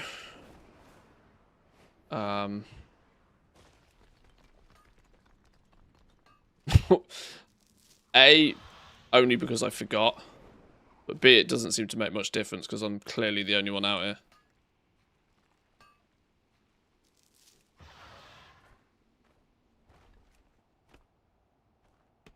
It might have an effect on Trillium nodes, though. I don't know. I can't remember. It's been a while since I've been a while since Panda Land existed. 74. I've completely given up farming the lumber. I'm too close to being able to switch off ore nodes. Still 74.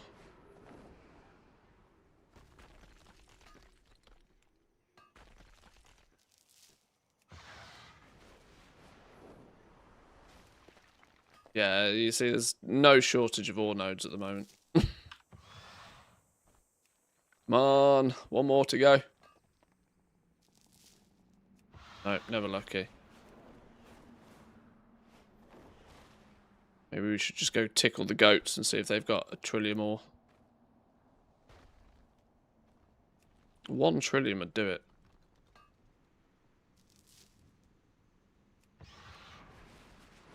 There's lumber on this tree. Can't not pick up the lumber.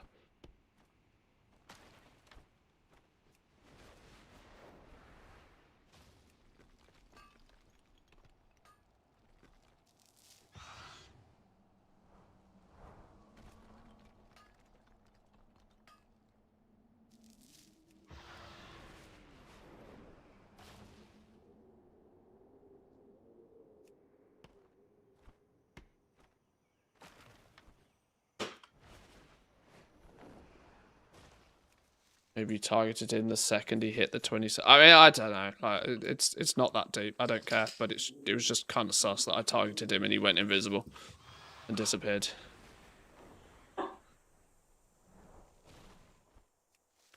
Oh, Char-touched herbs are green still. Hello. Or yellow even.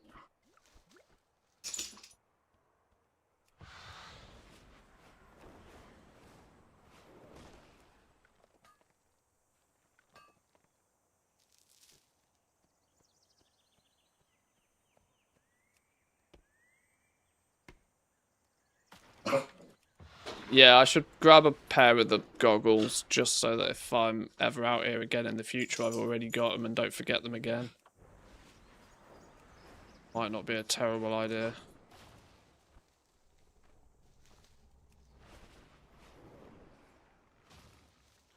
$65, 10 points to go with herbalism. 1 point to go with mining. Damn thing won't give it to me. Hey, there we go, Zen Master mining.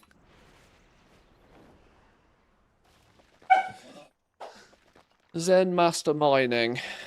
Let's turn off minerals. I don't care anymore.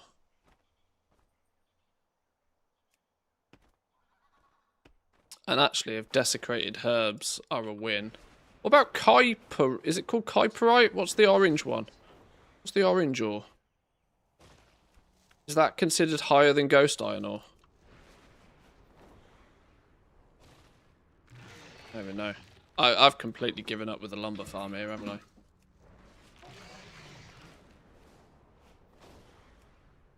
Squirrels are squirrely.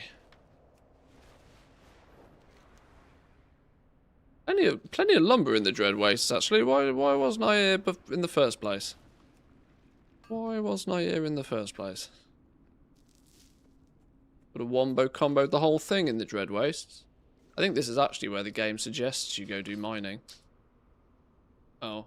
Oh, I've completed it, so it's not going to show me anymore.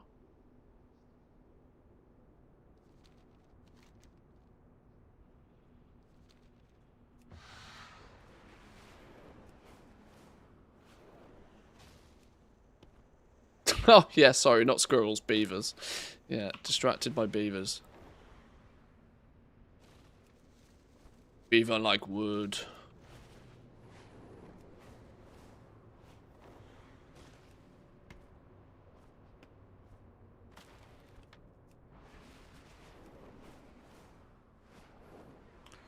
This not the rare that dropped the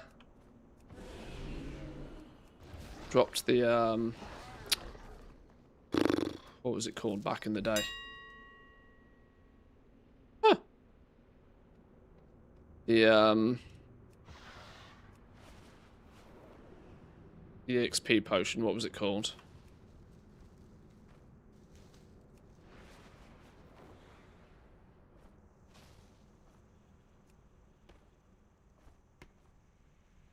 Oh, I know it's gone. But that rapid mines, something, elixir of rapid mines. That rare was camped for years because of that potion.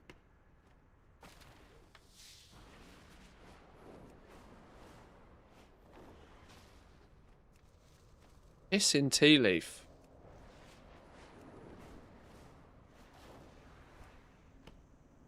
Bull's cap, that's a good one.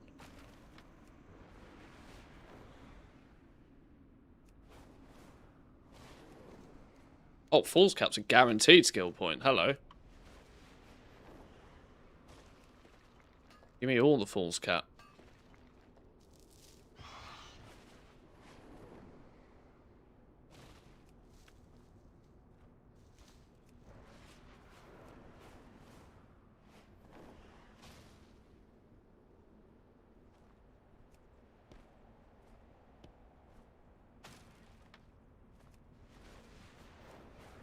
Or was it this rare up here?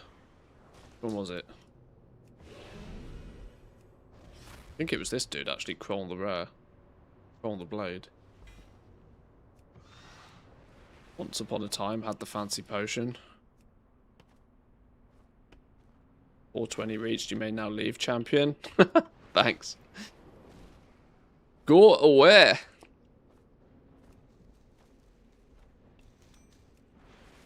68 on herbalism. Can't go anywhere yet. Must complete. Shard touch. That's a good one. Oh no, shard touch to green even now. Oh god. Fool's Cap it is.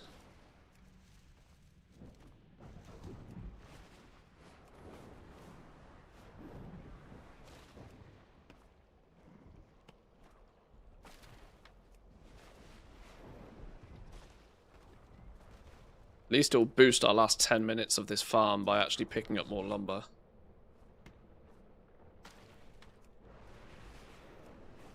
And a hard slack. Hard slack this hour on the lumber.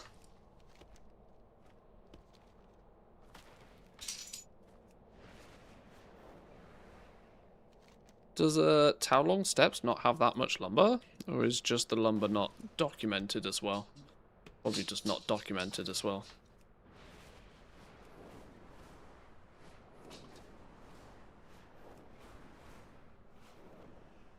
Fool's Cap. There's definitely lumber out here. Could be a sleeper zone.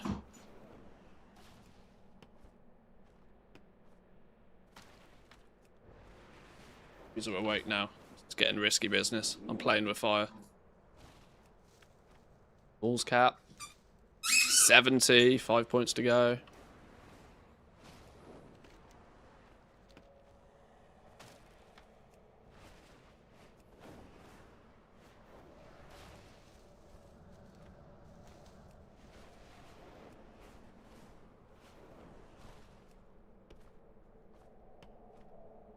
$71. Oh no, 71 ran out of nodes.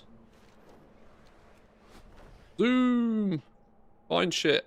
Okay, this is definitely not a sleeper zone for lumber.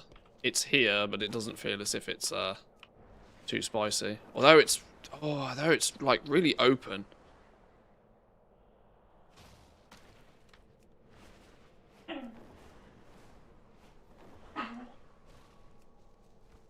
$100k now. Now I'm curious what you're crafting. Decor, my friend. Decor.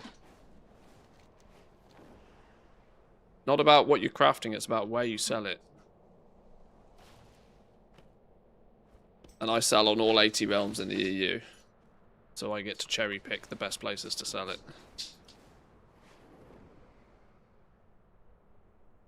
Okay, this end of the zone is stinky.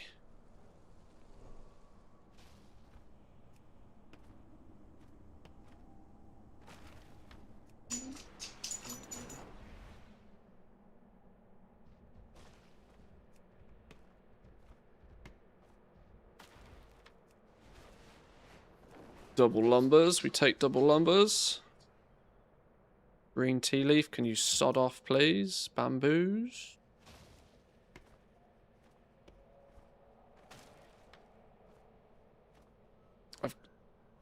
Of the 65 combined realms. You can push to 70 these days. Remix gave you an extra 5. But yeah, you still need 2 accounts if you want to be able to list everywhere.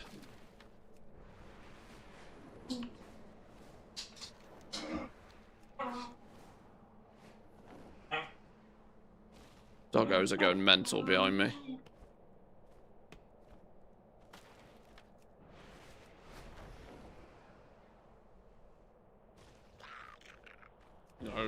Sod off, stupid mob.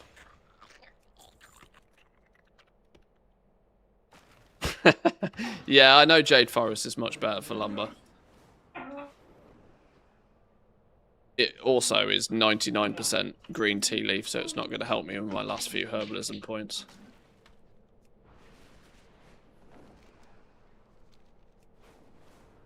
Or is that a subtle, please get out of my zone?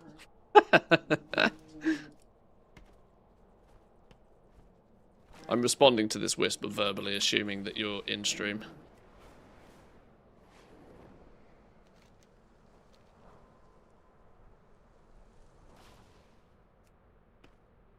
I'm not famous enough on this character to get unsolicited whispers.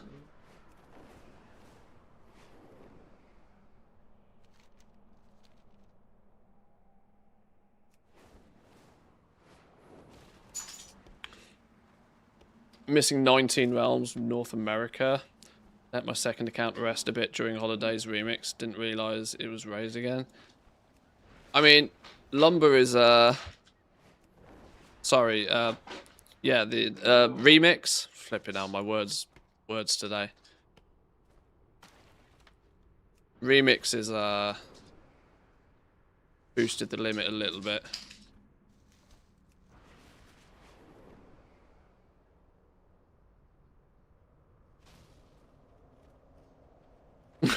Are you looking for hot MILFs in your area? There's the unsolicited whispers that we need.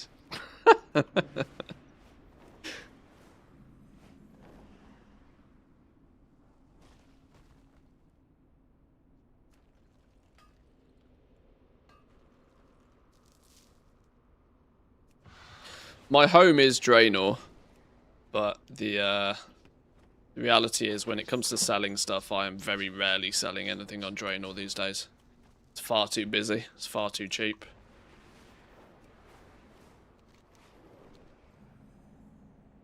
The irony is I moved all of my characters to be on a bigger, busier, quicker to sell realm. And now, for the most part, I don't touch it with a barge pole when it comes to selling stuff. It's just far too cheap.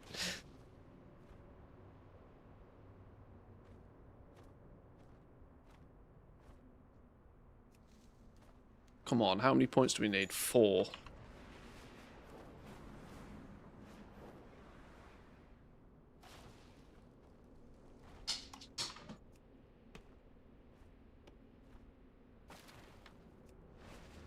Shah touched. Falls cap, even better.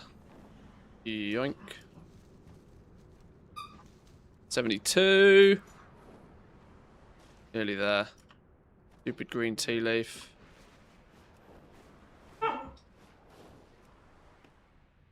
Okay, we've clawed back the gold per hour a little bit by more focusing on the lumber now that we've finished mining. Even Pandaland looks to be 75, 80k an hour if I wasn't spending so much time pissing around doing herbs at the same time. Turn off tracking for herbs and ore and just go ham with the wood. Oh, Fool's Cap, yoink. Our sales going on the EU servers, got like 8 pieces in limbo, some under 15k and others at around 30.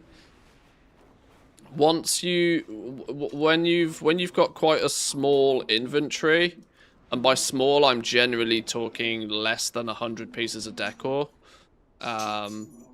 these days, you will have to work quite hard to get those sales. One of two things, either all my dogs. Either take a pretty hefty discount and sell them fast on a bigger server and cancel scan until they're gone, or be prepared to post them on lesser populated servers more at a price you would probably like to sell them for, but it will just be slower. But I'm still selling nearly 1 million gold of decor a day. So, market is still definitely there. I'll stop whispering in game. That's all good, don't worry about it. Welcome in. I am about to end the stream though. I have got to take these dogs out for a walk before accidents happen. I just wanted to round out the hour of farming here. Wait, herbalism 77? Wait. Oh, panda goes up to 80. Flipping hell. Right, I need 3 more herbs. Balls cat, come back.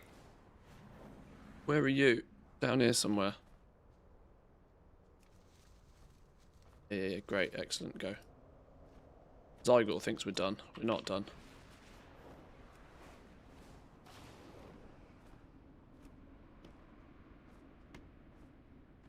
Need to farm some lumber. Did an empty gill bank, made 1 million on old mats.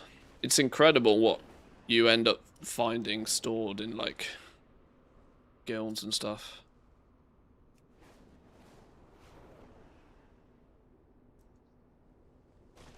Honestly, patron orders, the entire expansion has been like a very, very steady trickle of gold. Like, I just throw all of my patron order mats from the goodie bags to one bank character and then just ship them out. It's like a good few thousand gold every day, which doesn't sound like a lot, but over an entire expansion, it really adds up. What are you crafting with the lumber to make 100k an hour? Well, I haven't crafted anything with it yet, but my price for lumber is based on the regional sale average of decor items that lumber makes. So my valuation for the lumber is based on actual sales data already, but not just my sales data, the region as a whole. So it's an average to begin with, so you could pretty much craft anything. And because I have the advantage, or I'm willing to list it wherever the price is good and not super cheap, I get good rates for my lumber personally. I actually believe I probably get better numbers than this when I've crafted and sold stuff. And you'd probably get half this number if you were just trying to go for quick sales on a big server.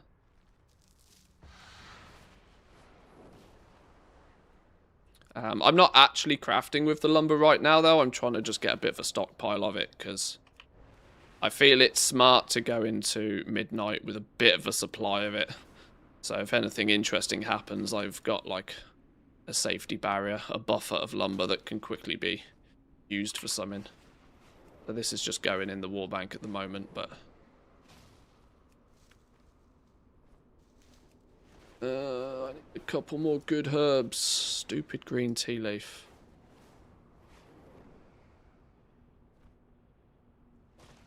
Where's me lumber gone? Ooh.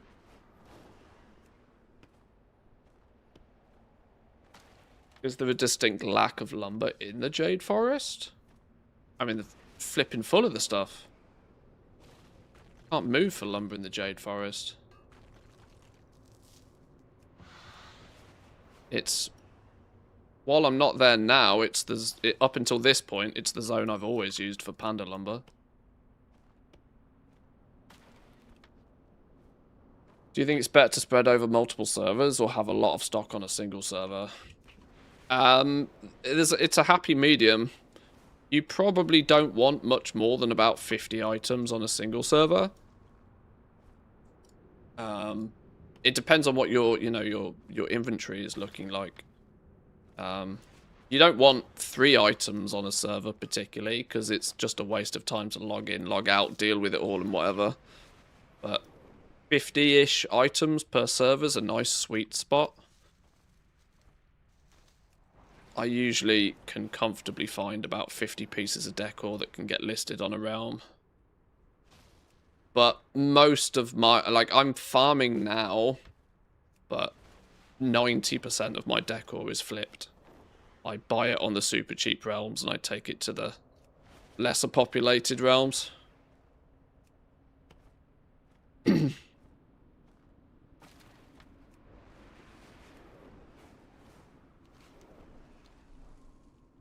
Oh, I can only find flipping green tea leaf. I need to go...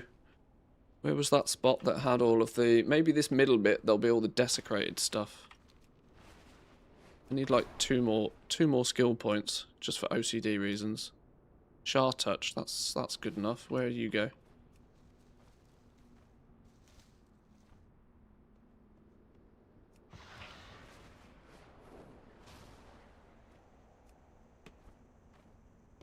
Buy on Moonguard over here and then sell on mine.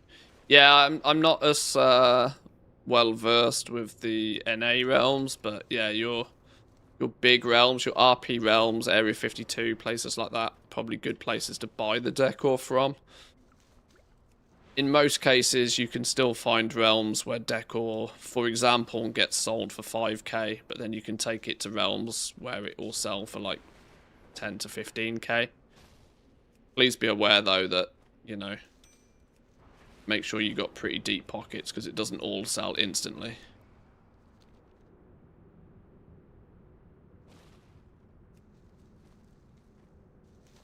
I'm probably at the point where I've made, I don't know, I think sales-wise, I'm probably up to about 15 or 20 million gold of decor since it's released.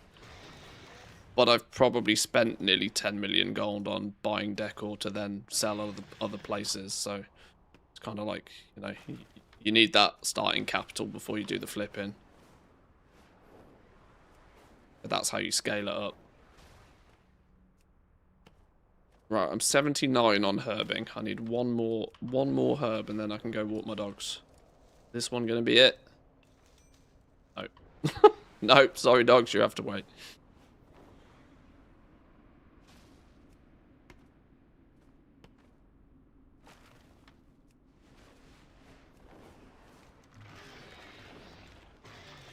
Come on, give me another desecrated. Shah touched even. Is that the same as desecrated? What's the difference?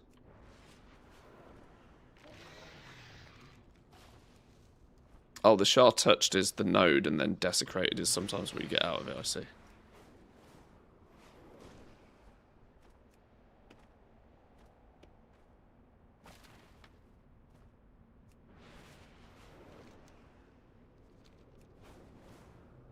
Yeah, the War Within lumber, what's it called? Dornic Fir lumber, is worth about half as much as any of the others.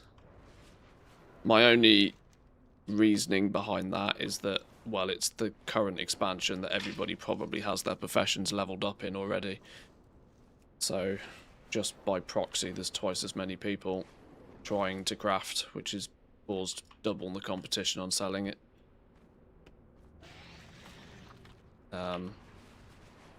People might also be more familiar with the zones. I haven't really farmed all that much Dornic Fir lumber because it's the cheapest. For all I know, you get 350 of it an hour, and that's why it's cheaper.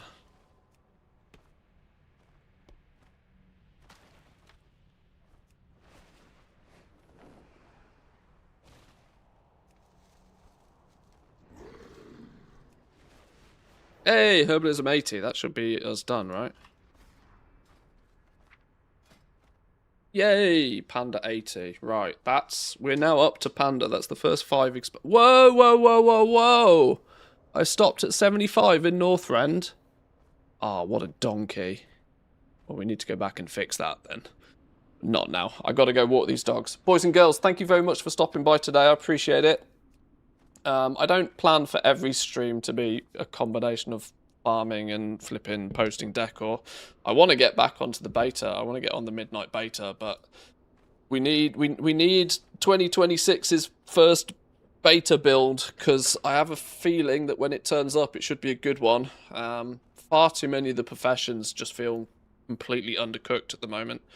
I'm hoping we get like a pass where they like add Moxie to profession tools and update like material quantities and stuff on all of the new crafting stuff. So we'll keep our fingers for that. Always a possibility we get a beta build this evening. If so, we'll have a bit of a poke around that.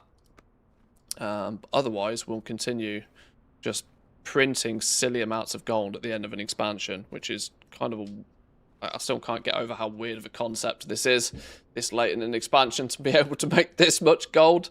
But, you know, milk it, you know. Thanks for joining. Come say hi on the Discord if you're not there already. Shameless promo, my decor guide is fully written and and is available to my gold goblins over on Patreon. So if you're a supporter of the channel, firstly, thank you, but make sure you go pick up your copy of the decor guide. Enjoy the rest of your day, and I'll see you all next time. Peace.